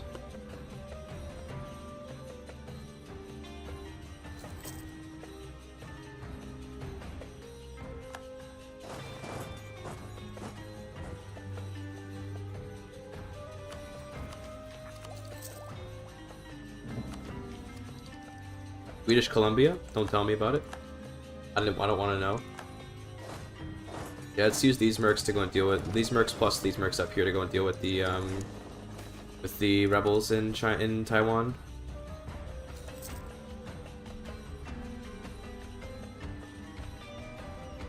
Missionary's almost done here. That's good.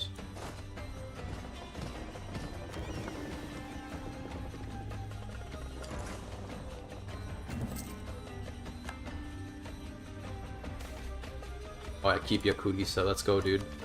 644, 38 years old. August champion. Let's deal with the rebels in Taiwan.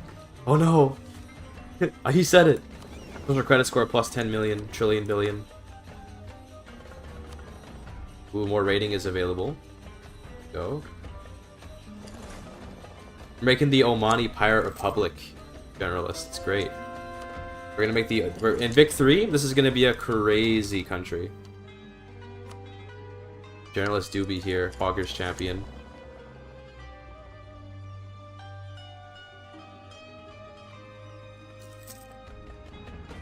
There we go.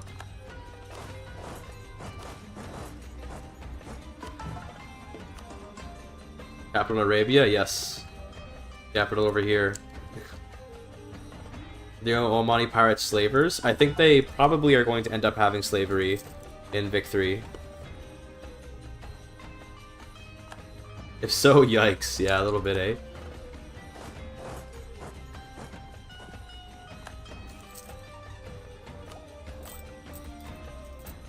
Economy's not too bad.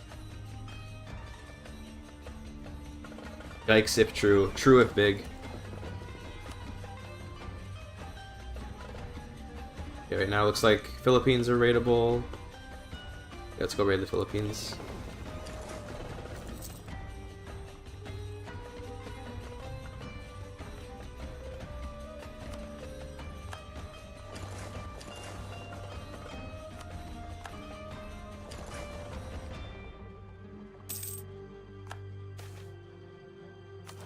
Good. Okay. Advisor. Sure, trade guy. Good. More over here we can raid.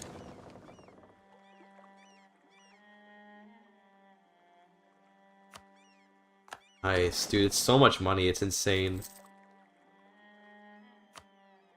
Oh, we're just seeing pirate stuff in Imperator. I have not played as a pirate in Imperator, and that could be fun to check out. I have not done any pirate stuff in Imperator yet. When is India available? 1612? Okay, we'll let the other light ships deal with that. Now let's just park our boys here and not use too many sailors if we can avoid it. Go. Yeah, we're out of our sailor deficit now. We fixed it. The mercenaries are expensive, but we can afford it. You know, we have lots and lots of money. Let's get some, I think I would like just more, like, naval force limit, so let's get me some shipyards. Yeah, that works. More ships would be good. I think the Philippines are going to be our next target, because they're just, like, they're so vulnerable.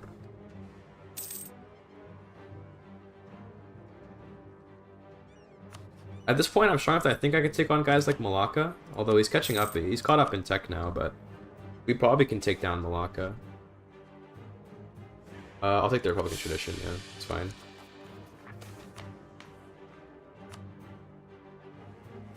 Moluccan? How much Moluccan territory is there? This is it. But it's just these are just so valuable. Anything crazy happens to CK Expert and expanding Al-Andalus? Persia has just been going really hard. We got a Ruthenia, so we're gonna have a Ukraine in Vic 3. France has been getting big, but for the most part, it's been pretty chill. Big Kilwa though, huge Kilwa down here. Delhi and Lanka have been beefing.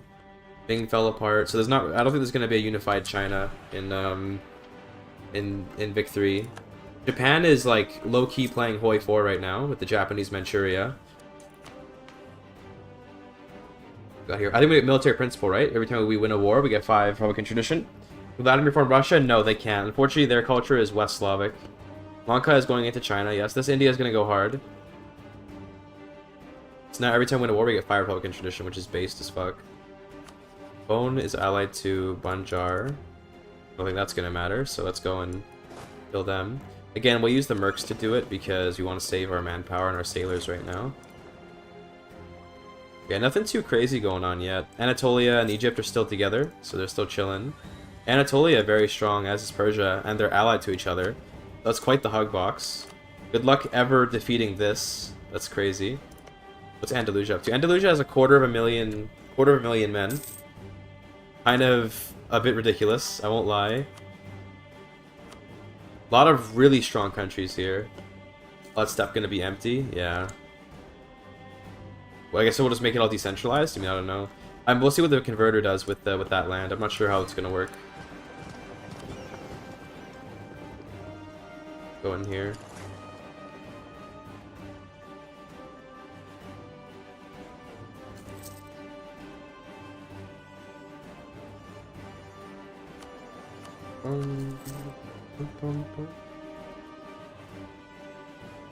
Sri Lanka owns the whole Indian continent? Yes. ruling from Sri Lanka itself.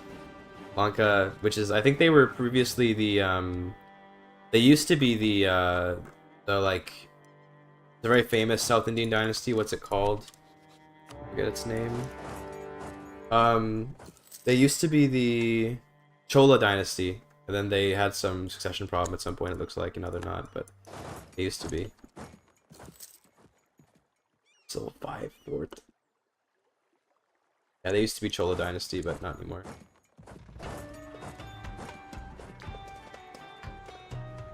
Bro is going into, like, the native infested forests. He has to form Bharat. Lanka might form Bharat if they can fight Delhi, but they're kind of locked in like a struggle. They can't. Neither of them can seem to beat the other. Very unfortunate. They must have gone all the way in here. Damn.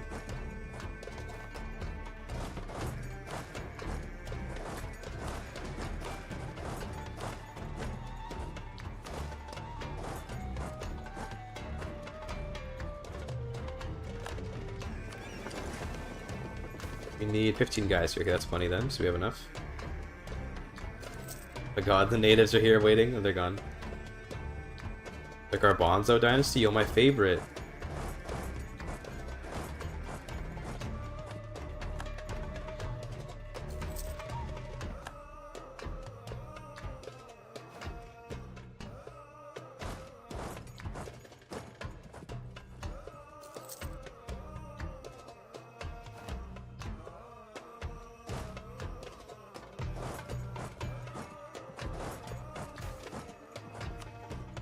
Okay, we get another idea. We're gonna have to do more coring though, so let's not grab admin tech or anything yet. That's stack wipe? There's stack wipe. Okay, we're good to go. You've had a Garbanzo on your face? Damn, bro. Ain't no way. Imagine that. Ready in cloves? Giga Chad?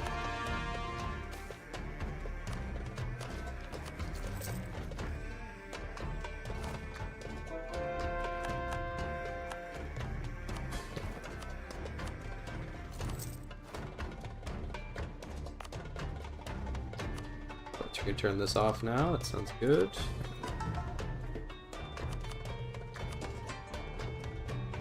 Is there really no Inquisitor available?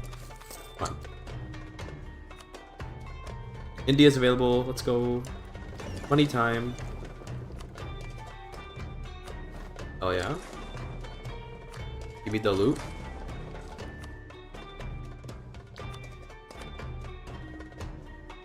Else? Anything else good? No, not really anything else good.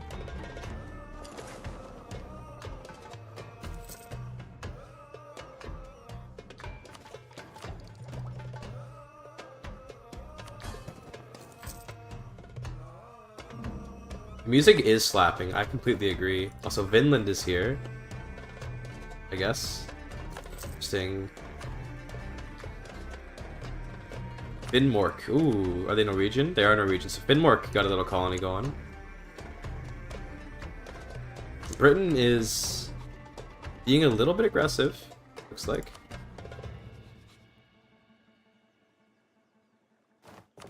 Looks like they additionaled. Malacca's gonna take that, that's fine, let them have it. Oh, we become a kingdom! Alright, Confederacy, boys. And now we can get even more states. Hell yeah, dude. Okay, well, we can't do it yet, but rest assured, more states.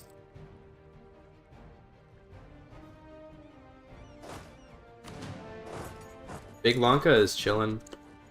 They conquered into China some more, which is cool. Yeah, they're doing their thing.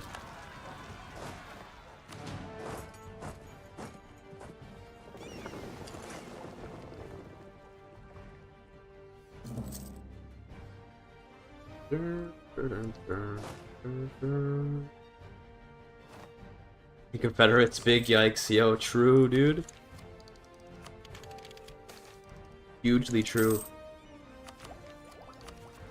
Trinate separatists? Okay, let's get in position for those. Although not with these guys. These guys are gonna just chill. The mercenaries are gonna deal with all the separatists and stuff. Free government reform progress, cool.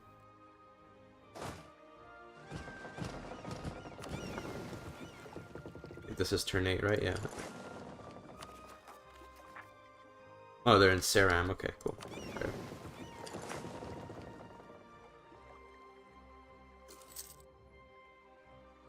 Lower autonomy. Everywhere that can have autonomy lowered, it must be lowered. Yeah, that's good.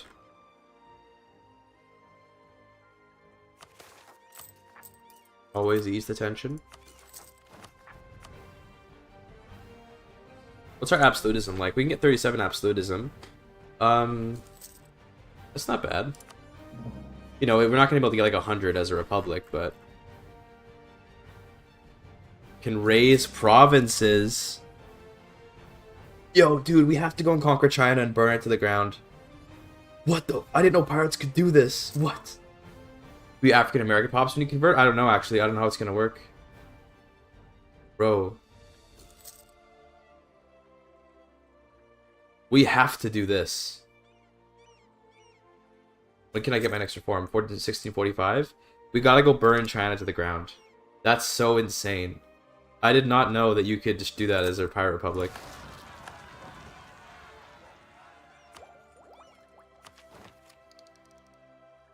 Literally slapping my head right now, SMH. Big true, though. Hugely Poggers championing. Where's next? Makassar? We're already there. Okay. I guess we'll get our mercenaries there anyway. Again, we don't want to waste our precious manpower and sailors. We can avoid it, so... Keep them again. Yes. Bro is going crazy. Oh, Unrest Guy? Sure, Unrest Guy's actually not bad. 655 at the age of 42. We'd love to see that.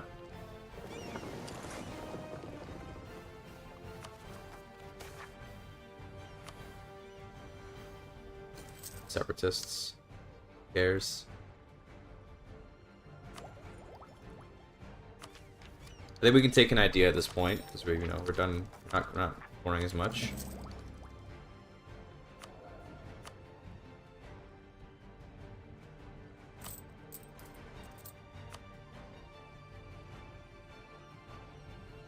You do an Omani accent, go to Louisiana accent? I don't even know what Omanis would sound like. But no, I can't. My Louisiana accent is exclusive to Louisiana and nothing else, fortunately.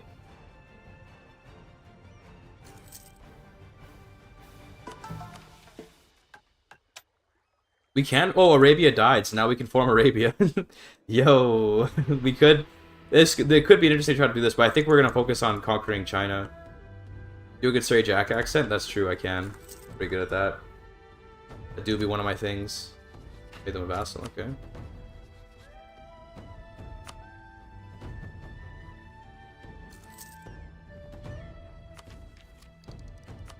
Definitely gonna grab this. Hell yeah.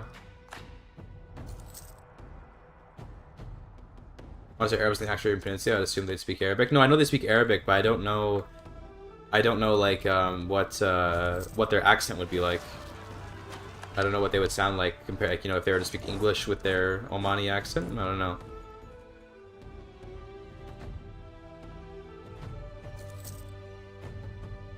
The only Arab accent to have any kind of exposure to, mostly is Syrian. I've heard a bit of Syrian, like, accented English, because the mosque I used to go to when I was a kid had a lot of Syrians. Yeah, damn, Persia is going big, and they ain't going home.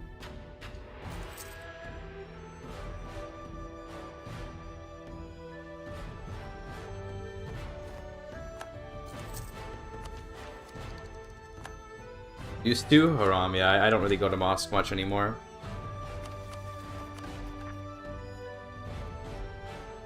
It is EU4, Tobias.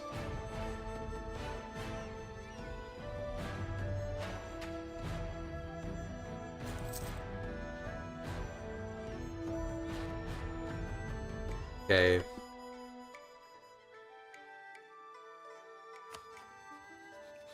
Malacca's kind of like the big bad guy, but we can probably take him on though.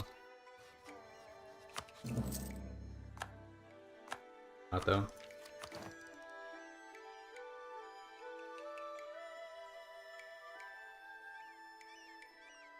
Can I raid again yet?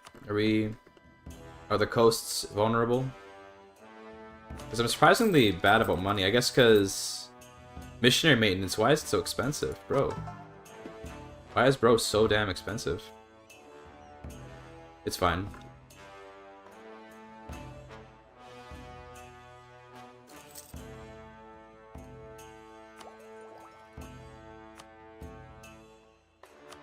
Not yet.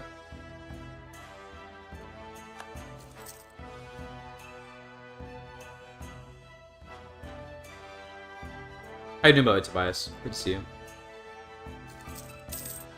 I take a loan. Fuck, dude. Rare to take a loan when you're a pirate, but I guess it still happens.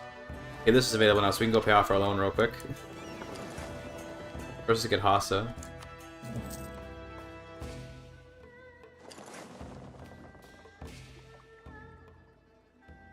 It really halves it, but we don't have any estates because we're a pirate republic.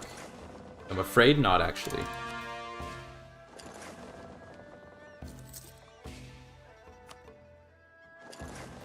Oh, France is here. Ooh, we're gonna start raiding France.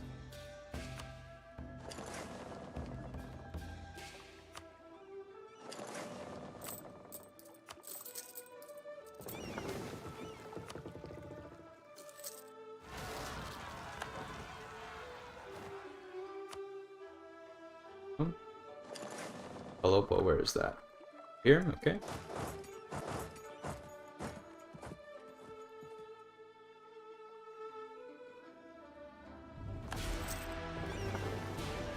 Yeah, even though we took a loan for a second there, our income is quite secure given how, given exactly how much money we make on raiding.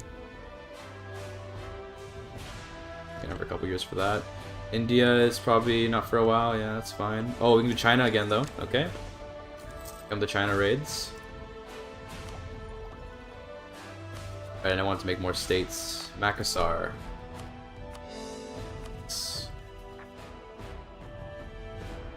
Having island of Adal. Oh, this Socotra. This is Socotra. They're like in the trade league with Adal, so they're just chilling here with protection.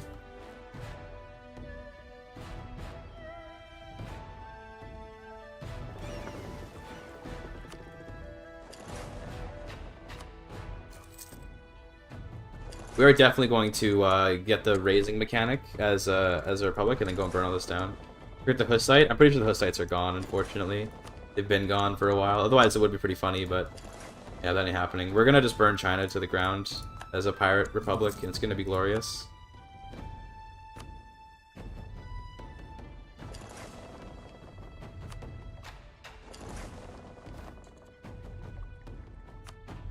Okay, cool. We're good. Done. To burn Dion Hus? I don't know, but look here, it's... I mean, he could be in here somewhere, you know, maybe, I don't know, but mostly, it's a pretty Catholic... Actually, it's a pretty Protestant world here. The Catholics didn't do super well. They did okay, though. It looks like a lot of the best parts of Germany are kind of Protestantized. Though I think West Slavia is just straight up invading... Yeah, this West Slavia is just invading the HRE, so... RIP.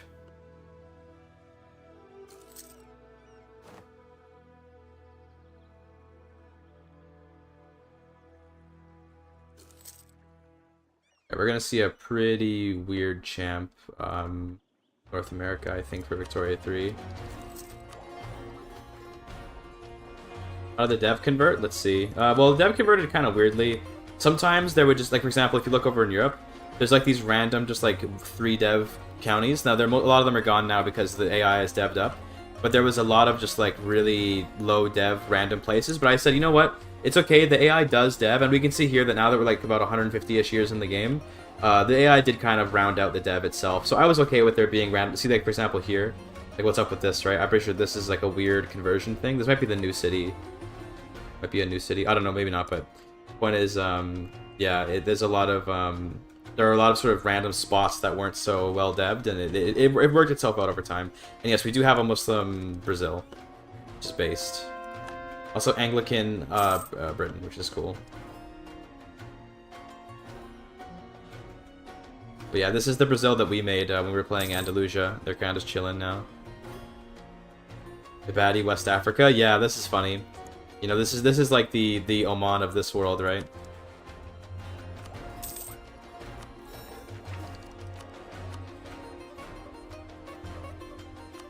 Sure. Let's get some more buildings if we can. That looks good. There's also lower more autonomy. Always keep autonomy nice and low. What is the East African coast equivalent of Zanzibar? The West African coast equivalent of Zanzibar? I don't even know what that really means, to be honest with you. Oh, you mean like, right, you mean like for the purpose of, like, when Oman conquers Zanzibar. Doesn't look like there particularly is one yet, but I guess you could say it probably would be the Congo. Or I guess it has to be in a different continent, right? So I guess it might have been, it probably could be like Rio de Janeiro in theory. In theory, anyway.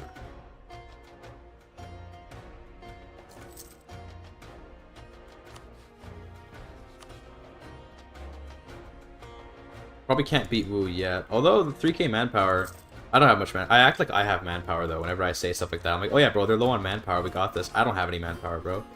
HRE exists? Yes, there is an HRE. Here it is. It's pretty beat up though. It's run by West Francia.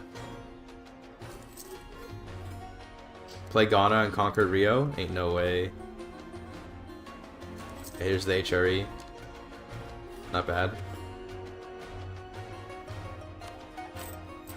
Only making negative 0.76. That's not too bad at all. Much of it's been integrated. Able to make all these states now.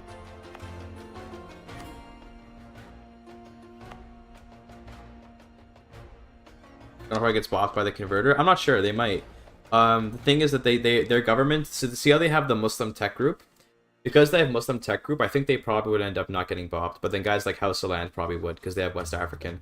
I get the feeling a lot of it's going to be turned by tech group, for who stays and who goes, for like decentralized nations and all that. So I think that the ones that have Muslim tech are going to stay, and then the ones that don't are going to go. Though.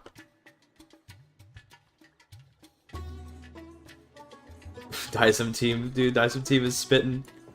Look at him go. What is he saying?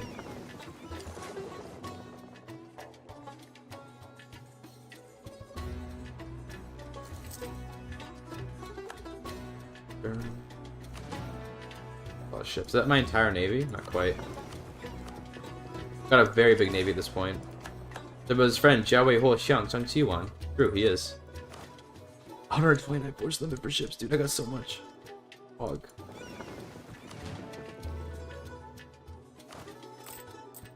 We can lower more autonomy now. This helps with our absolutism, by the way, which is a big reason why we're doing it, but also just because it makes us more money and stuff. Oh damn, okay, then I don't know how decentralization will work. Also, we can raid here. Bro. I don't think I mean, I guess we can raid Australia, although it's Andalusian Australia. No, we have to raid. Oh, we can't actually exist Terra Incognita, but based.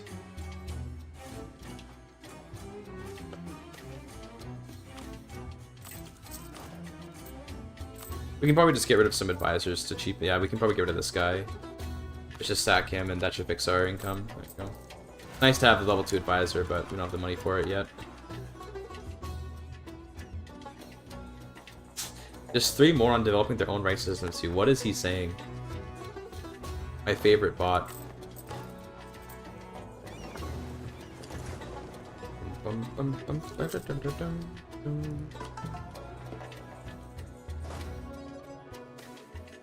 Oh, we keeping him.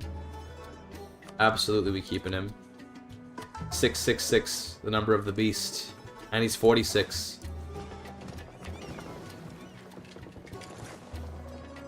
Let's start spying on like Brunei and maybe invade him soon. He's allied to Malacca, which is a little bit scary. But Malacca, I think our ships will just, well, actually, their combined navy probably beats our navy unless we get a really good admiral. The admiral might be able to carry.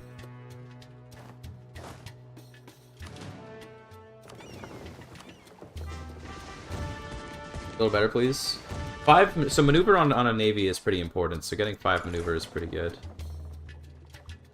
The question is, do we want to keep conquering in here? Or maybe we go Philippines first? Or maybe we go, like, we could maybe attack Wu, but then they're allied to Shun and Korea, so I don't think that's quite the hug box to deal with. Yeah, I don't see that going well. You invade, like, Vietnam. I think Vietnam would be pretty invadable. That puts us at a border with Lanka, but I think we're pretty safe because Persia is going to keep us safe. Persia's 250,000 troops. Fuck. So I think we're safe just because we have Persia keeping us protected. How about Ayutthaya? That might be that might be just a little bit too much to bite off. Especially for China and get lucky. How's the morale of navies compare? Let's see. If I were to look at the... Okay, this is like the... We need to compare the morale of the navies. Hold on. They have a quality comparison. There we go. So if you look at the navy morale, we're up there with, like, with Sicily, I guess. Britain's got the most, though, of course. I don't even see any of these other... I see Malacca's got 3.4. I've got 4.2. It's not that much better that I think we'd be able to just, like, dominate them. We could go for, like, Chi or something. To beat them.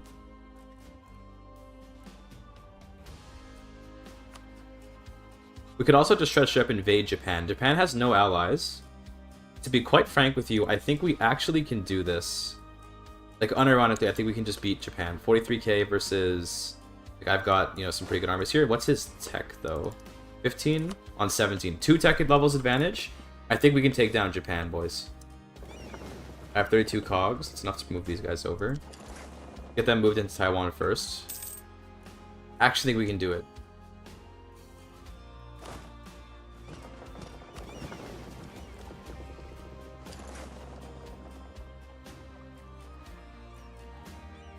We'll probably land in Kyushu and then block the island off. Japan might prevent anime. Good. Good. What I say. Got him. We get over there. Now let's get these guys. There's a deck on Ainu.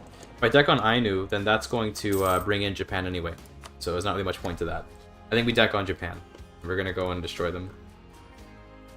The only thing I'm worried about is rebels, but I think the rebels are... they're not going to be too bad. We can come back to them later.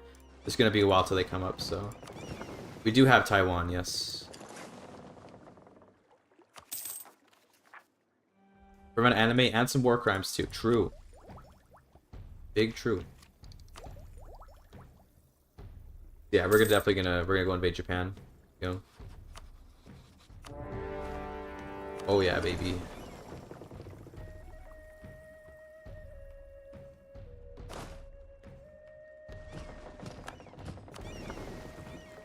Do we just go straight for Kyoto? I think we do, actually. We just go straight for Kyoto.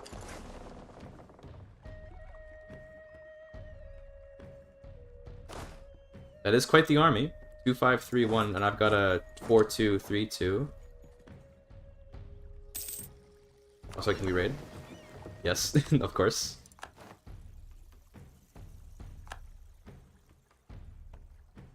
Naruto is worth the war crimes. Cap. Dude, have a spine, bro. Don't add cap to it. Just say it. Say what you mean. Mean what you say. Bro is saying cap with that. My man. Have a spine.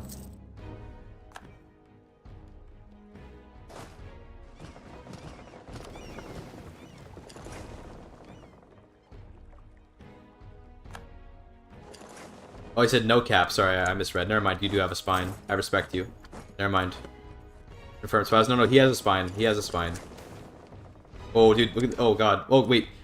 Well, I thought that was the fight. Let's do the army. Now we can do even better in that battle. And let's raid all of Japan. Oh, yeah, dude. Get wrecked. Bro got destroyed. That's about all that we can raid, I'm pretty sure. We do more of Korea. Okay.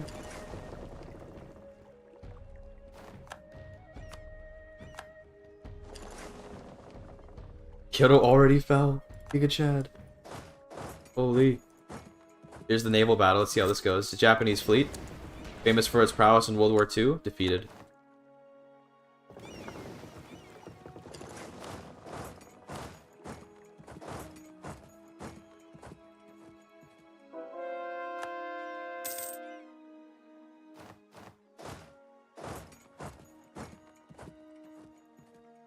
I didn't think that was gonna work out. We probably should keep our army unified. No matter the attrition, because it's a little bit scary not to right now. I think we just fight more. You know, screw like actually, you know, sieging. Just keep fighting. Okay, that is actually okay. He's winning that battle. Over here.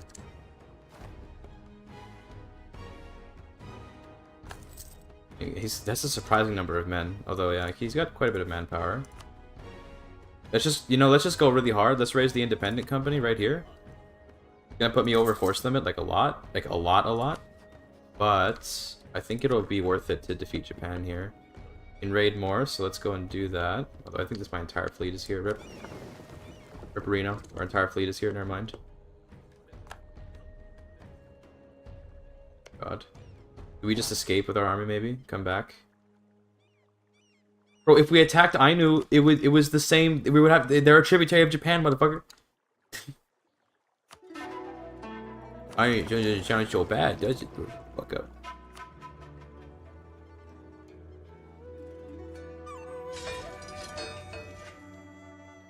Okay, 50 grand, 50k here. I don't know how this is gonna go. They got no morale.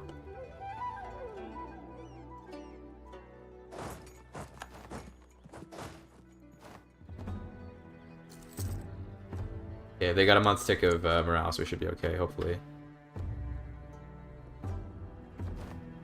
I think we'll still be okay. The lack of morale kind of sucks, but it'll be all right. We'll get sack wiped, I swear.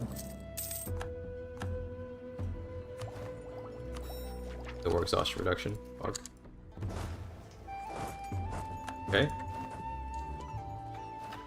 Oh, the stack wipe. Oh, that's so painful. All right.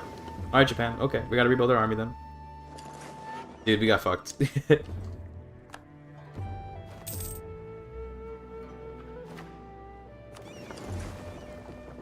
It's fine. Get some money and we'll get some mercs up and we'll do this. It's fine. It's fine. That was a horrible stack wipe. It's fine. Everything's okay.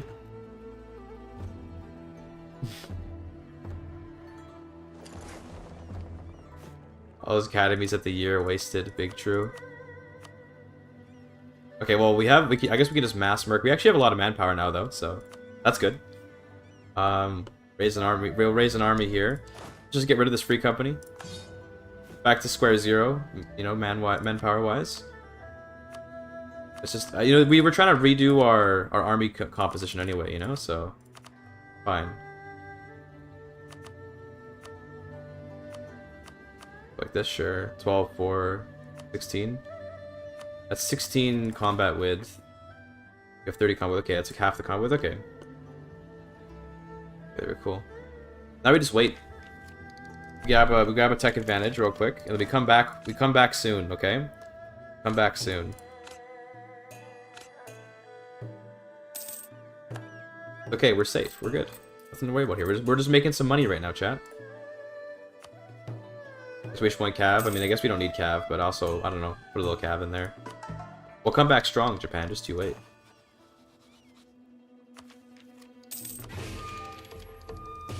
I'm gonna keep blockading him just to make him upset.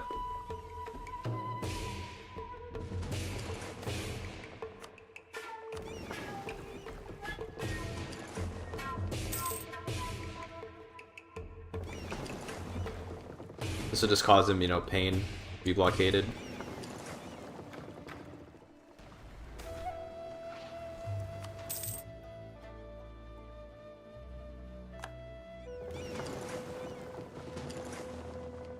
Listen, bro, it's fine. The sack wipes suck, but it's fine.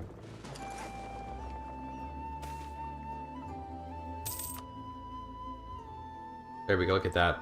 Fully blockaded Japan.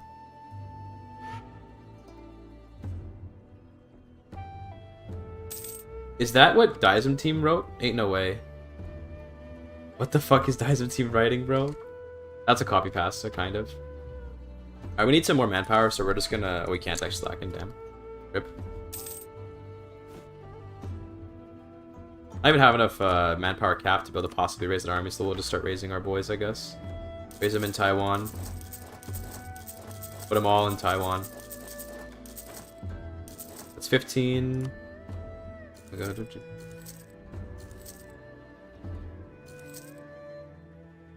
That sounds good for now.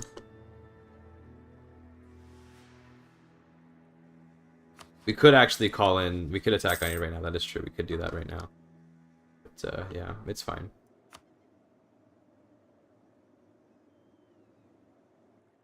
I'm just gonna fully blockade Japan to spike their war exhaustion, because that's gonna make them get a lot of war exhaustion.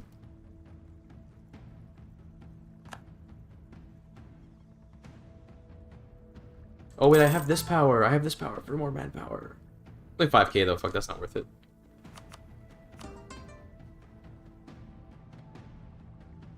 This invasion of Japan will succeed. Okay, just give it time. We're on tech 18 now to his tech 15. All right. He's screwed, surely. Get more money? Okay, we can get more money by raiding more.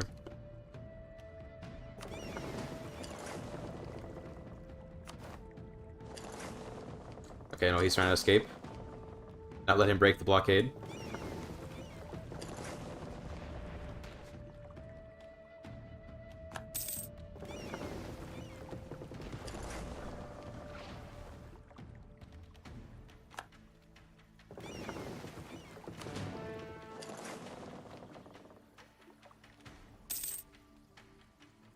Yeah, did you guys know that Mr. Gaming actually made a mistake with the title in one of his recent YouTube videos where he said that it was a quarter of a million, but he meant a quarter of a billion? What a giga chad. He did the numbers wrong. What an idiot. Go back here and raid a bit more so we can raise more troops.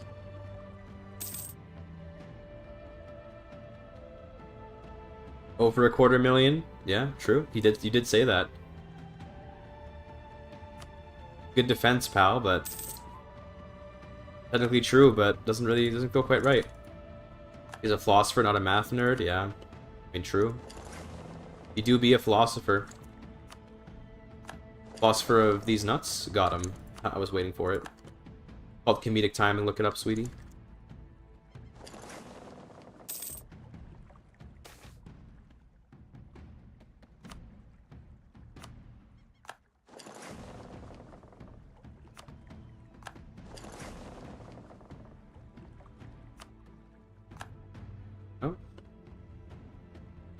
That should be enough money for now to fund this war.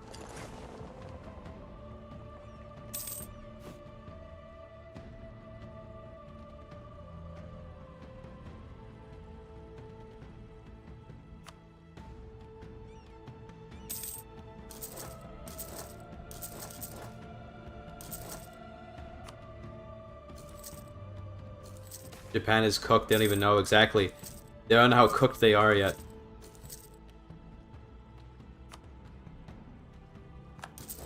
Discontent zone, you motherfuckers. Motherfuckers so discontent in my country.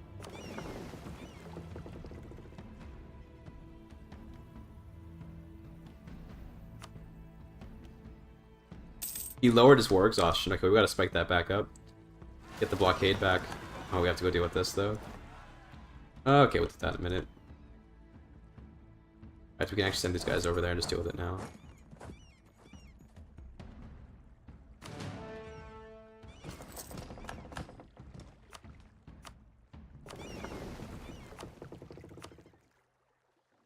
Not 17,000. We have to get a bit more before we can go there.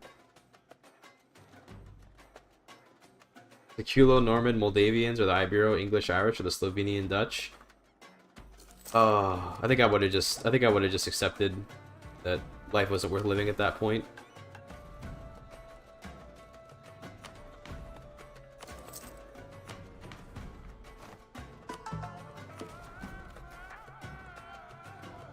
I don't know why I chose to raise all the guys in Taiwan when I could have spread them out like a lot wider and then wouldn't have had to deal with this, but it is what it is. Nice, we got Timor. That's fun. The Omano Japanese. Give it time. We're gonna form that soon, okay?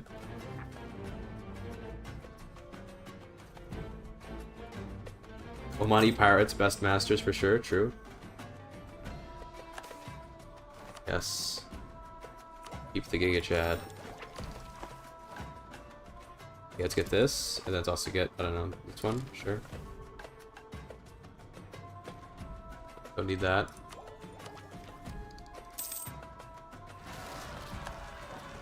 Oh, bro, really? Bro, no. No way. Congo made me their rival, excuse me?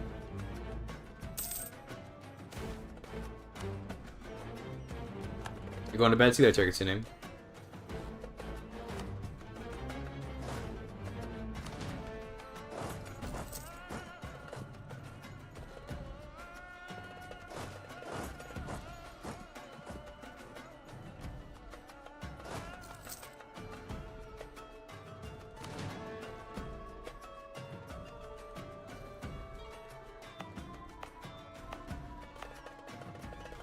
How much longer to race with these guys? Oh my god, there's still so many coming. Bug. It's gonna be a while, guys. It's gonna be a long time till they're all done.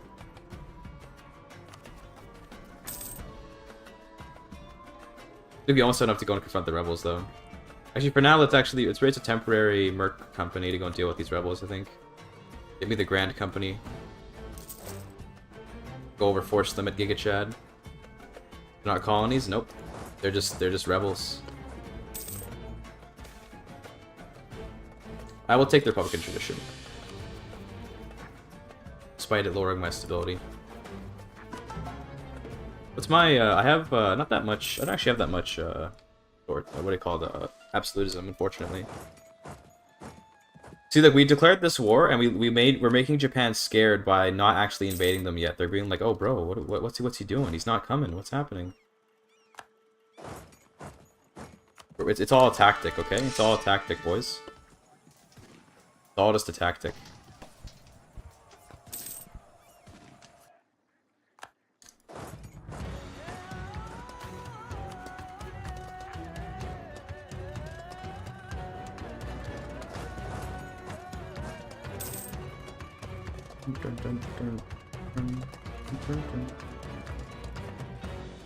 He's over to Bhutan to deal with those. Oda Muhammad, not Muhammad Nobunaga. Yo, true, because his last name is Oda. Big true. Because Japanese naming convention be like. Nope, not that Bhutan. Button. I don't know what you call this, but this Bhutan, this province. I don't know. It's not the same one as real Bhutan. It's called Button. I don't know if it's pronounced button or what, but. Feels like Bhutan is more appropriate. Feels more Eastern sounding, you know?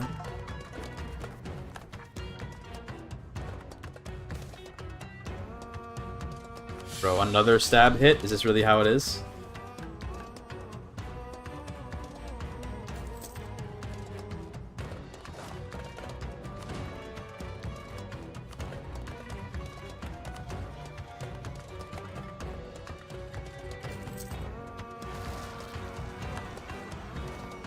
Forgot to actually grab the units.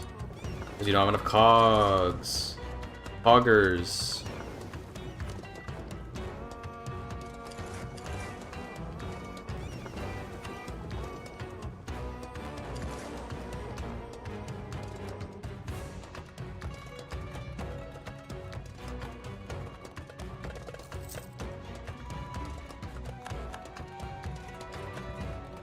Go.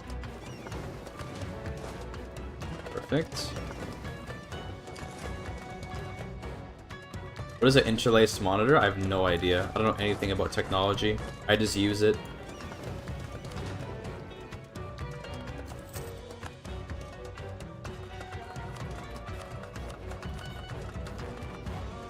Discipline guy is good. Love to see that.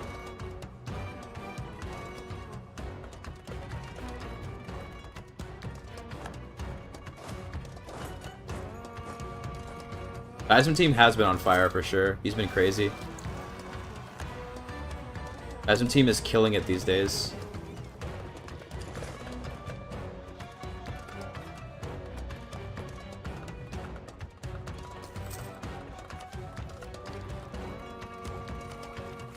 Get tech. We're gonna core stuff soon, so no need to. Bhutan, go there.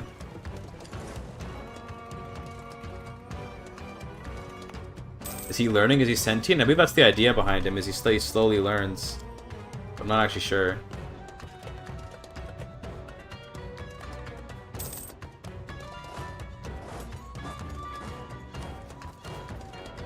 Here, I think we're almost done raising troops.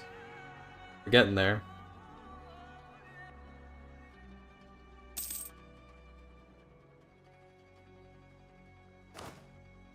The income is... okay, not too bad. Or we can raid India again. Let's send a small fleet over there to go raid. Send the light ships. Just quickly. To go and raid. Raid wherever you can along the way.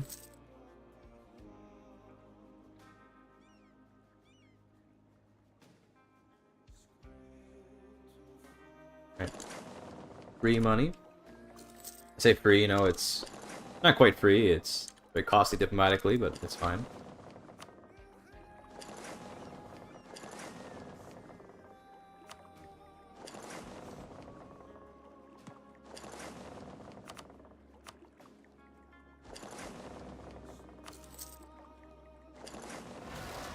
Go. Okay, there's the rebellion we're waiting for. Waiting for that for a while. Take Lanka from Lanka. We honestly might if we get a large enough navy for it. Because Lanka has been kind of slipping. Well, now they've recovered, but Delhi declared war on them and actually like beat them in a war. But it looks like Lanka is kind of back to their previous strength. The rip.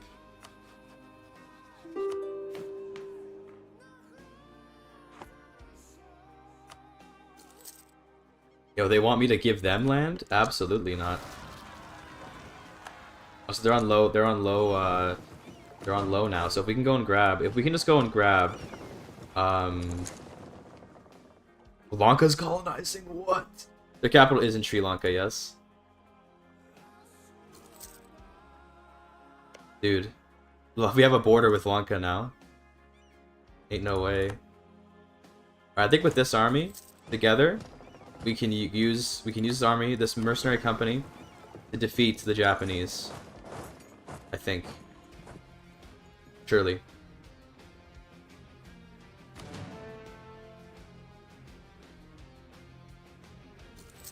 You pay the loan.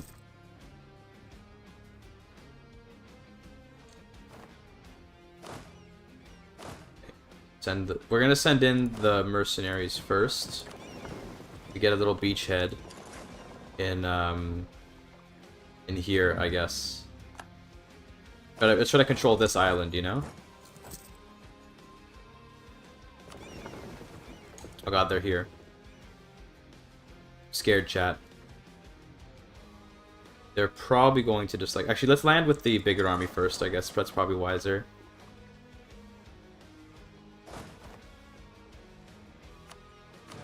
This makes more sense, yeah, because they're stronger. Put the good commander on it. Get up here. Let's try to take over this island as a place we can safely retreat to in case anything goes wrong. So we'll land in here. Sorry, Japan, but I'm not accepting any peace deals. This war is not over. Fine.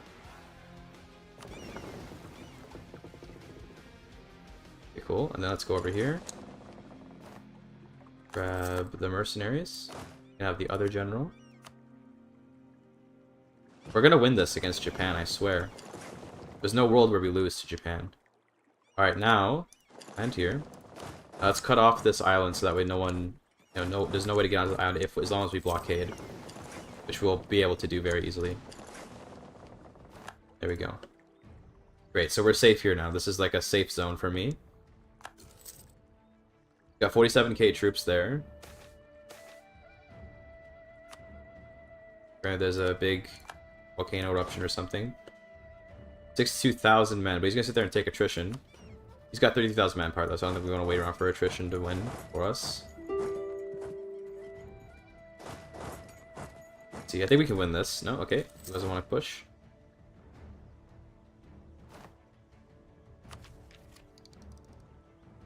Or all peace deals. Probably he's not trying to stab hit me with peace deals right now, to be honest. I think we just win this. Because we have the tech advantage, and we should be at combat with... pretty sure here, yeah. I think we win. Maybe not, though. Ooh. Close. No, I think we lose. Damn, okay, well, we can retreat safely. Here's the thing. If I can just, like, get an army onto Kyoto and then siege it really fast, then, honest to God, like, we can kind of just assault it really fast and get the war score to flip back to positive and then be good. There's other on the left, so that's a lot of forts to go through, though. I don't want to go through those forts. We gotta get to his capital is what we have to do. That's how we win this.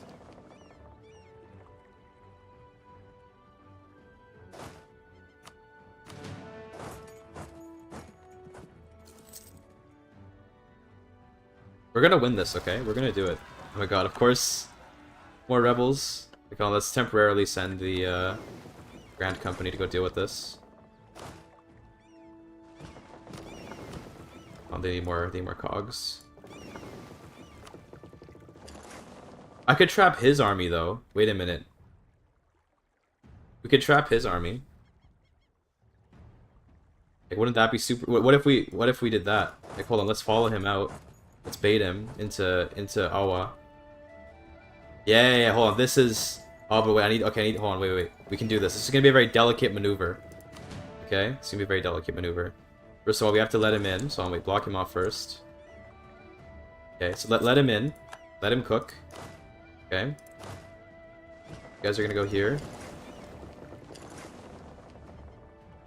You go to Aki. And split and go to Bungo. No, we got this, guys. We got this. Let him in. Okay, I think we just trapped him. Wait, does he control both sides? Yeah, I think, yeah, he's done. Wait. Once we control... we have to land here now. Wait. Go like this. We have to land in here really quickly.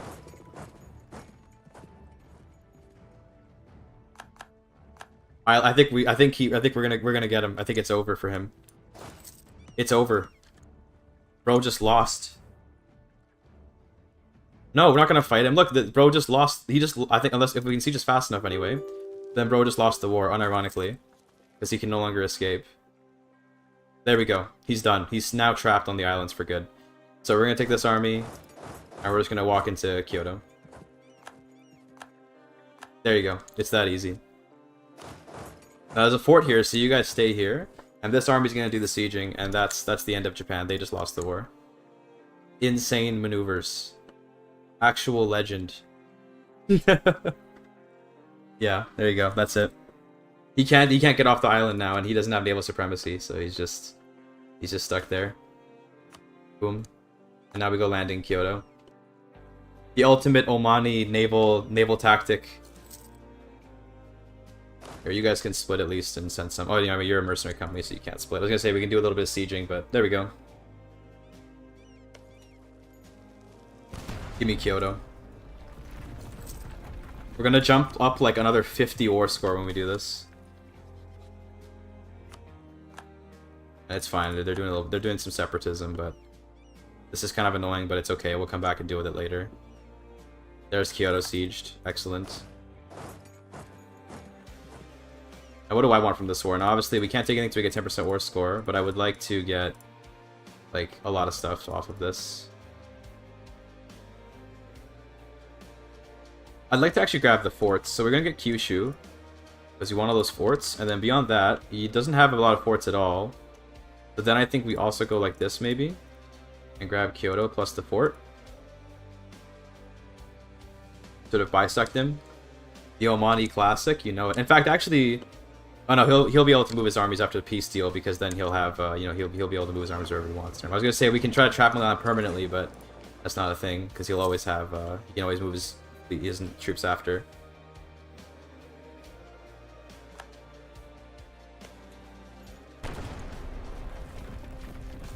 Okay. Now we're the ones that are gaining over time during this war.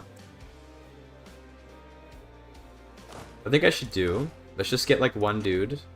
Actually, no. Now that we're sieging this fort, this guy doesn't have to stay here anymore.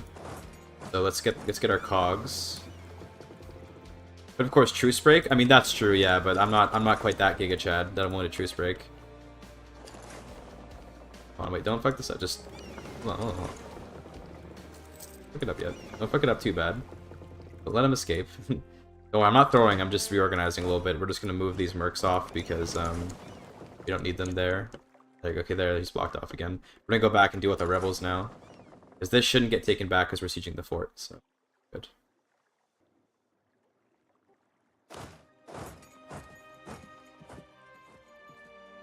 Yeah, we're taking off attrition. Oh, wait, where's he going? How's he? Where's he? Oh, he's going to EO? Okay, that's fine. Yeah, he's just chilling here. Yes, hey, don't scare me like that. He doesn't really take much attrition, so he takes 1.7%. I mean, he is running out of manpower. He probably is losing manpower slowly but surely because of that, so he may eventually just, like, lose all of his manpower, but, yes, he's slowly destroying his manpower reserve by staying there like that. Pretty funny. This war has been going on for like 8 years now, by the way, which is hilarious.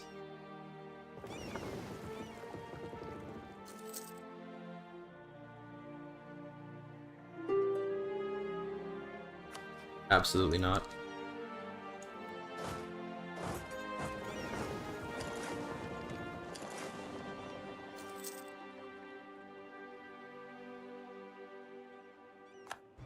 Okay, there's the fort. Okay, great. Get his last fort. Alright, he has more forts in Kyushu, but yeah. We could go like this. These are level 2 forts. It's level 4 fort. I don't think we have enough. We need to wait till the merc company is available to do both those sieges at once.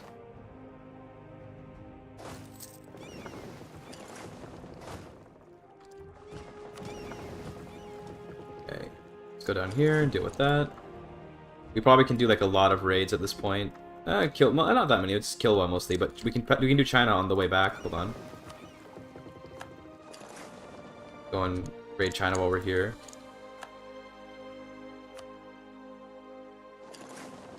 Invasion fan would be costly. True, dude. You just leave them stuck on whatever the name of that island is, and there you go. Easiest clap of America's life. Yes, the bomb is necessary. They should have done the Oman strat.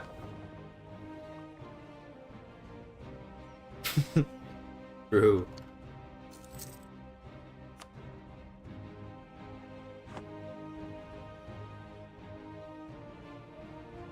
Just want to deal with our rebels.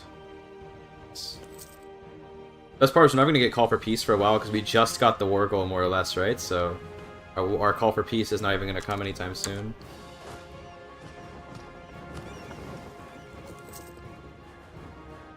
Go over here and deal with this.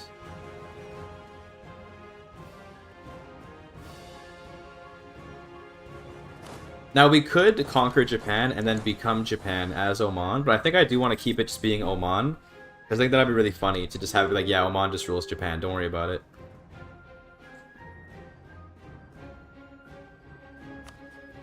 There's a tech. I think we can grab this tech, because we're looking pretty okay here. I think we're going to have enough admin points for all this. We almost have, the Sec 17 is pretty good because you get universities and you get the ministry efficiency and stuff. Looking forward to that.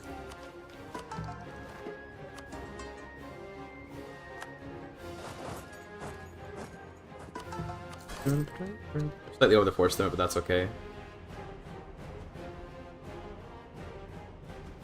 This is so funny. He's at 1k manpower now, by the way. He's almost out of manpower. He's at 0 now. So now he's just gonna start taking losses, like just gonna start losing men. That's hilarious.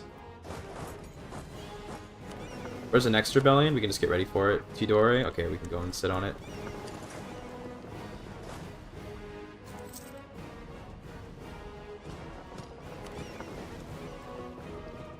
This one, right? Yeah. There for a while.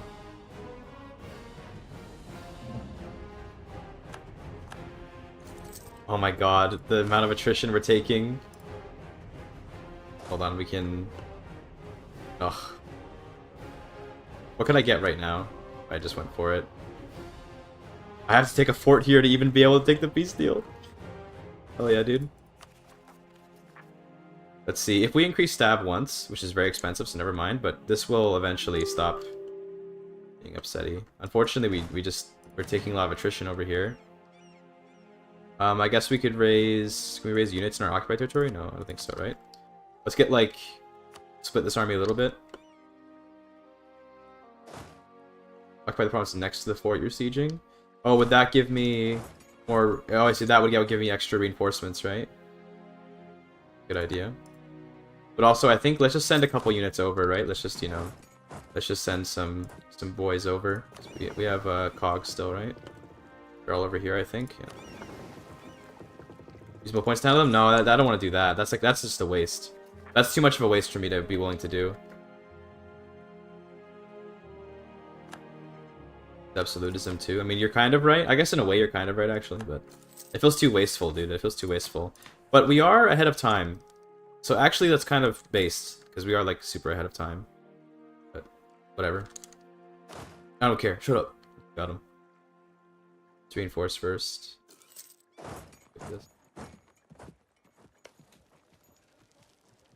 The siege resumes. Look at them, they're dying. 59.4k. If this just let them sit there and slowly die. I mean, fuck, dude. Crazy. Yeah, there is a thing for that. It's this one. And we could do that. It's true. Big true.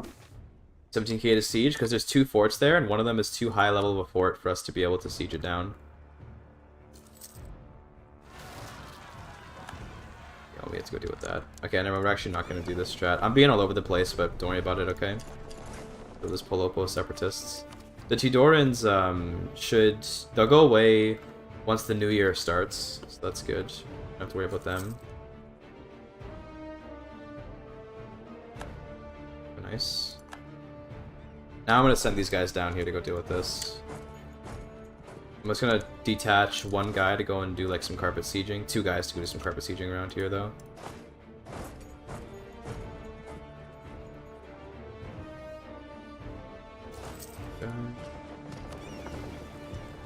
I know I'm, like, playing this really inefficiently, but, like, don't worry about it, okay? Don't worry about it.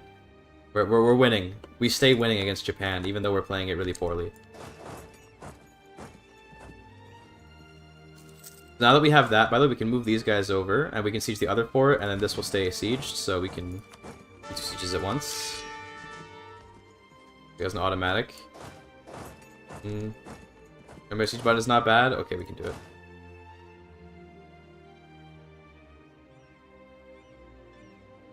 Like that. That way they take care of all that.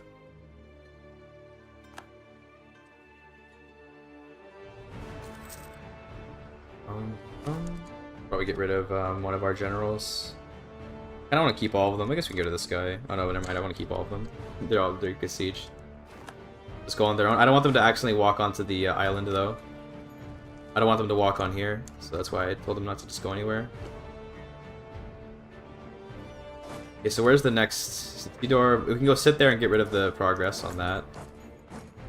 That'll be easy to do, because if we put these guys there, then they'll reduce it. This is very XQCL. Thank you. So based.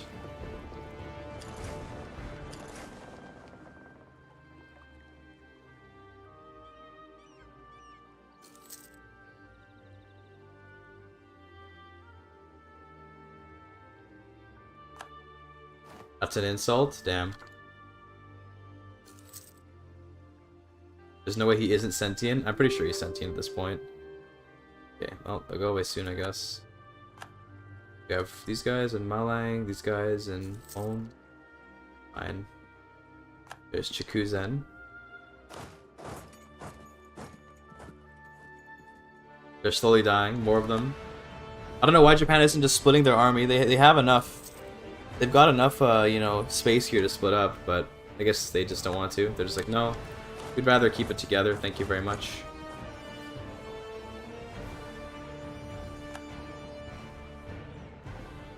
This is the Pope. It's the Pope! Hello, Francis. A pleasure to meet with you.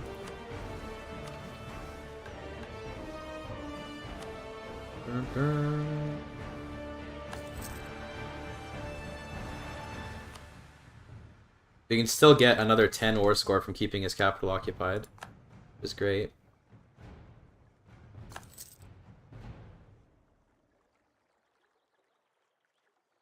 I just gonna sell fake chatters to streamers. Based, honestly, grind set. I'm glad I got to contribute. That's what I say.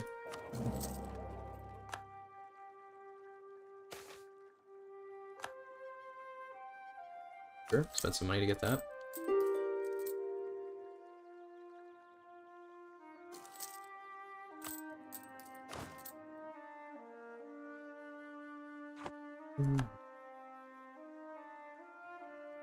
There we go.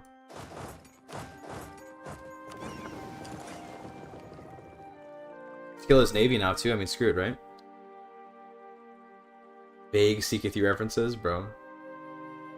We do need a lot of admin to core all this. So yes, you're right that we should not tech up, and we will not be teching up. We're gonna need a lot of admin for this.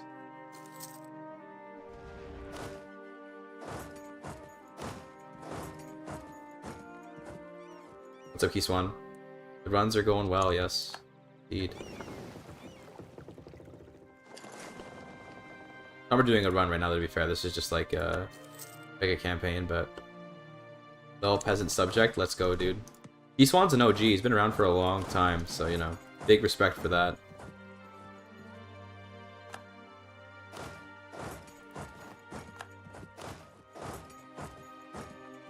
Getting call for peace now, which is fair. Jarvis Hormuz. Well, this is a mega campaign. We were playing as Andalusia, but we swapped countries in CK3 a lot. So damn, that's something. So we swapped around a lot and stuff. We were playing as Andalusia in EU4. We did all this stuff, and then we swapped over to Oman now. Yeah. What religion are you? We're Shia. Pretty chill. Time to become Shinto though, eh? Giga Chad.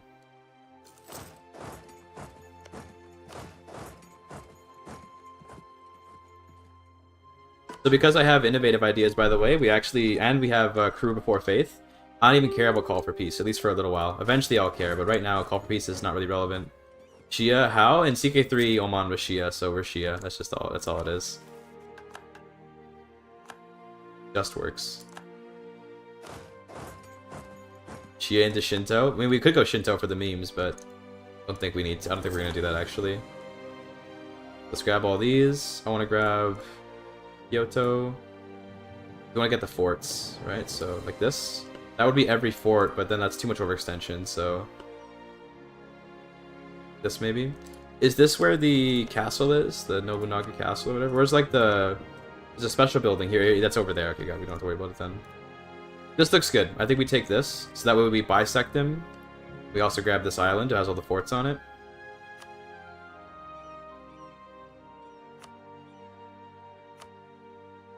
At least Janzu? No. Get his money. We'll get his money. We'll get a little more score and then grab his money as well. What's his war exhaustion's probably is like so high right now. 5.4. I thought it would be higher, to be honest, but.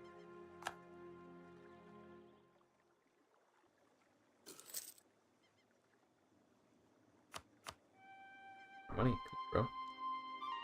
Yo, cash. So we can probably go and kill more ships. I do really like that he just threw away all of his manpower doing this. In fact, we probably should just go and stack wipe him because he's got... Oh, he's breaking free. Hold on. His navy is escaping. Oh, no. I think we can just go kill him, though. Like, to be honest, I think we actually can just go and, like, murder him. Even if he breaks free, we also can just peace out. But yeah, it's pretty sure that we can just wreck this guy. Hey, we got the Japanese flagship. I think we just peace out now before we, you know, make a horrible mistake. There you go. The fall of Kyoto. Hell yeah. So, lower your manpower. Yeah, exactly. There's not really much point. I guess it would. Yeah, it would be no point really to do it. Let's steal some dev here and put it in our capital. That'll be fun. Let's core it all. Fortunately, we can't core the inland stuff, so that's sad, but that's okay. But we did it. We invaded Japan. Oh, Shun conquered Ainu while we were doing that, by the way. That's funny.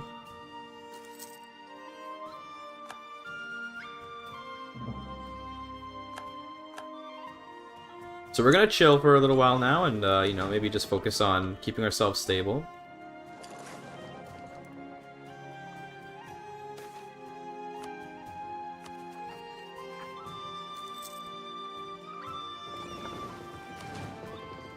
We did it, Reddit.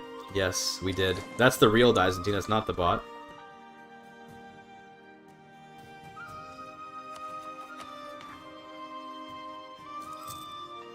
How much dev do we have in our capital now after we took all that from the damn Nizwa over here sitting at 23 dev. Pretty good. Oh no, we lost our guy. That's okay. Rip our super good ruler, but it is what it is.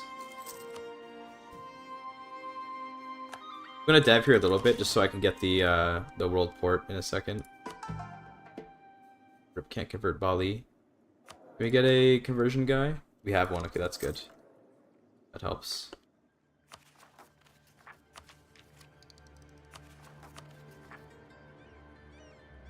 We know what. Can I cancel these without losing any points? One that I could do the math on easily, because I can actually take the tech and then it'll be cheaper to core. No, it makes me lose points. Not worth it then. Okay, well I wasted some points, but it's fine. I was gonna say we take the tech first, and then we can, and that way we can get the administrative efficiency. It's still 10%. Is that actually true? Wait a minute, did I just do the math wrong? We're already past 10%. That's why. Okay, there we fucked. Rip. Past 10%. Read these once you get to Vic 3. This game isn't that. This game isn't that intimidating. It's just kind of intimidating. Persia getting even bigger. God damn. We'll take this now, actually. And then this one's below 10, so it saves us points. But we'll take that now. And then thanks to the administrative efficiency, we'll be able to core a little bit cheaper, at least for Kyoto and Yamato. So that's nice.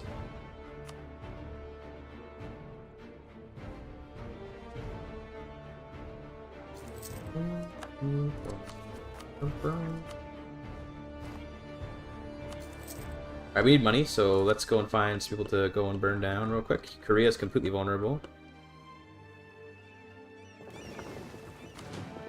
We're gonna split the navy in half. We have the Japanese flagship, which is really cute. We're gonna keep the cogs here though. We're just gonna not use the cogs for anything besides transporting, because I get frustrated trying to keep track of them. So these guys are gonna go over here.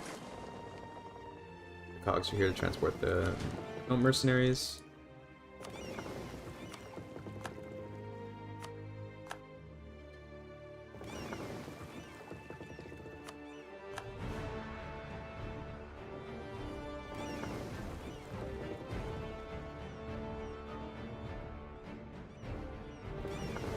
Big 3 do in fact be a watch line go up simulator. Big true. Go there and get money. Oh yes. Chinese raiding. So much. We can't quite get into the Bohai Sea, can we? No, definitely not. Quarter of a million pop in Vic 3? Yeah, true. What a huge number to get to. Never let journalists live this down, okay? Even though it wasn't even that bad, even though it wasn't even that bad of a mistake, never let him live it down, okay? It's over for him. He'll always be the $250,000 guy. Always, forever.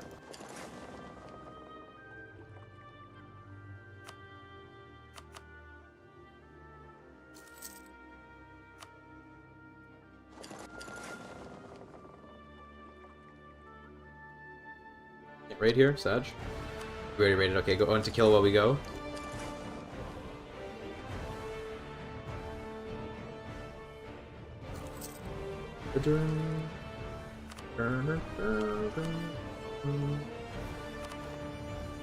So much money, dude.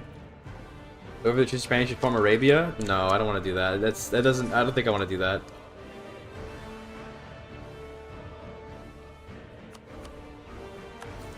Not even 500,000 pops in US. Damn, bro is throwing if he can't get that many pops.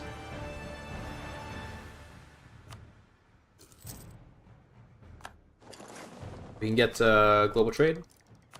Very, very nice.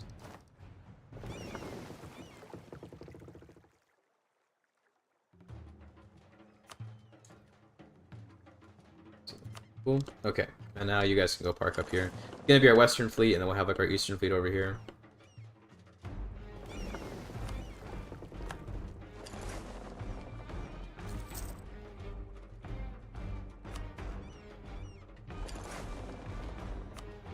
Journalist is too good. That's how he gets that much GDP. He's just too insane at the game. He's too much of a Giga Chad.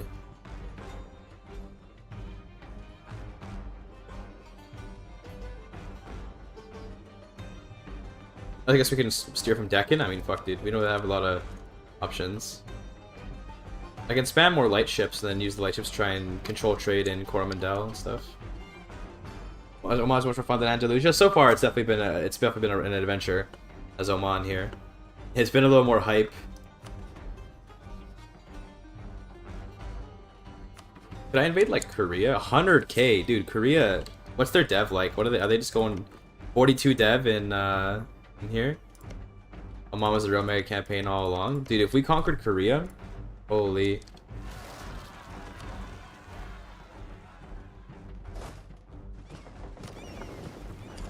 That'd be crazy.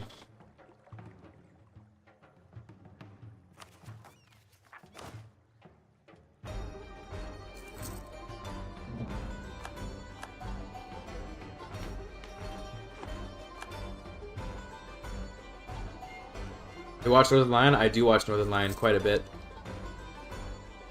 Northern Lion is probably my favorite streamer slash YouTuber to watch, and I've been watching him since I was a kid. I watched him back when he first uploaded his Super Meat Boy playthrough, and I've been a fan ever since. I'm a huge fan of Northern Lion, those that are curious.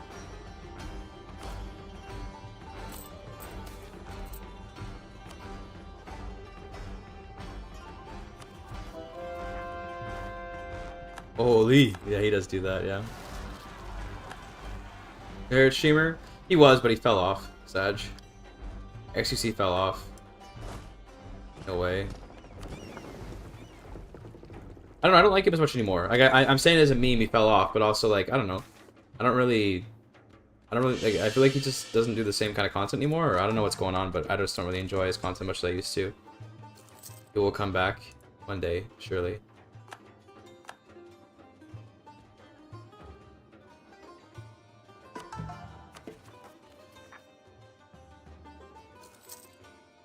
Watching Northern Lions, he started doing CK2 with Arumba. I discovered CK2 through Northern Lion when he plays Ivar the Boneless, and then later I discovered Arumba through Northern Lion. So for me, it was the inverse.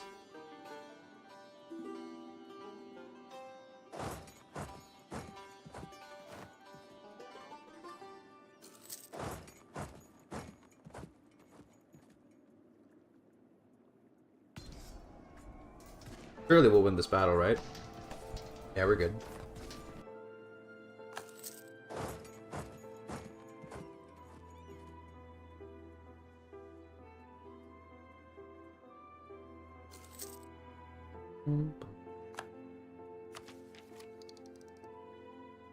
Even if you were gonna wait till our ahead of time penalty's gone.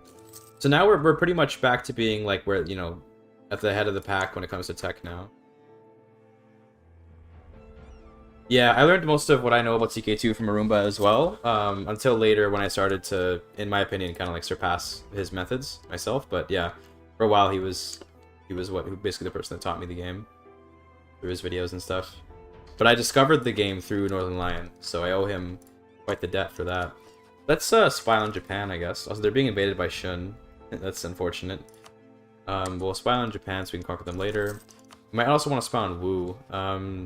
Wu could be a good invasion target, but I wanted to wait to invade China until we had raised provinces, until we had this rule through loot, because then we can just like obliterate China like hilariously.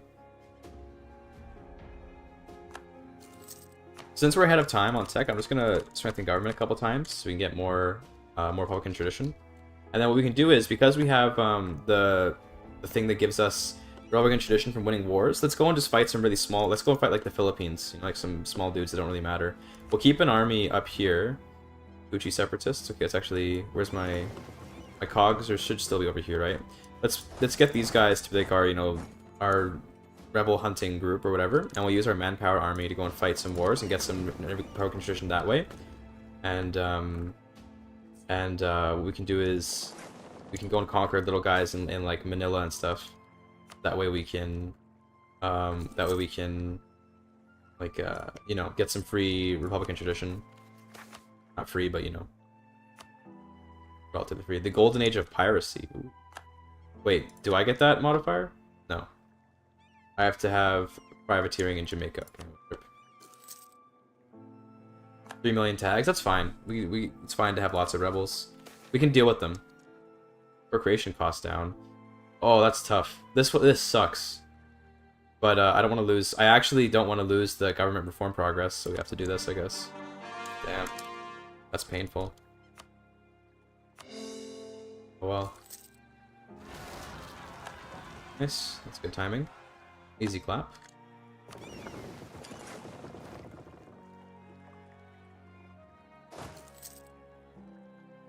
Let's build a couple more. Actually, no, we're pretty much worse than I did.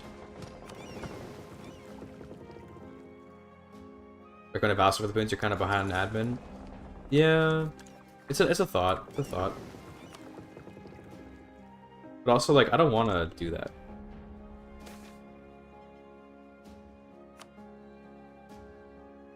But so focused on optimizing every single bit of the game, sometimes it ends up being suboptimal in the big picture. Interesting, interesting.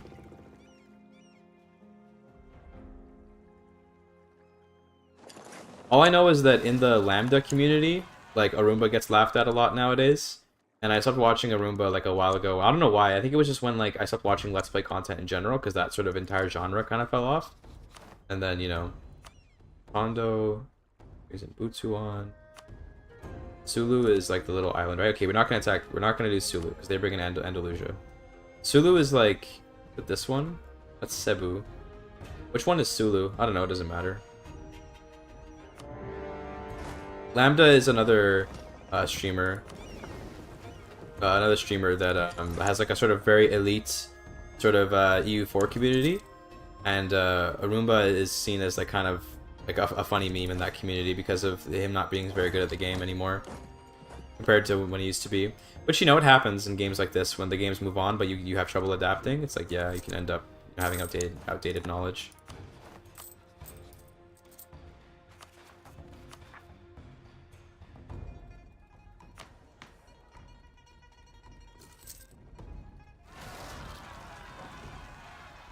Very slow and methodical. That's true. Oh god, we apparently don't have enough ships. Oh, rip. Okay, these are all cogs. What am I doing? I sent a pure cog navy, but oops. Yeah, we need to use like our actual navy to defeat this. Rip my cogs, by the way. It's okay. We didn't lose any troops at least. But yeah, we need to actually use like a navy to defeat that.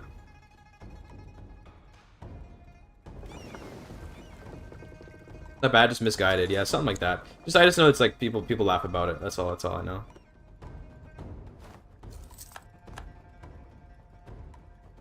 Hold on.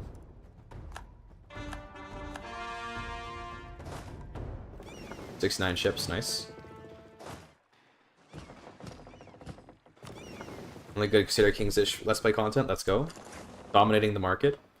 And yeah, it's because I put the effort into like make them more unique videos than just Let's Plays, right? Because I wouldn't really consider them just Let's Plays. They're a little more than that if you ask me, but that's just me though, you know.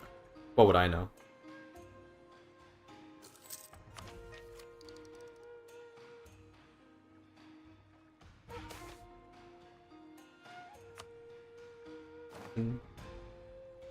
Well, now let's go back and get the transports here. Bunch of pothead separatists. Ooh. Let's pick on that because of streaming? More or less, yeah. Because streaming is like just kind of a better way to watch a Let's Play. Because what you're doing right now, you're more or less watching a Let's Play right now. But I just did it's live, so it's like literally better in every way. Please check your plan and billing details. Bro, what? Ain't no way. Selling his bot? Based. Crazy.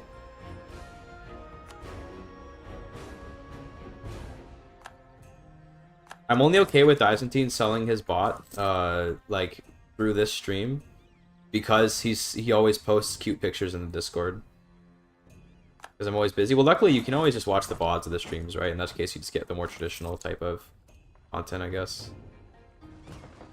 Money for fake chatters. I know on Kick, that's a big thing. Like, on Kick, people love doing money for chatters and stuff. I don't know about how much on Twitch, though. But yeah.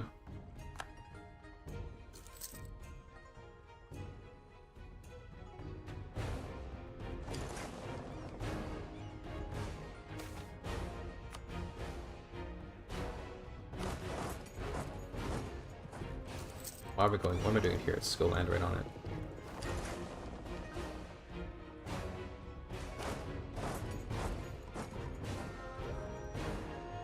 Missed the T part of the convo?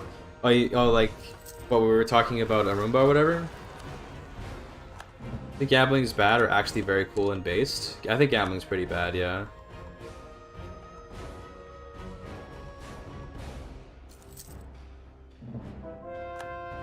Libertate. Oh my gosh. Pirate Republic. It spawned here. What the fuck?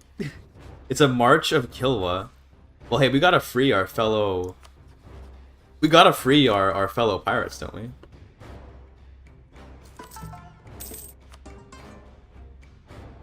So apparently this is a super fort. Like what? See you later then. We'll deal with rebels instead. Deal with the rebels.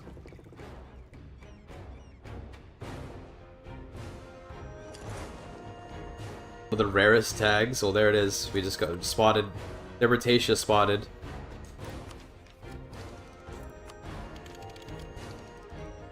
Oh, nice. He chose to leave, so now that can be Malacca's problem. Easy. Go with that, Malacca.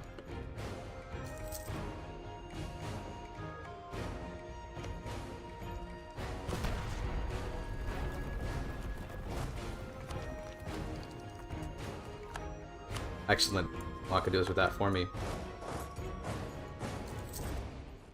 95% of gamblers quit just for their big score. So true. So true. Humongous truth. True if big.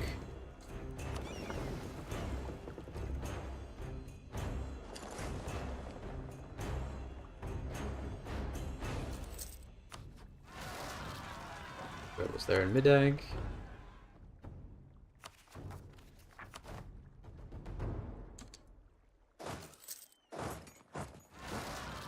Kuzen, of course it's on the other side. Oh no, we don't actually have an armor there, never mind, just say.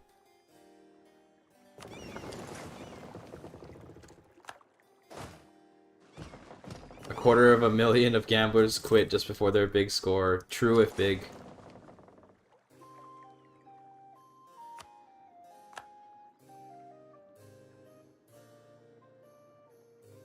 you have a fleet over here?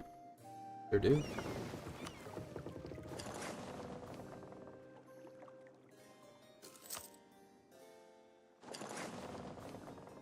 Beat me to the true if big. Bro, I copied it from you, bro. It's the newest TikTok trend. True if big. I guess.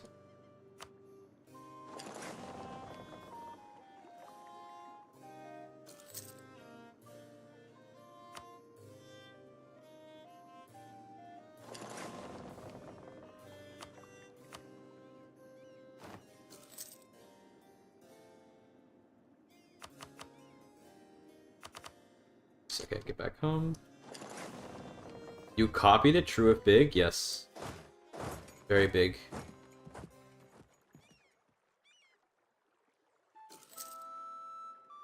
Wait, Mike Winton now's got their army down here. It's funny.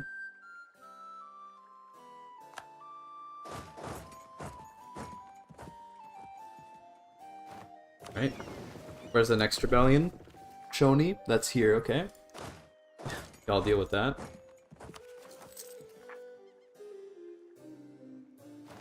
I'd like to make these states, but I'm waiting till these finish coring.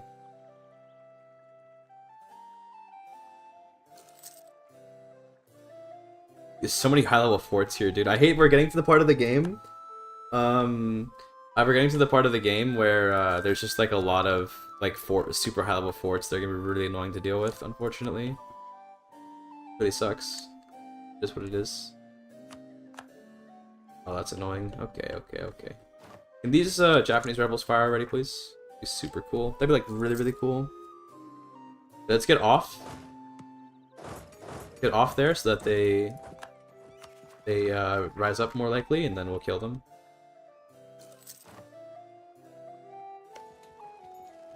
Or some history that was Siege Simulator? I mean, yeah, pretty much. This is unfortunate, but whatever.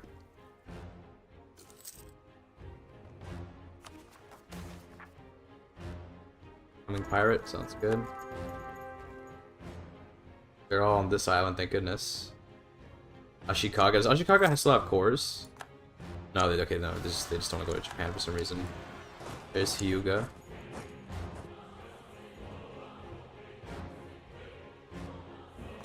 There we go.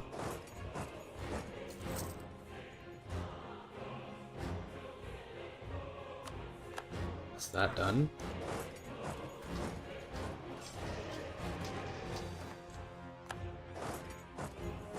I think I remember that patch, Fernheim. That was a hell of a patch. That was an era. I think I also remember that patch.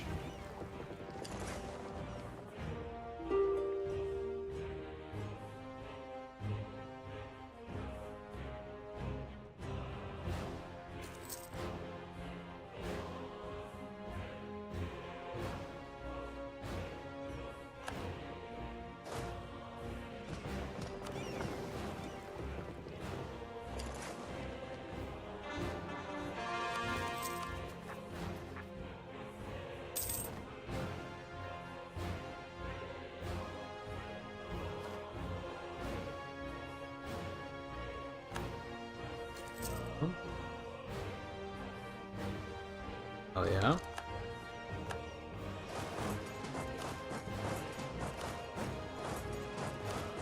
We get all that back. Yeah, that was when the AI was trying to make more money, so it would delete all of its forts. It's thinking, oh, I don't need this. And it was kind of based, because like players do be like that, but they would delete all of them and not just like the ones that you don't need. Also, damn, Shun just like moved into Japan. Crazy.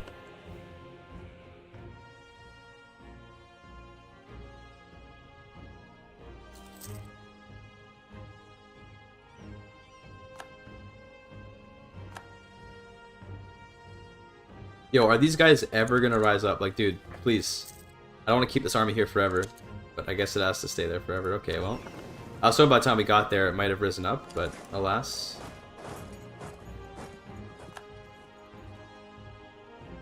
Omanian Shunian partition of Japan. It sounds cursed. It is cursed, in fact. Almost as bad as Andalusian Australia. That's worse than Austrian Australia, as Andalusian Australia. I won't lie, that's worse.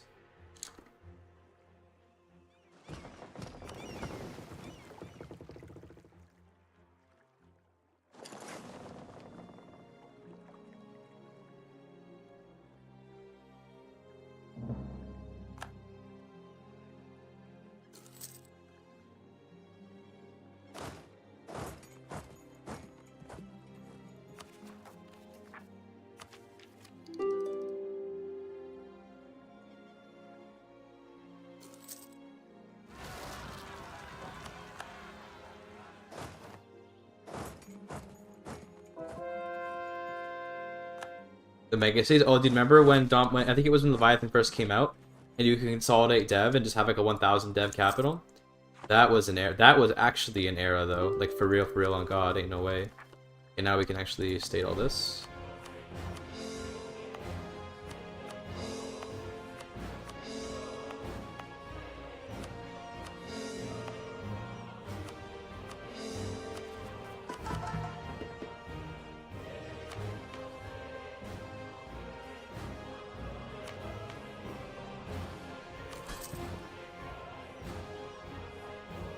The hentai tag on Steam. That's so based.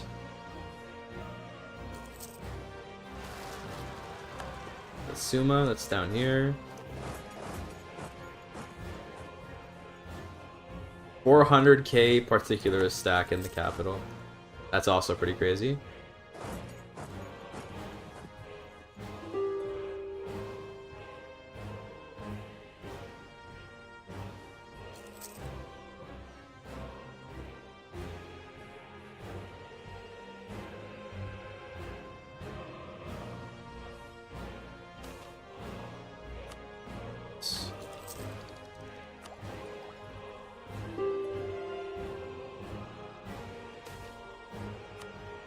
first month's a post-launch bug testing period. Honestly, kind of true though. Honestly, big true. Honestly, true if big.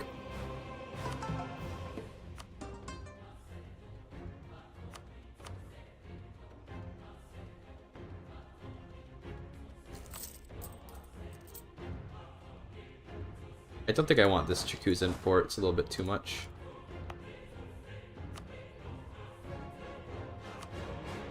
Get out of here. Any other forts I don't really want? I think these are all fine. That's fine. Yeah, I think the rest of the forts are fine.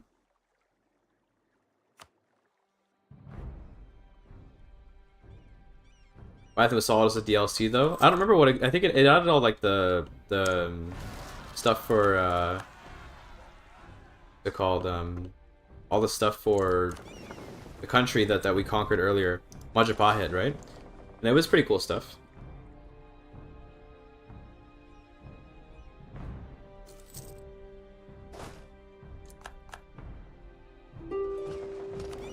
Monuments. Yeah, monuments were really sick. Yeah, I agree. Monuments were a good addition.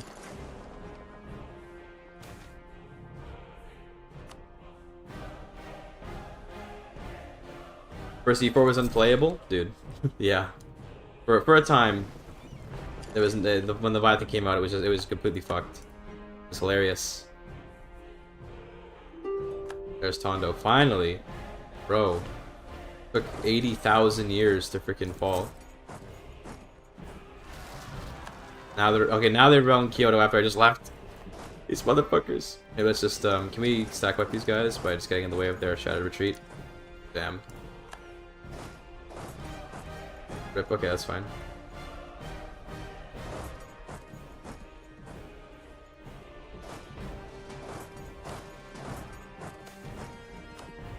Gotta occupy all this stuff so we can actually take it. Unfortunately.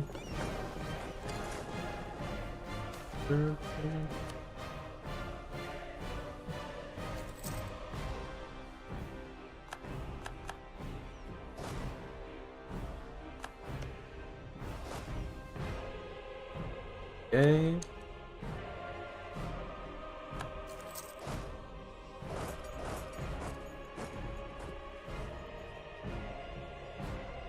Bro, it's fine. I don't need that like super hardcore that super hardcore like siege carpet sieging. I'll just do it manually. I like to do things inefficiently. Giga Chad. I should go and stop to Kyoto separatists. Okay, we're at 100% now. I think we can. I mean, I guess we can just do it. We can just do this. It's probably good enough. Yeah, it's about as much as we can get with the war score limits, anyway. It's cool. Great. Coring time. Was able to core all of it. Let's go. Go and deal with the rebels here. You guys can go up here to Tondo.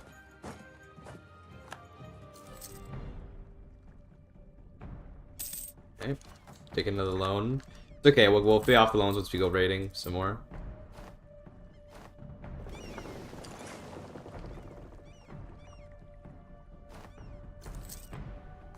Raiding cloves, walkers.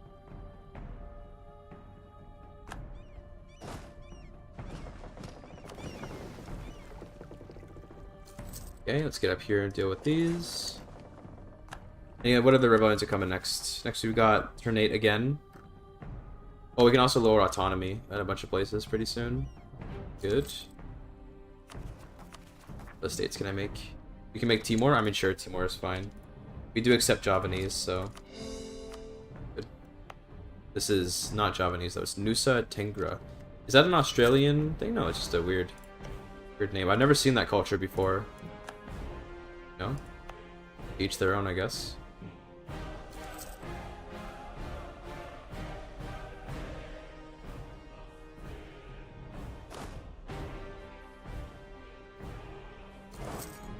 Go.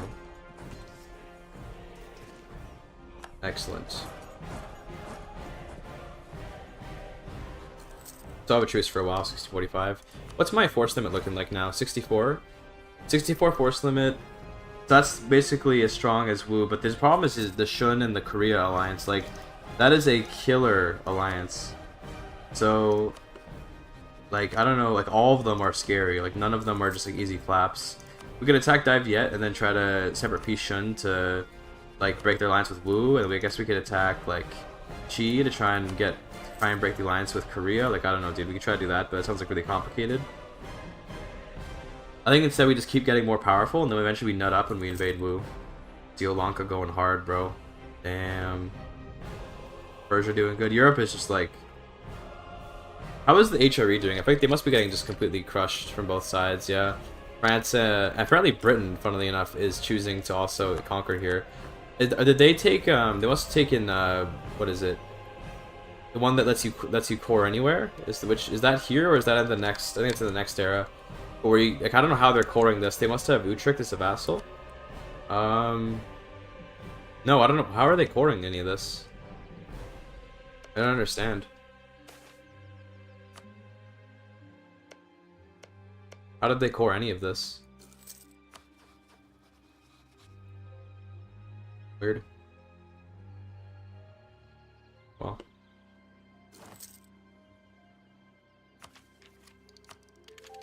Tech, let's go.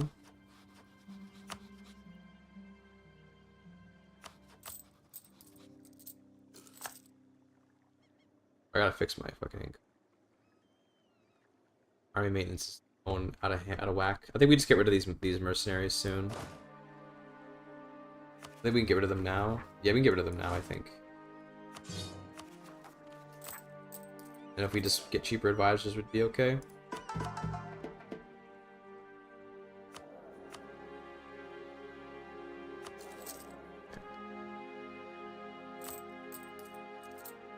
Then we can pay off our loans by raiding a bit.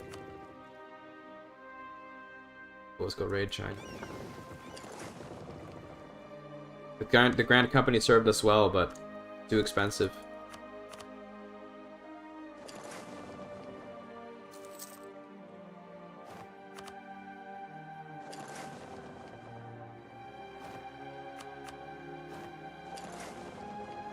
Go.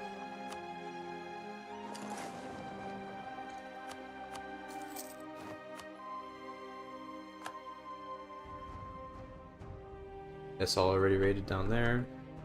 You raid over here. Wish there was a like a button I could press, like a keyboard shortcut for raid coasts, but what it is, I guess. Should let us pay off all of our debts. Oh yeah.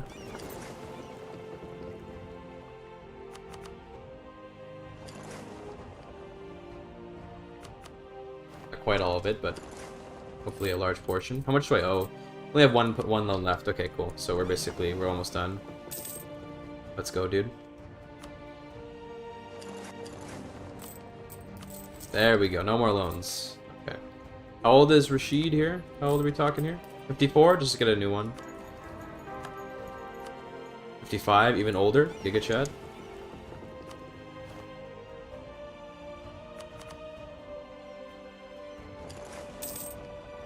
Patron of the Arts, though. Damn. Nice. Love to see that. Bro is a pirate patron of the arts. Kind of based in Sigma grind setting. To be honest with you here.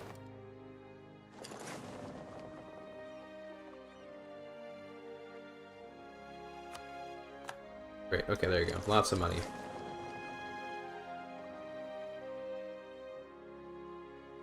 That's my entire army right there at that 34 stack, right? Yeah, that's the entire army.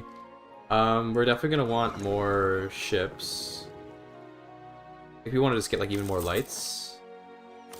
Yeah, more lights is good.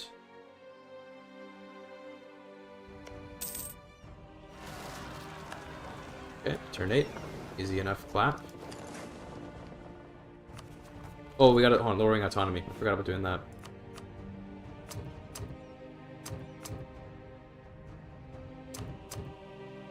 We stay lowering when it comes to autonomy in this household.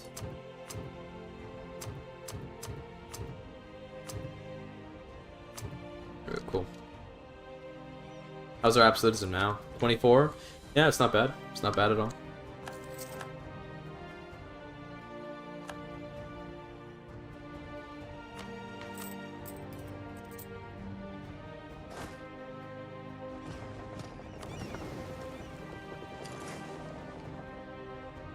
So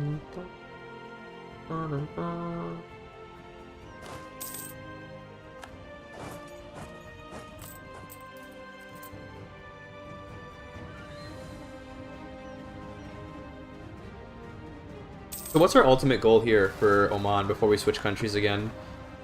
I really don't know. I guess we conquer like we conquer like a bit of China, and then after we do that, we raise it.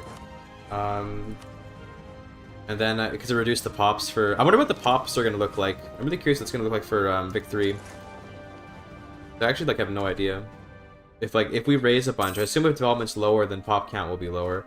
But then again, I don't think that it's just development that determines pop count, because otherwise China's going to be very underpopulated compared to Europe. But yeah, we'll see. It's probably just if I had to guess, a wise way to do it probably would just be to like literally base it on culture. Like some cultures probably just have like more like pop count in general in when it goes to Vic 3. But then that'd be weird if you culture converted Beijing and suddenly it had like no pops in it. I don't know.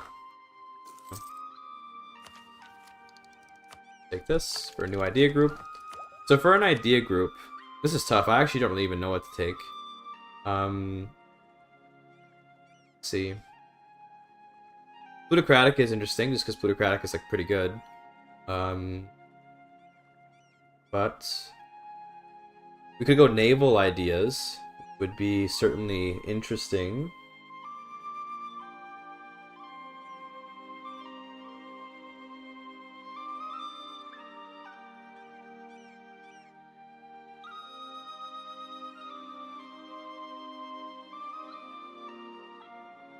Probably not mercenary ideas. I think that's going to be a good play. Naval ideas is a bit of a meme, although naval barrage cost minus 100% is kind of poggers.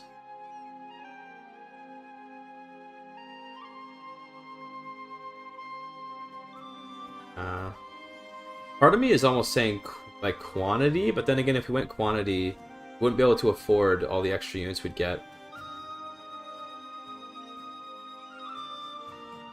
So maybe we would want to go to quality. The infantry combat ability. I think quality might actually be the right play, unironically, for infantry combat ability.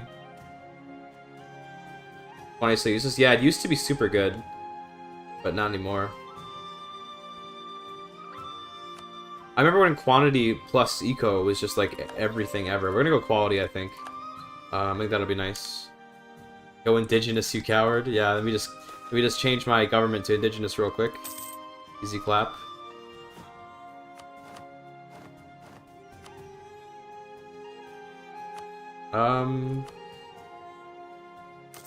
That's kind of good.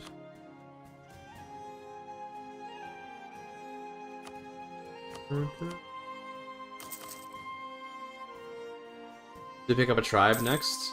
I don't know where we go next, bro. It's gonna depend on how exactly the world looks once we're done playing here. What is the MP thing? I see. I guess it's fair because in single player, like, you never really need that many troops to win.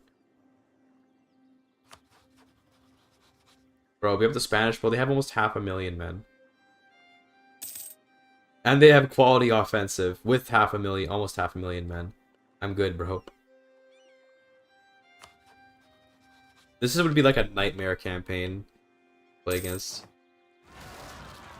But it's kind of bad in general, I guess, because like you can just win by being better at the game and not necessarily having better units. But yeah, it's fine. We got to invade China, okay? So we need some stronger men.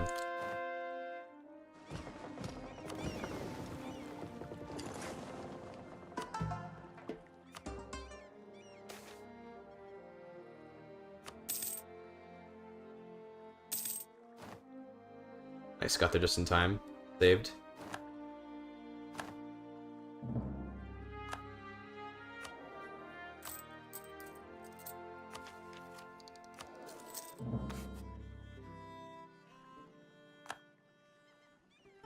Only good military idea group in SP is indigenous, and that's the top 3 idea set in the world at worst. Damn. Pretty funny.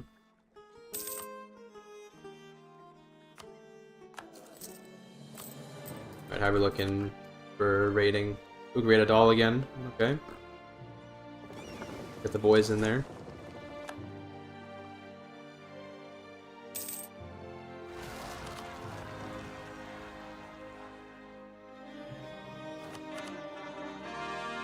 Boars are here. Let's go and deal with those rebels.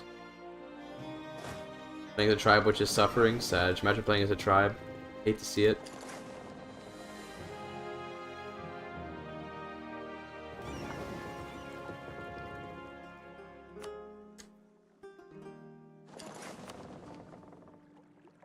I love playing as a republic personally. I find that republics have like the coolest reforms.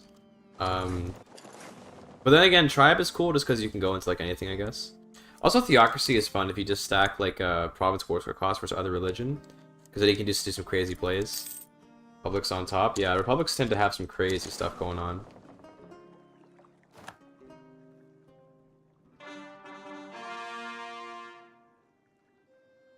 Holy Horde, yo, Holy Horde. That's the good shit.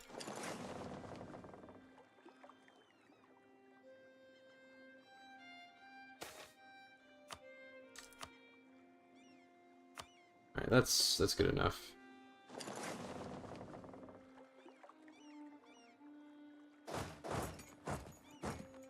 Get a commander so we can reduce our losses a little bit.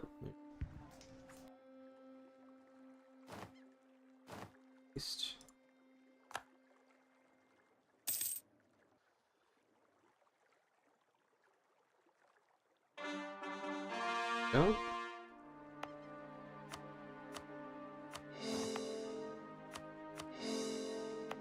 We'll make all these cores. Are we now out of governing capacity? We are now. Okay, hold on. It's not. Let's be careful. I guess, yeah, let's undo these. Okay, cool. Yeah, I didn't full core them, so it's fine. Now our income should be pretty good. Yeah, now we have much better income because we don't have to core stuff. Nice. If we want to increase our income, by the way we would do that is we need to start protecting trade in Hormuz a bunch. I've got all these light ships. I'm gonna consolidate my fleet again, except for the cogs, I think. So the cogs can stay. Everything else gets consolidated. Bring them together in Muscat. And let's set up some trade fleets that are just gonna like trade over here, because we can set up like a bunch of trade ships and just take all this trade into Hormuz and then take all of it. We're gonna be bottlenecked probably by Gujarat, but it's fine. Most countries are already dragging money away from Lanao anyway. You're just sort of scam. Damn, really? Ain't no way.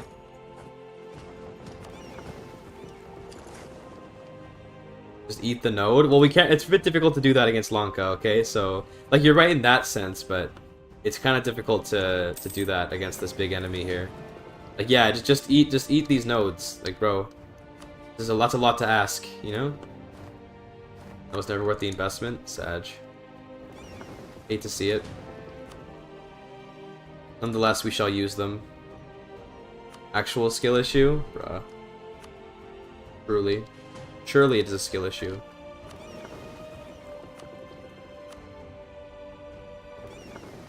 Upgrade everything, apparently. Okay, rip. So you can protect trade in Hormuz. You're gonna protect trade in Gujarat. And I'm thinking this will massively increase my income. So if you look here, see, yeah, that was a pretty big increase from 16 to 32. Pretty good, because now we actually control more of the node. So that's nice. 52. Never mind. They didn't go to Gujarat. 52 now. So island trap them on Hormuz. Big true. We don't actually have Hormuz though. Persia has that. 52 is pretty good. I'm quite happy with that. Yeah, they'll do their thing over there. Propagate trade. Yeah, sure. Propagate our religion. Why not?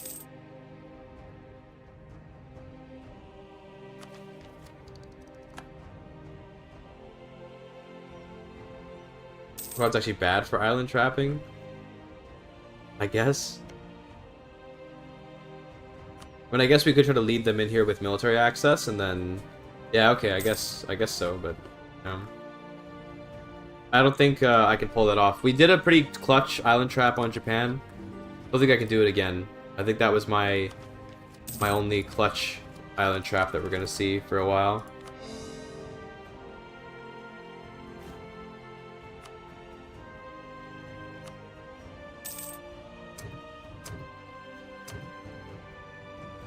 Is that everything? Okay, cool, that's all.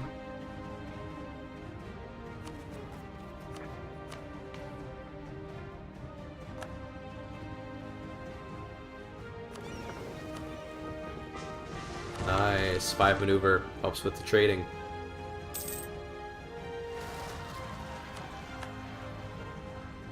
Alright, see you later, Pudding Kip. Thanks for hanging out. See you later, brother.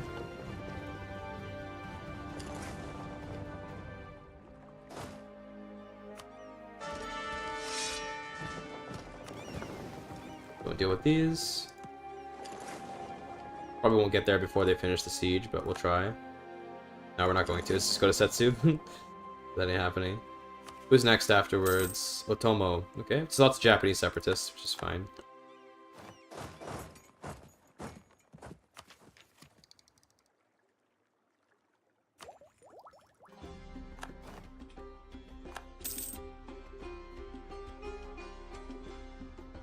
Yeah. How much longer is the truce? It's actually almost up.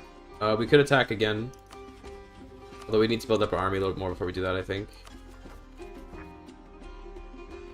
Go over to Otomo.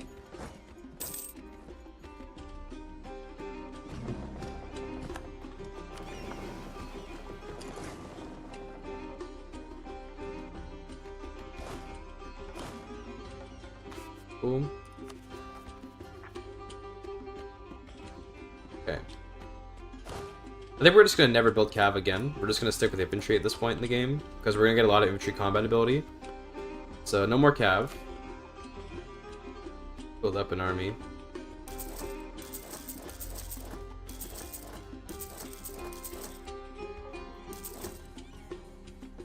Might as well use marines where we can. That's the end of our marines.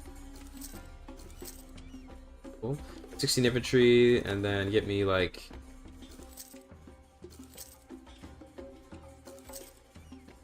Six, 7, 8.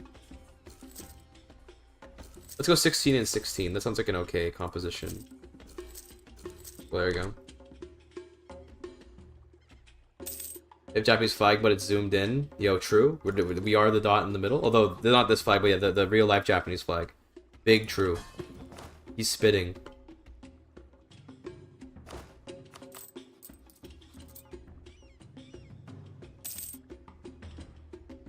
We're gonna keep invading Japan, and I'm thinking if we wanted to go like true meme, Shinto Oman from Japan would be a great meme. So we might try to pull it off. How much dev is here? This might be tough to do though. We have to get some Shinto zealots to go and occupy like most of our country. But yeah, I think it'd be a funny meme. I'm willing to try it. I'm willing to try. No guarantee that I'll pull it off. I'm willing to try though.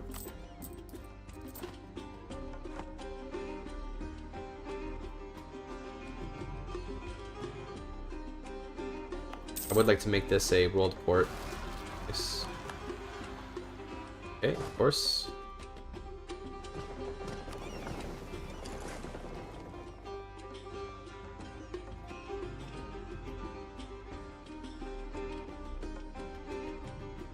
Oh yeah.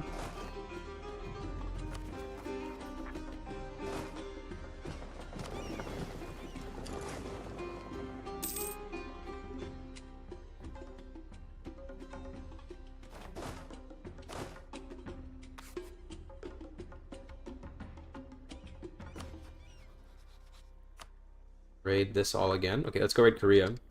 Raiding Korea is gonna feel pretty good. Because they're extremely rich, so... yeah, that feels quite nice. Yeah, that's they have a lot of money here. It's insanity.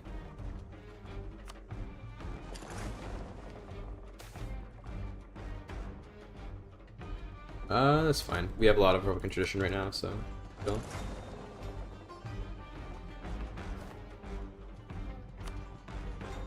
Right up there.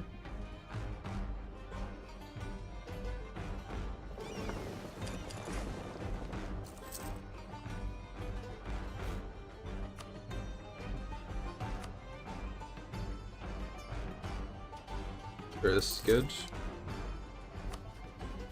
We probably should start doing some manufactories, eh? That probably would be a good idea.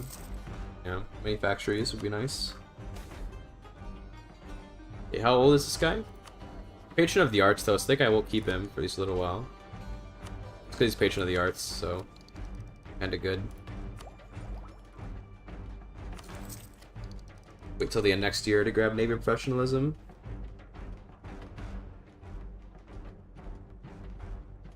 Is that Shinto? Oh, it's Mahayana. Okay. What to say, damn. Finally, they rebelled in the place where army actually was. Love to see that.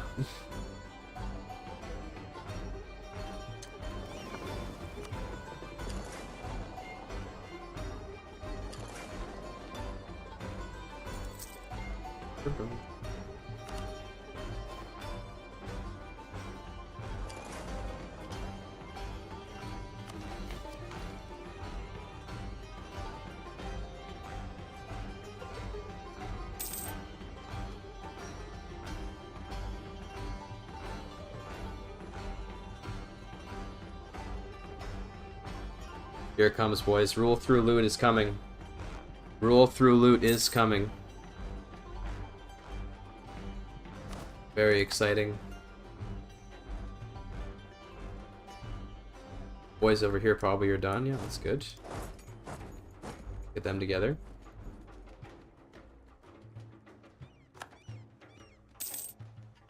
There's the Truce to Japan up.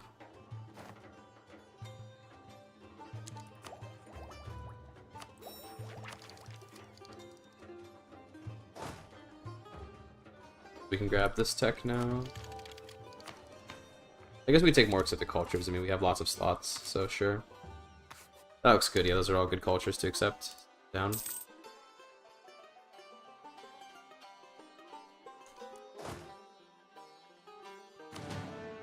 Nice. This is a good army.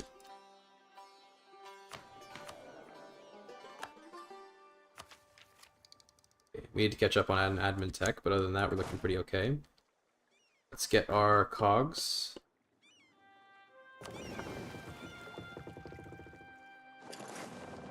What time's it? I have to, I have a thing to do at 7 o'clock, and right now it's 5:30. So we're good right now, but I'll have to stop stream probably in about, like, an hour. So it should be okay, but so then, you know, we got about another hour in stream before we gotta stop. And we're gonna keep playing Oman at least until we start racing and start burning some stuff down. That would be Pog. Like, I mean, in terms of for a second stream.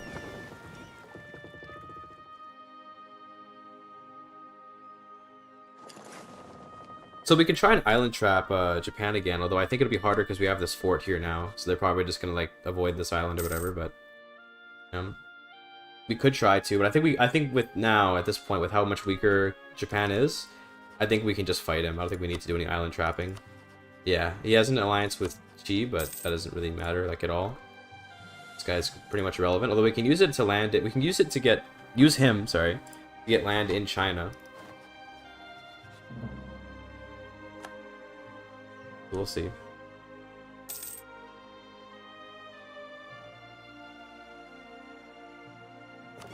This is just cogs. Upgrade the ships. Let's see, where's my, like, this is, like, my actual fighting navy. Put them up here. 11 heavies and 8 galleys is probably enough to beat 23 ships, whatever they are, so... Relations with France, a little scary. Please don't end up, you know, getting an alliance with France. That would be scary.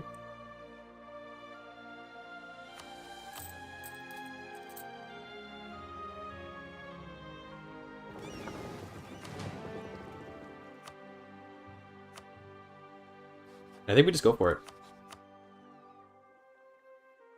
Here goes. Like a general for you, though. Nice, it's pretty good.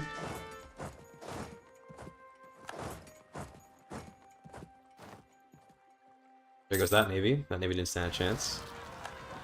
Yep. course, we had a rebellion, you know, just now, but it's okay. We'll deal with it soon. Is he going to the island? There's no... Wait, hold on. Okay, hold on, wait. Come on in, come on in. Oh, wait, no, he's going around. Okay, I was gonna say, would you like to go to the island today, sir?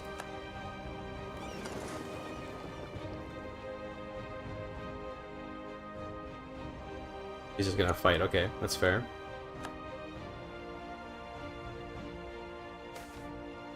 I don't see him winning this fight, but also might be. Yeah, he has more discipline than I do. Okay, let's be careful about this. Let's retreat across the strait. Maybe I could have baited him into Chukusa, but no, I wouldn't have been able to hold the strait. Actually, no, it would have been easy. What am I saying? Probably could have baited him in here, but he could have gotten out pretty easy by occupying this, though. That's the only problem. Oh, he's coming in. He's coming in, guys. Hold up, hold up.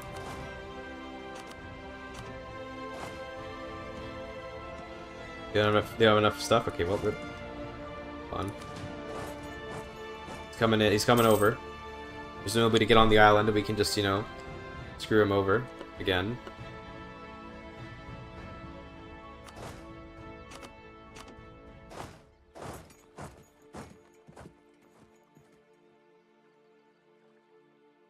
Okay, look at him. He's gonna trap himself again. Okay, wow, yeah, sure. Fight this army, that's fine. We're just gonna trap him on the island and then escape. Let's keep him distracted for a little while. Do what we gotta do, you know? These men bravely sacrifice themselves. Also, we can raid now, or we can pillage, or whatever. What's it called? Looting? Raise province. Let's get up here. Oh, guys, you can build a cross. Oh, damn, we managed to cross. We should have kept the bell going a little bit longer. A little bit. We had to go a little bit longer. Damn, okay, hold on. Can we cross back into the island? I almost got him, dude. I almost got him. Rip. Okay, that's fine, though. It's okay. Almost got him with a, with another island trap. But I think now we just kill him. He still has manpower, but I don't think it's gonna matter much. Let's just come back together.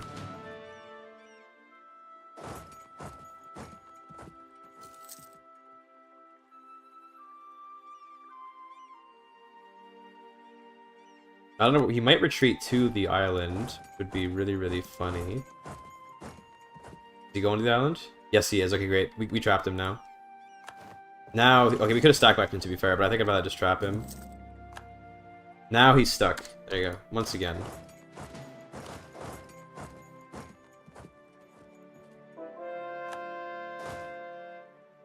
There you go. Have fun on there, pal. Have a good time.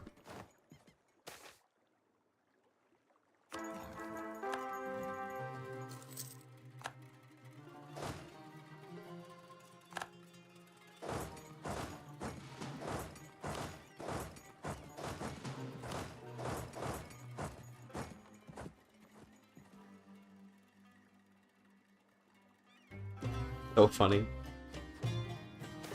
It's so cute when they're trapped like that, you know?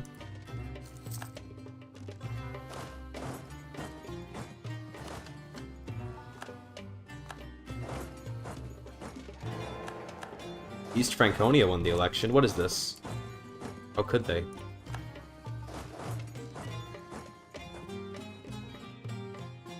So for this war, I think I want to grab, like... Maybe, actually, I think we want to keep grabbing up the east, because it's easy to trap him, so... On the island when we fight him, which makes the war really easy. I think we just keep going east. This. I think that's what we take this time. Go.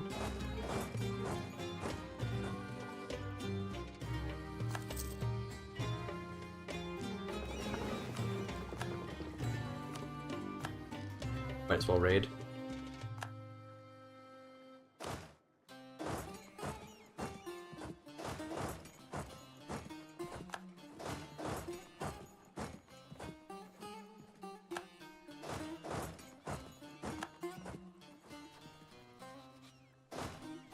Go kill his army, screw it. Why not? No, why trap him? We can just kill him. They're trying to advance for victory, but now shambles. It's gonna be Oman. You're gonna be playing as the Pirate Republic of Oman for victory. Surely. It's fine. Japan will still be great. In fact, if I go Supreme Giga Chad, I might even just recreate Japan as Oman by culture shifting and just become Japan. Which would be hilarious. But I don't know if we'll do that. That'd be like really, really funny. We could tag switch. They just tag switch. There just will be a Japan, but it'll just be like a weird Japan. Islamic Japan? Yeah, exactly. Muslim Japan. It's perfect. People talked about Christian Japan, but they forgot about Islamic Japan. Just like history, yeah, just like the history books.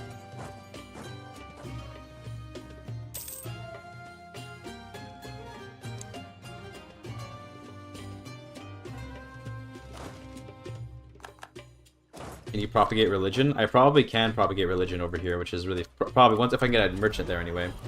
Let's grab the administrative efficiency, and then that way I can grab even more stuff. Just get one more thing, to be fair.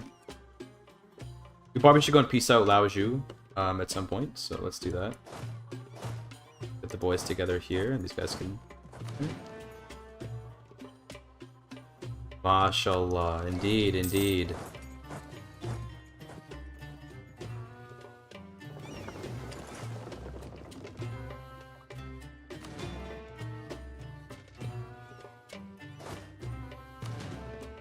Okay, this isn't quite the right comp. Well, maybe this armor just wasn't composed right, though. Although, then we have rebels to kill. I think we had rebels, right? Yeah, well, we had rebels. Go and kill those first.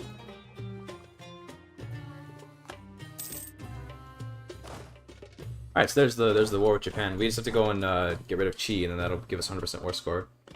Vision map mode reveal. Here. It's actually not that weird, except for all the Coptic, and then the iconoclasts obviously are weird. But beyond that, like, it's generally not that weird of a religious map mode. Like, unironically. Protestants from Sweden? Okay, weird.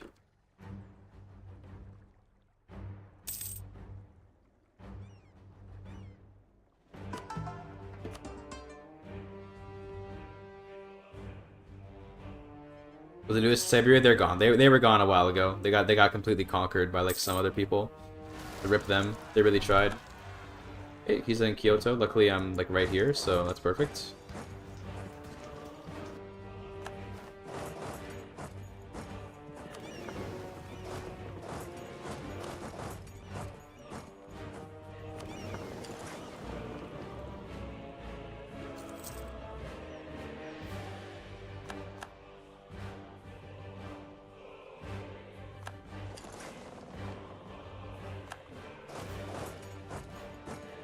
Nice. A reinforcement tick. Get up to Chi. Schleswig in Canada. Yeah, okay. Alright. Okay. Yeah, okay. I guess that exists. I guess that can just exist. This Hoi 4 music? Yo, Pog. Go.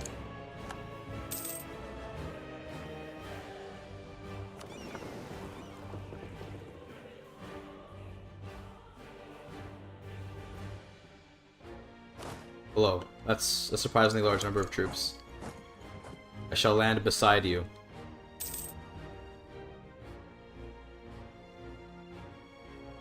Honestly, a good play for Vic 3 might be Korea, to be honest. This could actually be like a solid play.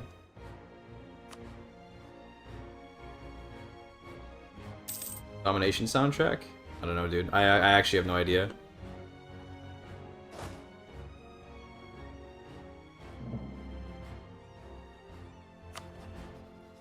Oh, is Vladimir falling apart? Oh my god, Coruscant. Ooh, Vladimir. Oh. Your Razors Victor, they got a lot of lead.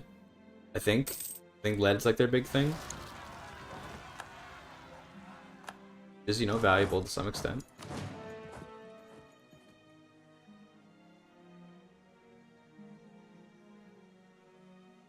Surely I will win this. Why are my guys so bad at fighting?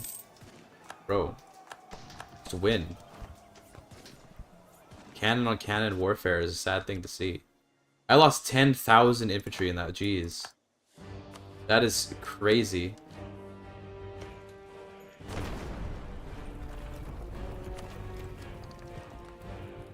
Let's not take the tech because we're going to have to core soon.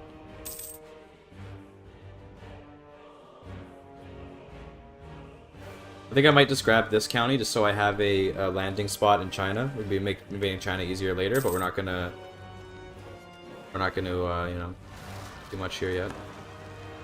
There's Laizhou. Okay, great. Let's just take this little county. 55 war score for that? Are you kidding me? County province. I'm sorry, province. You're right. It's a province. I'm used to CK3, okay? I really just want to give that up, so rip. I'm out of sailors again. No. Need sailors. We need to go raiding to get some sailors. Okay, India.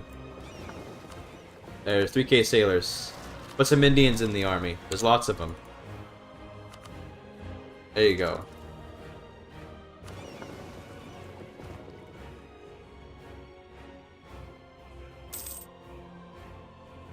Yeah, no, can't raid anything over there. Okay, that's fine. Turn 8 separatists again. Let's do this so we can save some sailors.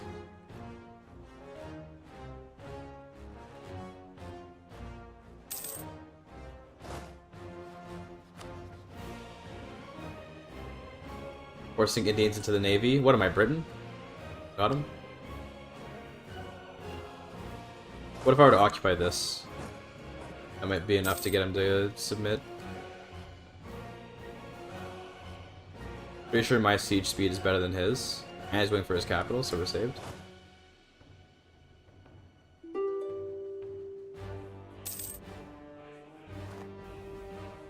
Okay, 6,000 particularists, monkas. Got that, nice. Burn it down. Oh, yes.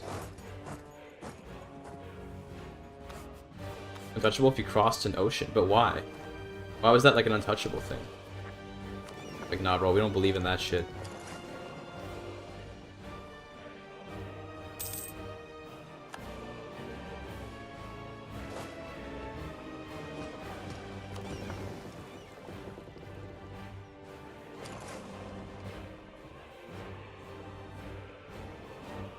Okay, Japan. And this. I would like to actually connect my borders, because that way we don't have to worry about stuff, so... This. That way we don't have to worry about like getting a ship over here every time we want to freaking go to the different islands. That looks good. That's perfect, yeah. Now we burn it all down. Yes.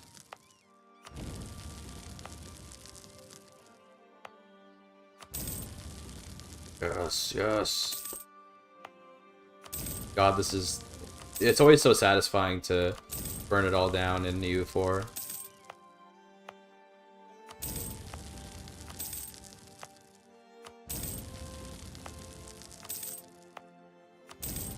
I remember when the Omani pirates just like desecrated all of Japan. Get everything? I think we did. Cool. Not core it.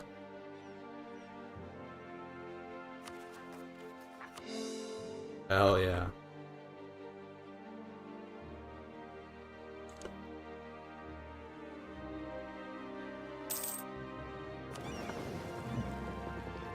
Trade dispute. Delhi?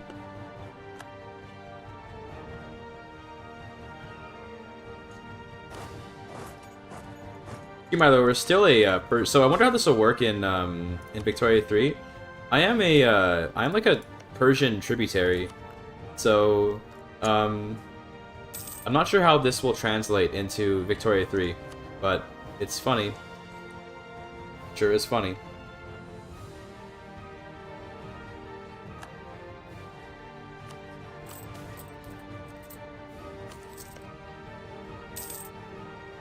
Associated notion was that crossing the ocean till the end of the reincarnation cycle The traveler was cut off from the regenerating waters of the Ganges. Such voyages also may bring family and social ties. Okay. Interesting. Very weird champ.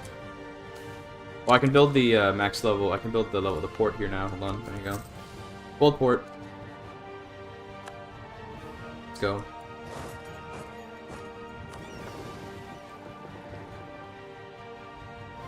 Up here.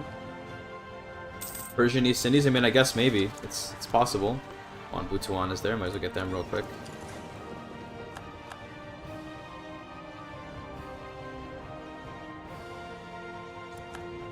I don't know if we'll ever, because we're probably not going to ever break free from Persia. Just looking at how insanely strong they are. I don't see us ever like breaking free from the Persians. Just looking at like they're just way too strong. 200,000 men. It's just not going to happen.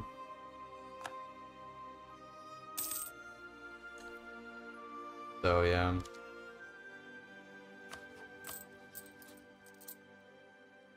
Andalusia is continuing to conquer in Italy. Damn, bear cakes, damn. Finally, evidence.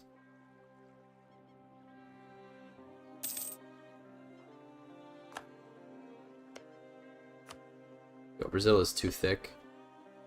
There's just so much V3. Oh yeah, they do. They have all of Iraq, and they have like the Caucasus, and they have Iran itself, and they have Arabia. They're gonna go pretty hard. This is their total like borders with all the protectorates and stuff, which means that basically all of Arabia is theirs. I guess all this too because of me, so nice. We're being a good little subject. I need to go fight that. Hold on. Forgot about that.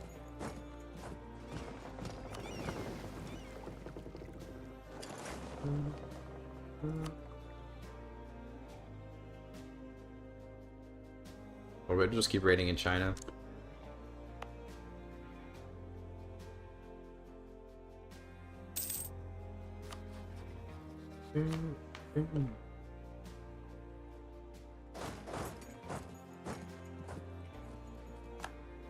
Alright, now you go up here and raid.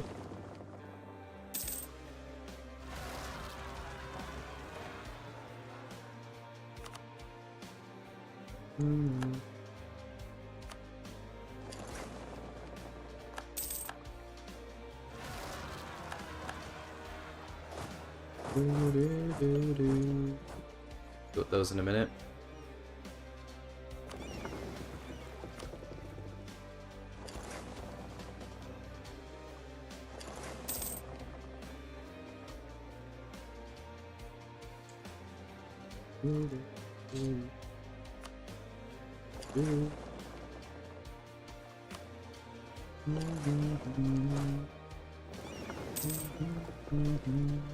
I don't know if I'm picking it up, but I'm humming the song right now. Might try picking it up. Usually it does.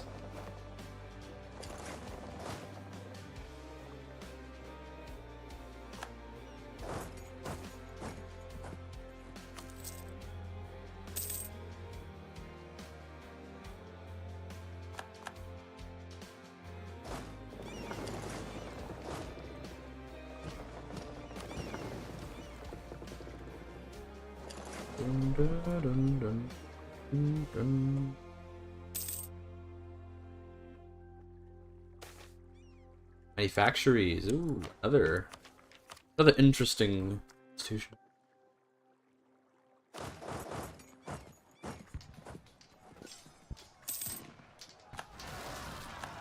More rebels. The rebels never end.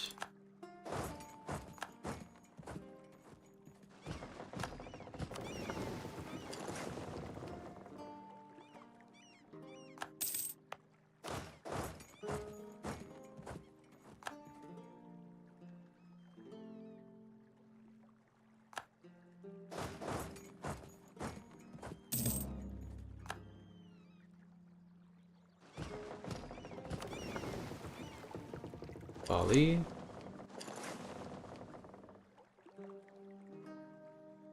Kilwa is here. Bro, what? Why? Allied to France and Andalusia? Oh my goodness. Guess we're never going to be fighting Kilwa, but Kilwa is here. Vision of Persia go for? They're Shia, I'm pretty sure. How old is this guy? 52? No, we'll just get another new guy. Persia is Shia.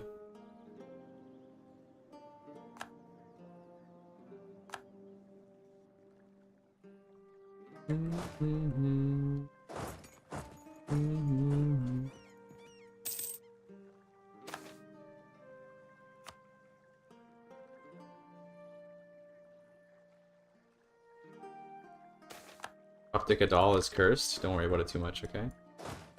Not to think about it too much. Not normal. I don't think it's normal either, but it is what it is. Pops are based in real? True. True, Chad.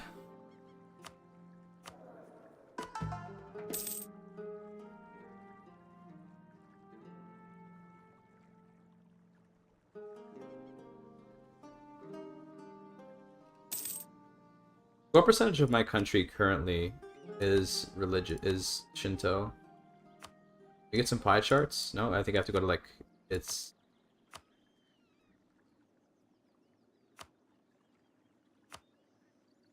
Or is that, or there are no pie charts? Is that only like a thing for if you're like you're a Giga Chad, if you're using Paradox tools or whatever, EU4 tools, I don't know what it's called. Are there no pie charts? Ooh, look at that. Charts. Oh, here we go. This is what I was looking for. Okay. Shinto is 35%. Okay. Or 26% of the development, though. That's be half the development for us to just pick it, right? So we can try to get more Shinto. I think if we conquer the rest of Japan, maybe if maybe we can make it happen. Actually work? Damn. No, ain't no way. Imagine that. All my vibes just died at once. It's kind of weird.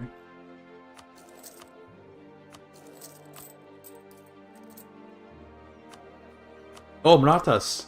Wait a minute. Oh, it's no longer Lanka. They're allied to Britain. Lanka formed Marathas. I don't know you could even form that.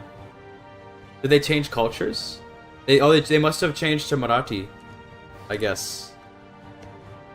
But how? There's like not even Marathi culture. Like, there's no Marathi culture, because Marathi Canada is like all of it. Yeah, okay. Great. I don't know if they have a mission tree or what, but awesome. My heart died at once, that's weird. Putin moment, true. Kind of weird.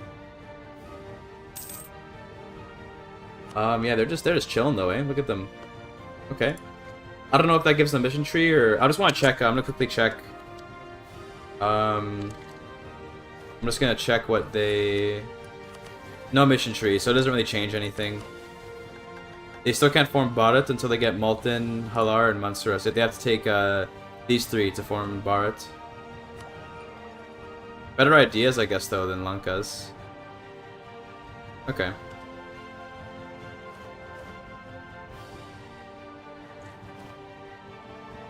Probably a ruler event? Maybe, yeah, maybe. Yeah, that would make sense. It must have gotten the event where you change primary culture because of your ruler. Primary culture is Marathi, it says here. I think they got this because their king is Marathi, so then they just changed it. Even though they're they originally they were Sinhala Tamil, there isn't actually any Marathi on the map. I'm pretty sure Marathi's all gone. But then I guess the ruler was Marathi, so they were able to convert. That is a very rare event, yeah. Yeah, I've got it before a couple times, but I got it one time I was playing the Ottomans, and I got it for turning Greek, and I was like, what the fuck? That was funny, but yeah, I've seen it like, I think maybe twice, maybe 3 times, but I remember it one time, and then maybe I've seen it a couple of times, but I don't remember it. But definitely it's pretty rare.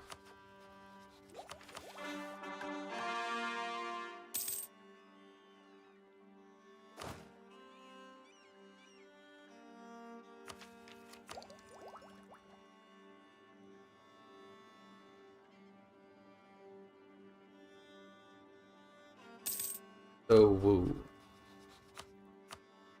This would be a suicidal war. I can act, you know, is this capital still in Lanka? It's still here. Unironically, I think I could maybe, possibly, make enough of a navy to defeat his navy and then just hold, like, Lanka and just, like, hold this straight. I think I could actually do it and then just, like, destroy the Marathas. But I don't know about that. It feels somehow unlikely.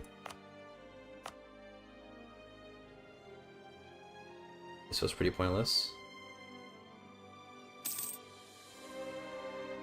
Oh, but the level 3 gives you absolutism and then more stats, but on a Republic it's not as good. We're gonna swap again? I do plan to swap again, I think, at some point, but I don't know who to swap to. We're gonna finish our conquest of Japan, I think. Maybe clean up more of, like, Indonesia and Malaysia. Then, yeah, then Oman is just chilling over here.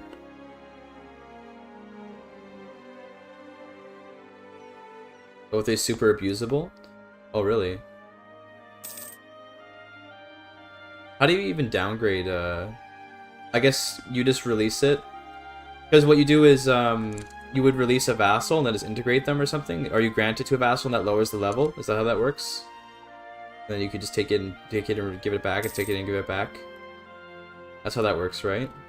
Because every time it changes hands, it loses a level, doesn't it? I believe that's how it works.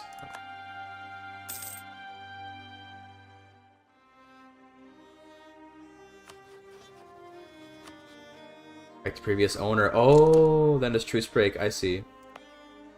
Right. This. Okay. Cool. Good to know.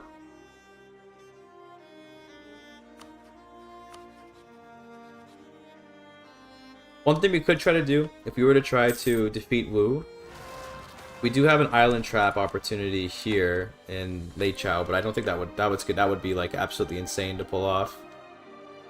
Who's this? Great Britain is here, and the Marathas are here. Okay, wow. All right. Crazy.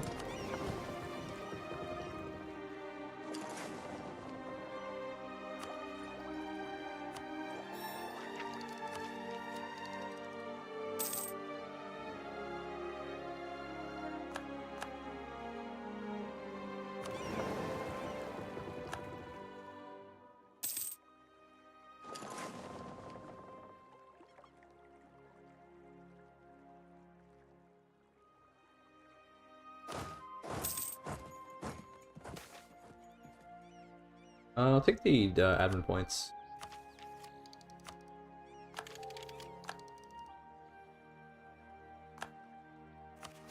I'm over my governing capacity, so we would like to see West Timor. Okay, we would like to see that next tech for sure.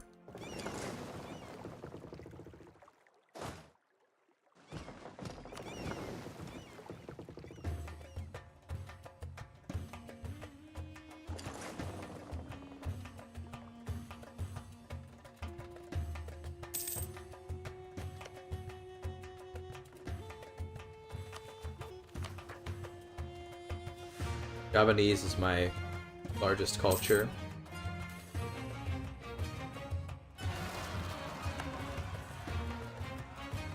Yeah, a GDP maxing video would go hard. Generalist. Big true. Huge true.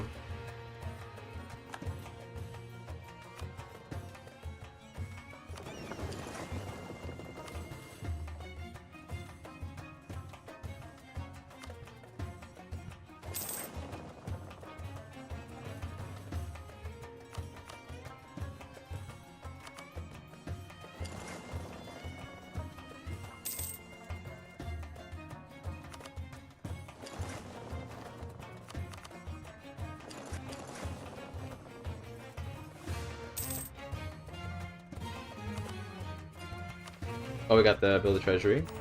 The many factories. That gets us a pirate horde. Oh yeah.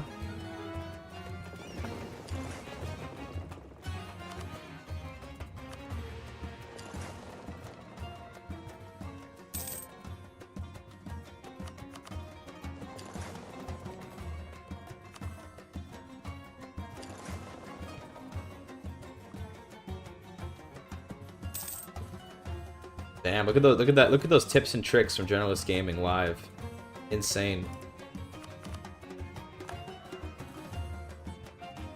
I'm not even gonna raid over here anymore. I don't want to make the trip over every time. It's annoying. We get enough stuff just from raiding all of East Asia like this.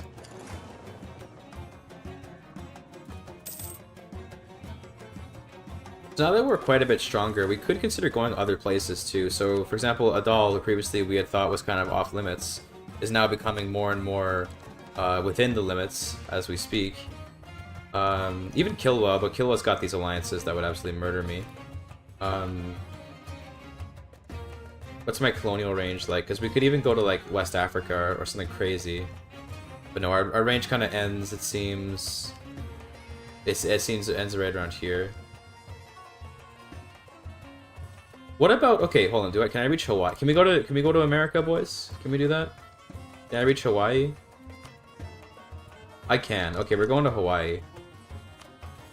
Guys, we're going to Hawaii. They do have very low number of troops, it's true, but I think we're gonna go to Hawaii because it's a better meme. Ready for real estate, big true. Yeah, we're going here. Japanese California, but it's actually Omani, but it's actually Japanese. It just works.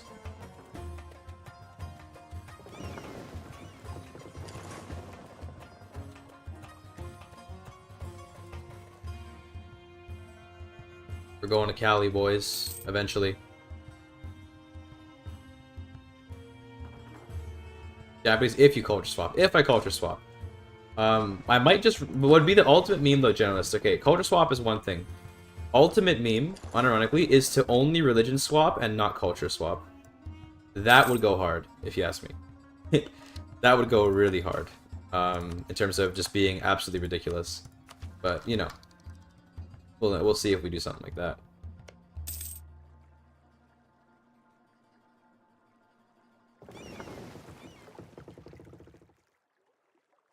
Culture but not religion swap is meme-ier. Like Japanese Muslim Oman. Interesting. This is Midway. Andalusia has Midway. Him. I have like... I'm gonna like die to attrition out here, apparently, so... We get some, maybe some fleet basing. That was no shot. Okay, well, we're gonna hope that we can occupy something here. We can just assault one of these level 1 forts, I guess. Not that bad.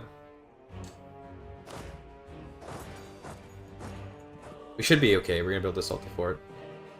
Oman culture gave way to the weeb, but Allah was preserved. Big true. Big true. Yeah, so we might lose a couple ships here to attrition, but I think we can assault Hawaii fast enough, maybe, to win this battle quickly. Okay, good. Then get me a... Come on, before we lose ship, we're losing ships. Oh, we didn't lose ships, okay, we're good. Click. Based. Beat Persia? Bro, I don't have the skill to defeat this monster. Although it has 1k manpower, so maybe I do actually, but we would need some kind of helper, and maybe Coruscant is that helper, I don't know. Like, we would need someone to help us with that. There's no way I could beat Persia, like, right now, unless I get way more powerful than I already am. Can I just attack you? What are you doing? You have no allies? Yeah, okay, you're an easy clap.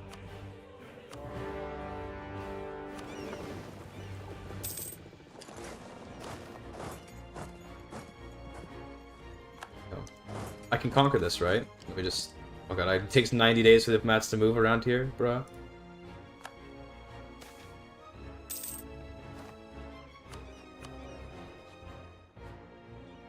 Sure, do this.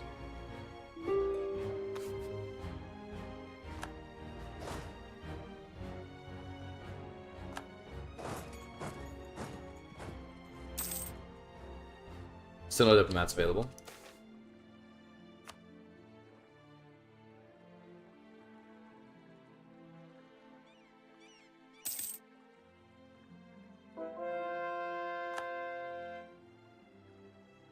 We can reach. Excellent. Maui is here, boys. We've done it.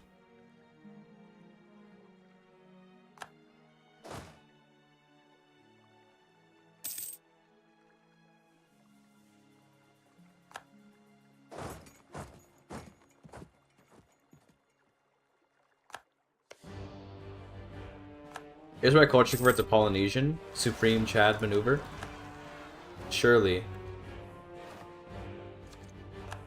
A unconditional surrender, but we want to finish occupying this so we can finish the war with everything. What's my force limit right now? We can afford like a small mercenary company, but it's okay. We'll deal with that. Those guys soon. Polynesian, if true. Honestly based. Let's finish the naval combat so we can get some ships off of it. Oh yeah, 5 captured ships.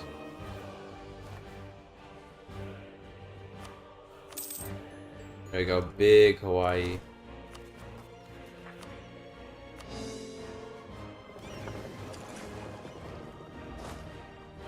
Let's repair the ships before we go back because, you know, we took some damage on the way here. We'll chill for a minute.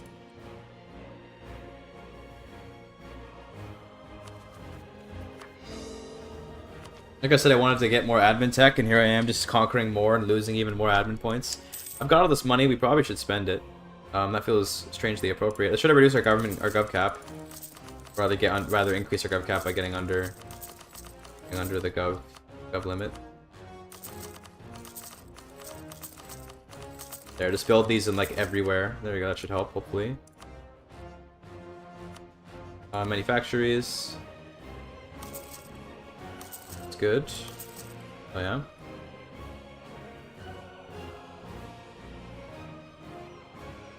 I don't play Vic 3, but 5% radical seems like it's slow down the descent into being a communist hellscape, which seems to be entirely counterproductive. In Vic 3 it sure is, yeah. Although you can become... You can definitely create the communist hellscape without needing any radicals. Just takes a little more time.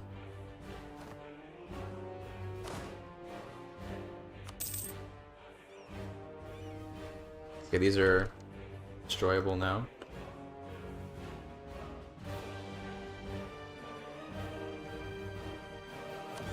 We'll wait for like 1 more month, and we'll head back and go and get our sailors as well. I guess we're not going to be able to actually fix the ships because we're not going to have enough sailors to fix the ships, right?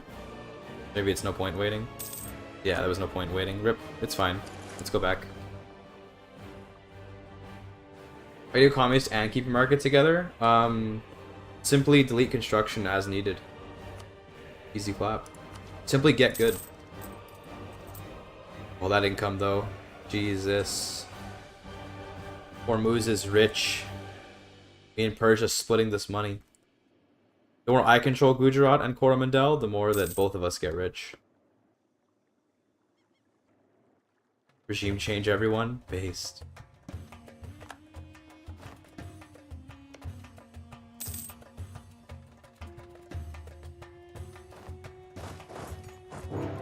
Oh my god. Woo. And Persia said no, those bastards. They want to unify China. Alright, alright. Well. First of all, let's evacuate these guys. Right now. That sound, every time it happens, dude, it's so scary, because you never hear it in EU4. He's like, fuck up his navies.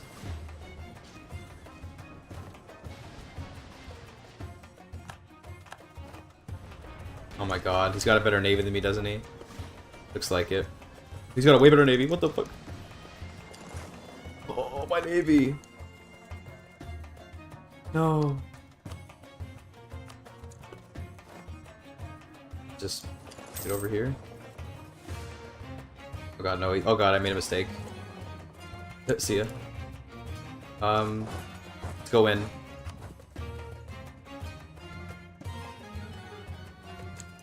Oh, they're probably gonna try to take this to unify China, I see.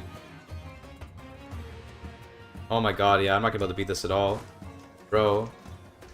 This is fricked. Just go to his capital. Retreat to his capital. I gotta pull all my fleets, I guess, because maybe the light ships can help. I guess so. Let's try. See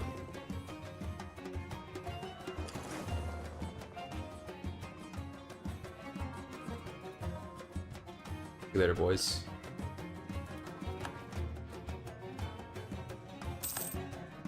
Rip my income though, because not pressing trade anymore.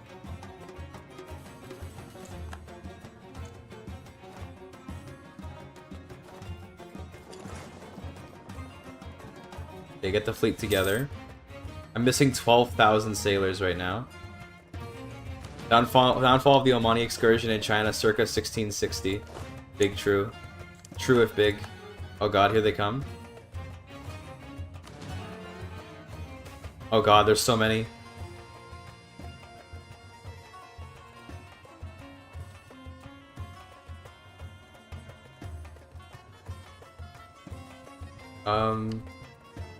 Sure. God. Get on the capital, I guess. So he gets cores on these when he occupies them, right? Yeah, he does. I think that army's gonna just doomed to death. Yeah, they're just doomed. So we don't use trade ships. We get a buttload of sailors. I see. But I had a lot of sailors before. I just don't now. So in theory, in this war, what would he, in theory, be wanting from me?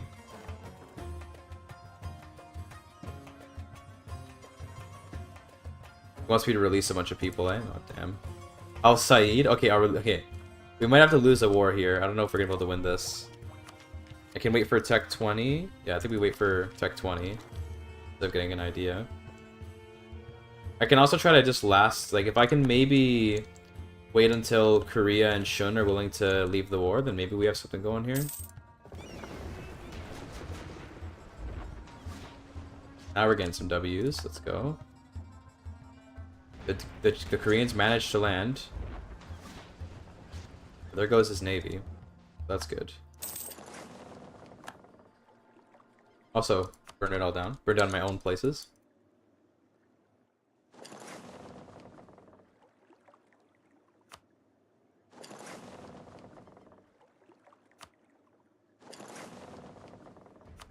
Nice. 5,000 new sailors just dropped. Easy clap.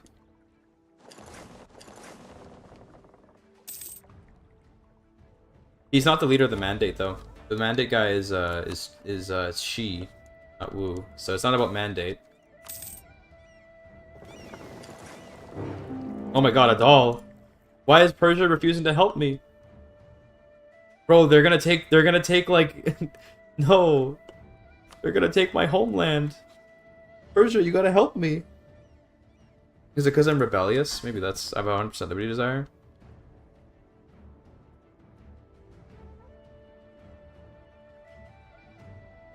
Bro, my capital's being attacked.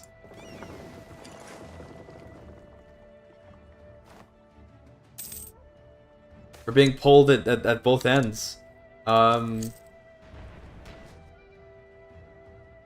declaring on a Persian see why it won't help. Sure, let's see. 6,000 in debt. 6K in debt. 6.5K in debt. Debt and manpower. It's usually what it is, debt and manpower, but still. Damn. Yeah, I'm losing this battle. Rip my ships. Okay, this might be the... Yeah, see, I don't know what's more important to defend. Like, I feel like we could try to... Because we could try to, like, focus on this, but... He's gonna ask for, like, a lot from me. Like, he's gonna ask me to release a bunch of stuff. It's gonna be really annoying. Like, Bali, and places in Japan. He wants to release Majapahit, which is awful. To be fair, though... Blockade Wu, bro, I can't even defeat all these navies. We gotta upgrade these ships, I think. Then hopefully that'll help us fight. Let's get new military tech.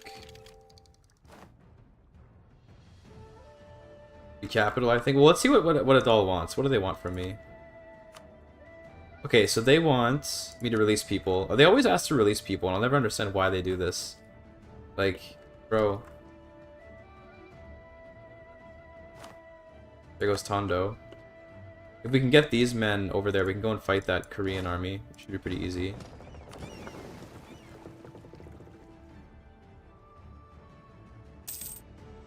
We can get our guys reinforced though, like for real.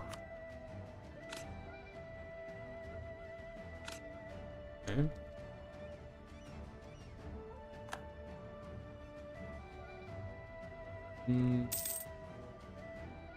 Persia, why?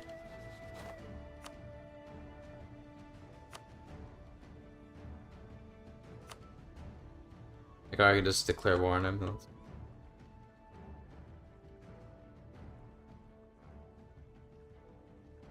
Korea is choosing to be quite dedicated with landing troops over here. I'm curious how many troops they actually have in their capital, because we do maybe have an opportunity here. Oh god, that's his fleet. Oh god, I just lost 35 light ships. Jeez, that's not good. Yeah, okay. Gonna say maybe we can go land in his capital and like try to secretly occupy level 8? Dude, level 8 fort. Okay, bro. This guy's a monster.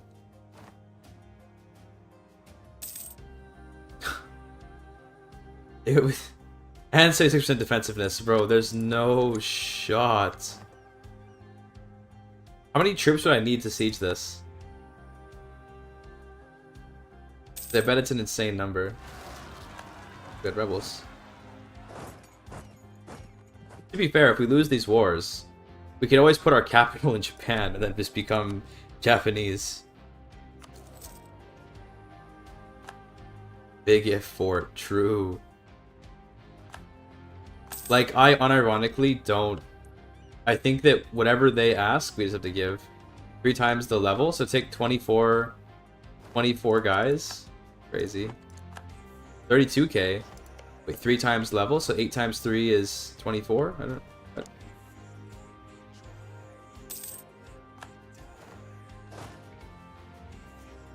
Damn, that's a lot of men to siege that. Can we get a better... I guess like a better commander? This is basically entirely just like a cog navy, unfortunately. This what? Oh god, that's my capital. Oh, there goes my capital. Socotra wants that. What do you mean? Bro, I can't do anything about that. I can't even get my army over there. I mean, I guess I can try to, and then we can try to defend our capital. But we're stuck. A 6 fort, capture plus 1, local plus. Yeah, so 8 times 3. 8 times 3 is 24, isn't it? Not 32? Am I crazy? Math is hard.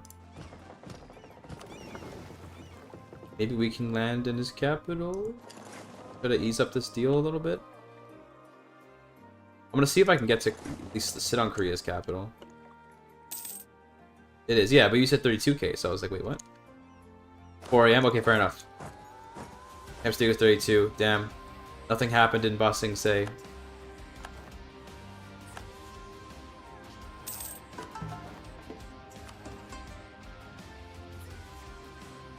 I mean, I'm gonna land on here and see if we can pull something funny off. Shoot the walls down and hope, I guess.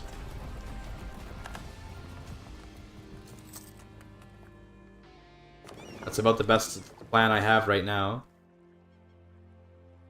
Fine. I think we have to just kind of let our capital, like, if we just gotta live with, like, that right there, I think that's just something we're gonna have to live with. It's painful, but it's actually not that bad, to be honest. Oh god, yeah, he's gonna destroy my navy. I don't know why I let it stay here. We're gonna have to siege without a blockade. Rip our flagship. Hate to see it.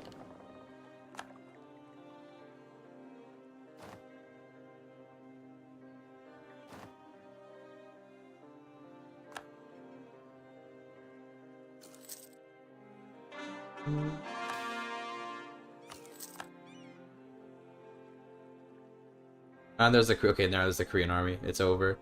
It's over. We can't even get them. We can't even evacuate them. It's done. That army is dead. Yeah, they're gone. We now have no army of any kind. So I think we have to just click here and hit suggest offer and see what they want. So they want all of Taiwan. They want this. They want me to release. Okay, let's see if we can make this. You know, we can pick a peace deal that works for everyone here. So what if I were to just be like, you know, what if I were just to release, what if we were just to release, you know, a bunch of people in Indonesia here. Yeah, so it's obviously he's gonna want, like, you know, he's gonna want, like, these and these. This is like his cores, right? Because these are, you know, because he's part of the Unified China War. Now he's flexible. So what do we want to release? Majapahit is. I mean, I guess we can get rid of Indonesia. We don't really need it. We already left our mark by making it all Muslim. Bali. Actually, what we should try to get rid of is probably the Philippines. I don't really care for the Philippines much. We want to keep Japan for sure, though.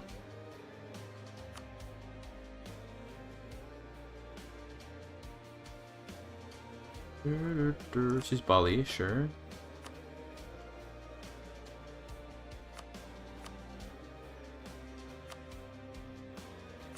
Hey, we want to do this. But I don't want to give up anything in Japan, though, so I don't think we do that. I just give you 3 gold. Yeah, okay, a bit of money. Actually, how much would he be willing to take money? Because I could release less stuff, I just give him more cash. Maybe I keep Bali, and in return, you just take money. A lot of money. Plus, maybe he wants war reps. We can try war reps. Yeah, okay, war reps, money... Release Bone and this, and we get to keep our Indonesian stuff. Okay, Woo, see you later. Ripperino. And now, yeah, okay, that wasn't so bad. That wasn't so bad. Now against Adal. He's not willing to take anything right now. What if I was just like, bro, have it all?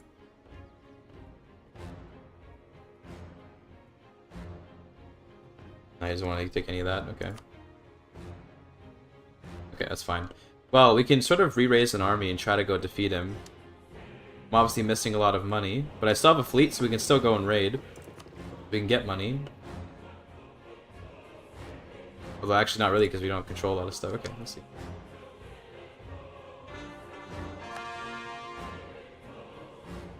I think we take on some loans. We need a merc. We need like mercs or something.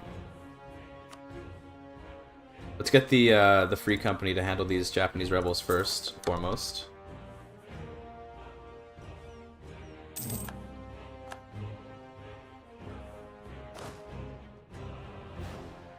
We've been warned by Marathas. Okay, that's scary.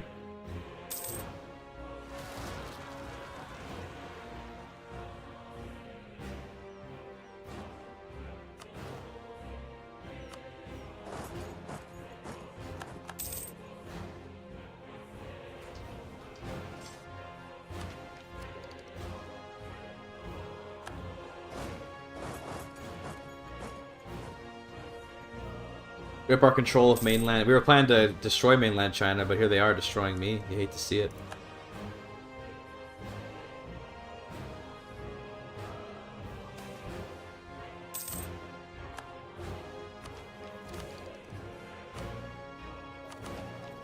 Okay. Good. We've got these mercs. I think we'll just need more loans.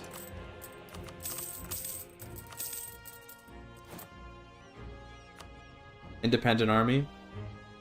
Got a sick revenge storyline brewing? I guess so, yeah. I guess that's big true. We're gonna need more cogs to be able to do this. Transport this army, so... 60 cogs. Oh, it's only 45, never mind. But we want to do both, it'll take more. The 45 stack, we can send this 45 stack over. But let's send the 3 siege guy. And maybe we just... Where's Adal's capital? Because maybe we just go and, like, try to land on his capital and block the strait. Because right now his whole army's here. So we can quickly occupy this one, and then block the strait. And then I'm pretty sure we can defeat his navy. I don't think his navy is too crazy. 71 ships, though, and to be fair, most of mine are cogs. But we have a good admiral, so maybe we'll be okay. Let's see, we'll try it out. We got morale. Let's see if we can do a little blockade.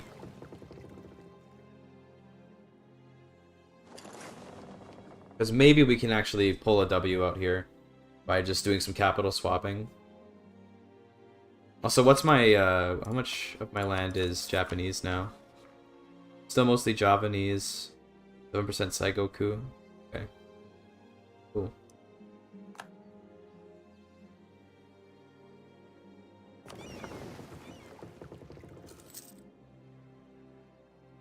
We can raid as we go.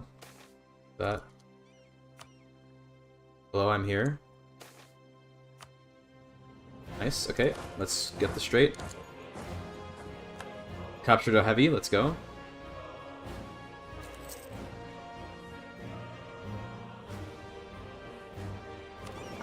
Might as well raid as well.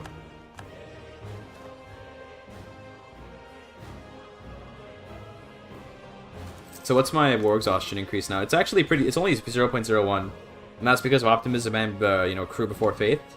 So we actually don't even gain much war exhaustion from this. It's great, even though our capital is occupied.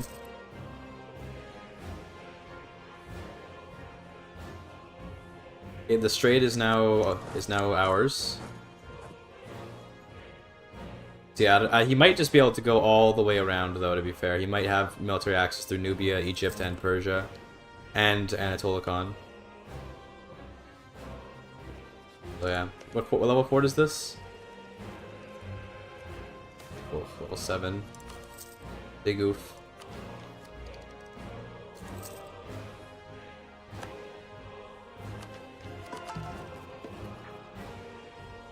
Machapa hit separatists? Ain't no way. I guess at least we can make all these states now to increase our Japanese share. We lost a lot of land. That's nice.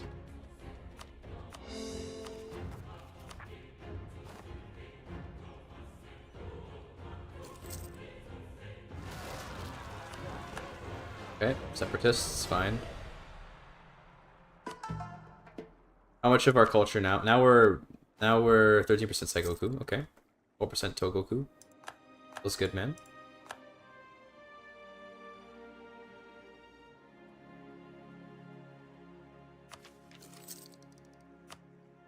Grab this as we can.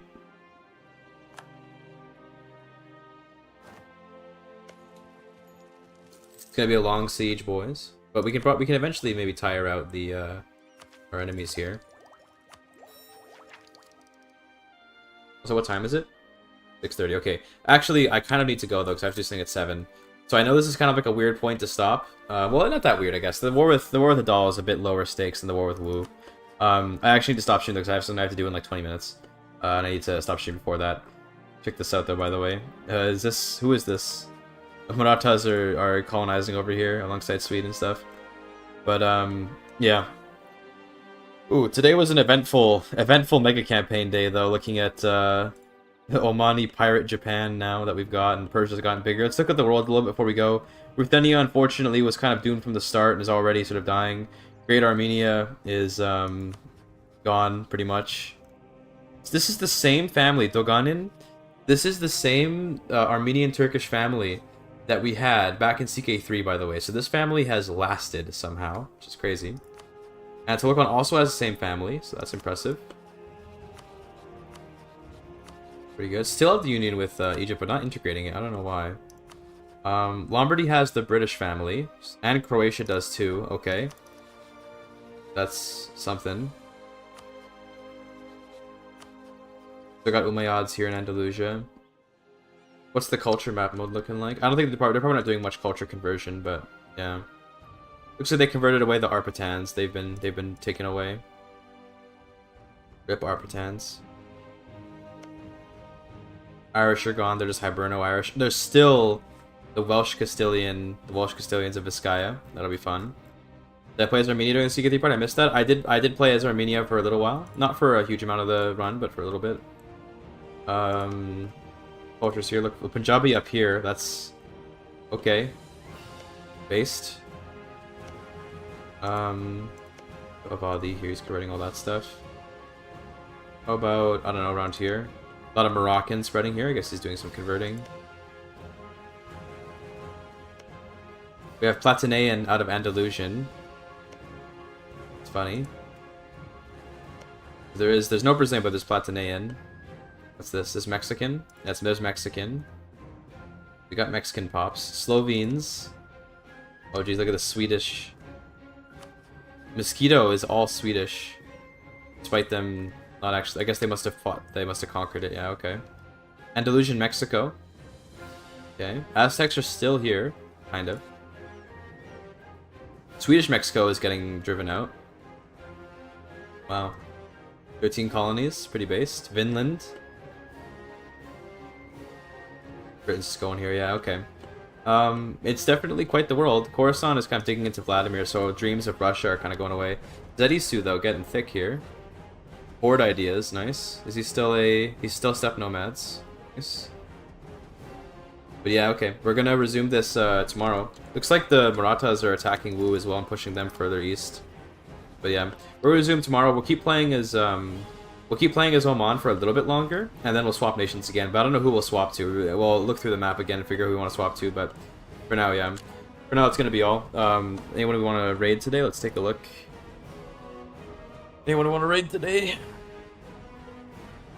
Hmm.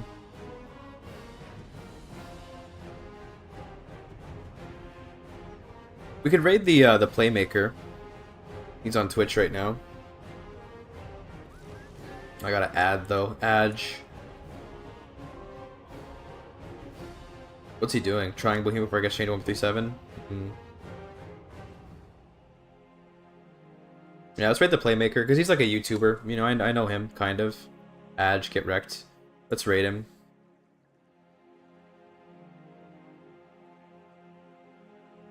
There we go. He's playing Bohemia. But he's not playing a mega campaign, so is he really epic like I am, or nah? See. I was just checking something for... Okay. Get him playing Bohemia. Not worried. He's going hard though, damn. He's going hard. 1492 and he's already done a shit ton of stuff. He's kind of crazy. Jesus. Alright, well, we're gonna raid him. So thanks for being here, boys. I really appreciate all of you. Come back tomorrow. Raid message, please. I don't know, bro. Fucking... I can't think of a good raid message. I don't know. And probably no one's gonna even put it. It's just gonna be you and it's gonna be awkward. It's gonna be like you and me and that's it. So, I don't know. No raid message. Not Giga Chat enough for that. Let's end the stream for now. We're gonna raid Playmaker. If you're on YouTube, come to Twitch stream if you want to join the raid, but there's like not very many of you, so I don't think it'll matter. But yeah, I really appreciate all of you being here. Tomorrow we're gonna continue the mega campaign. We'll keep playing as Oman. I don't know who we'll swap to. We'll figure that out later. But yeah, see you later, boys. Peace out.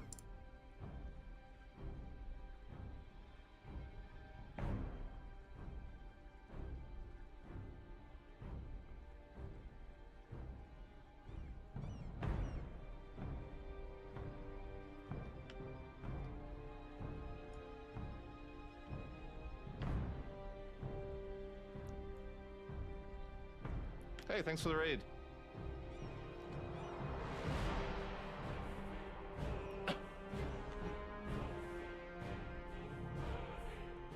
Well, this actually is my first time playing Bohemia, and things are going really bad. Though. But it's one of those games where we're not safe scumming at all, we're just kinda...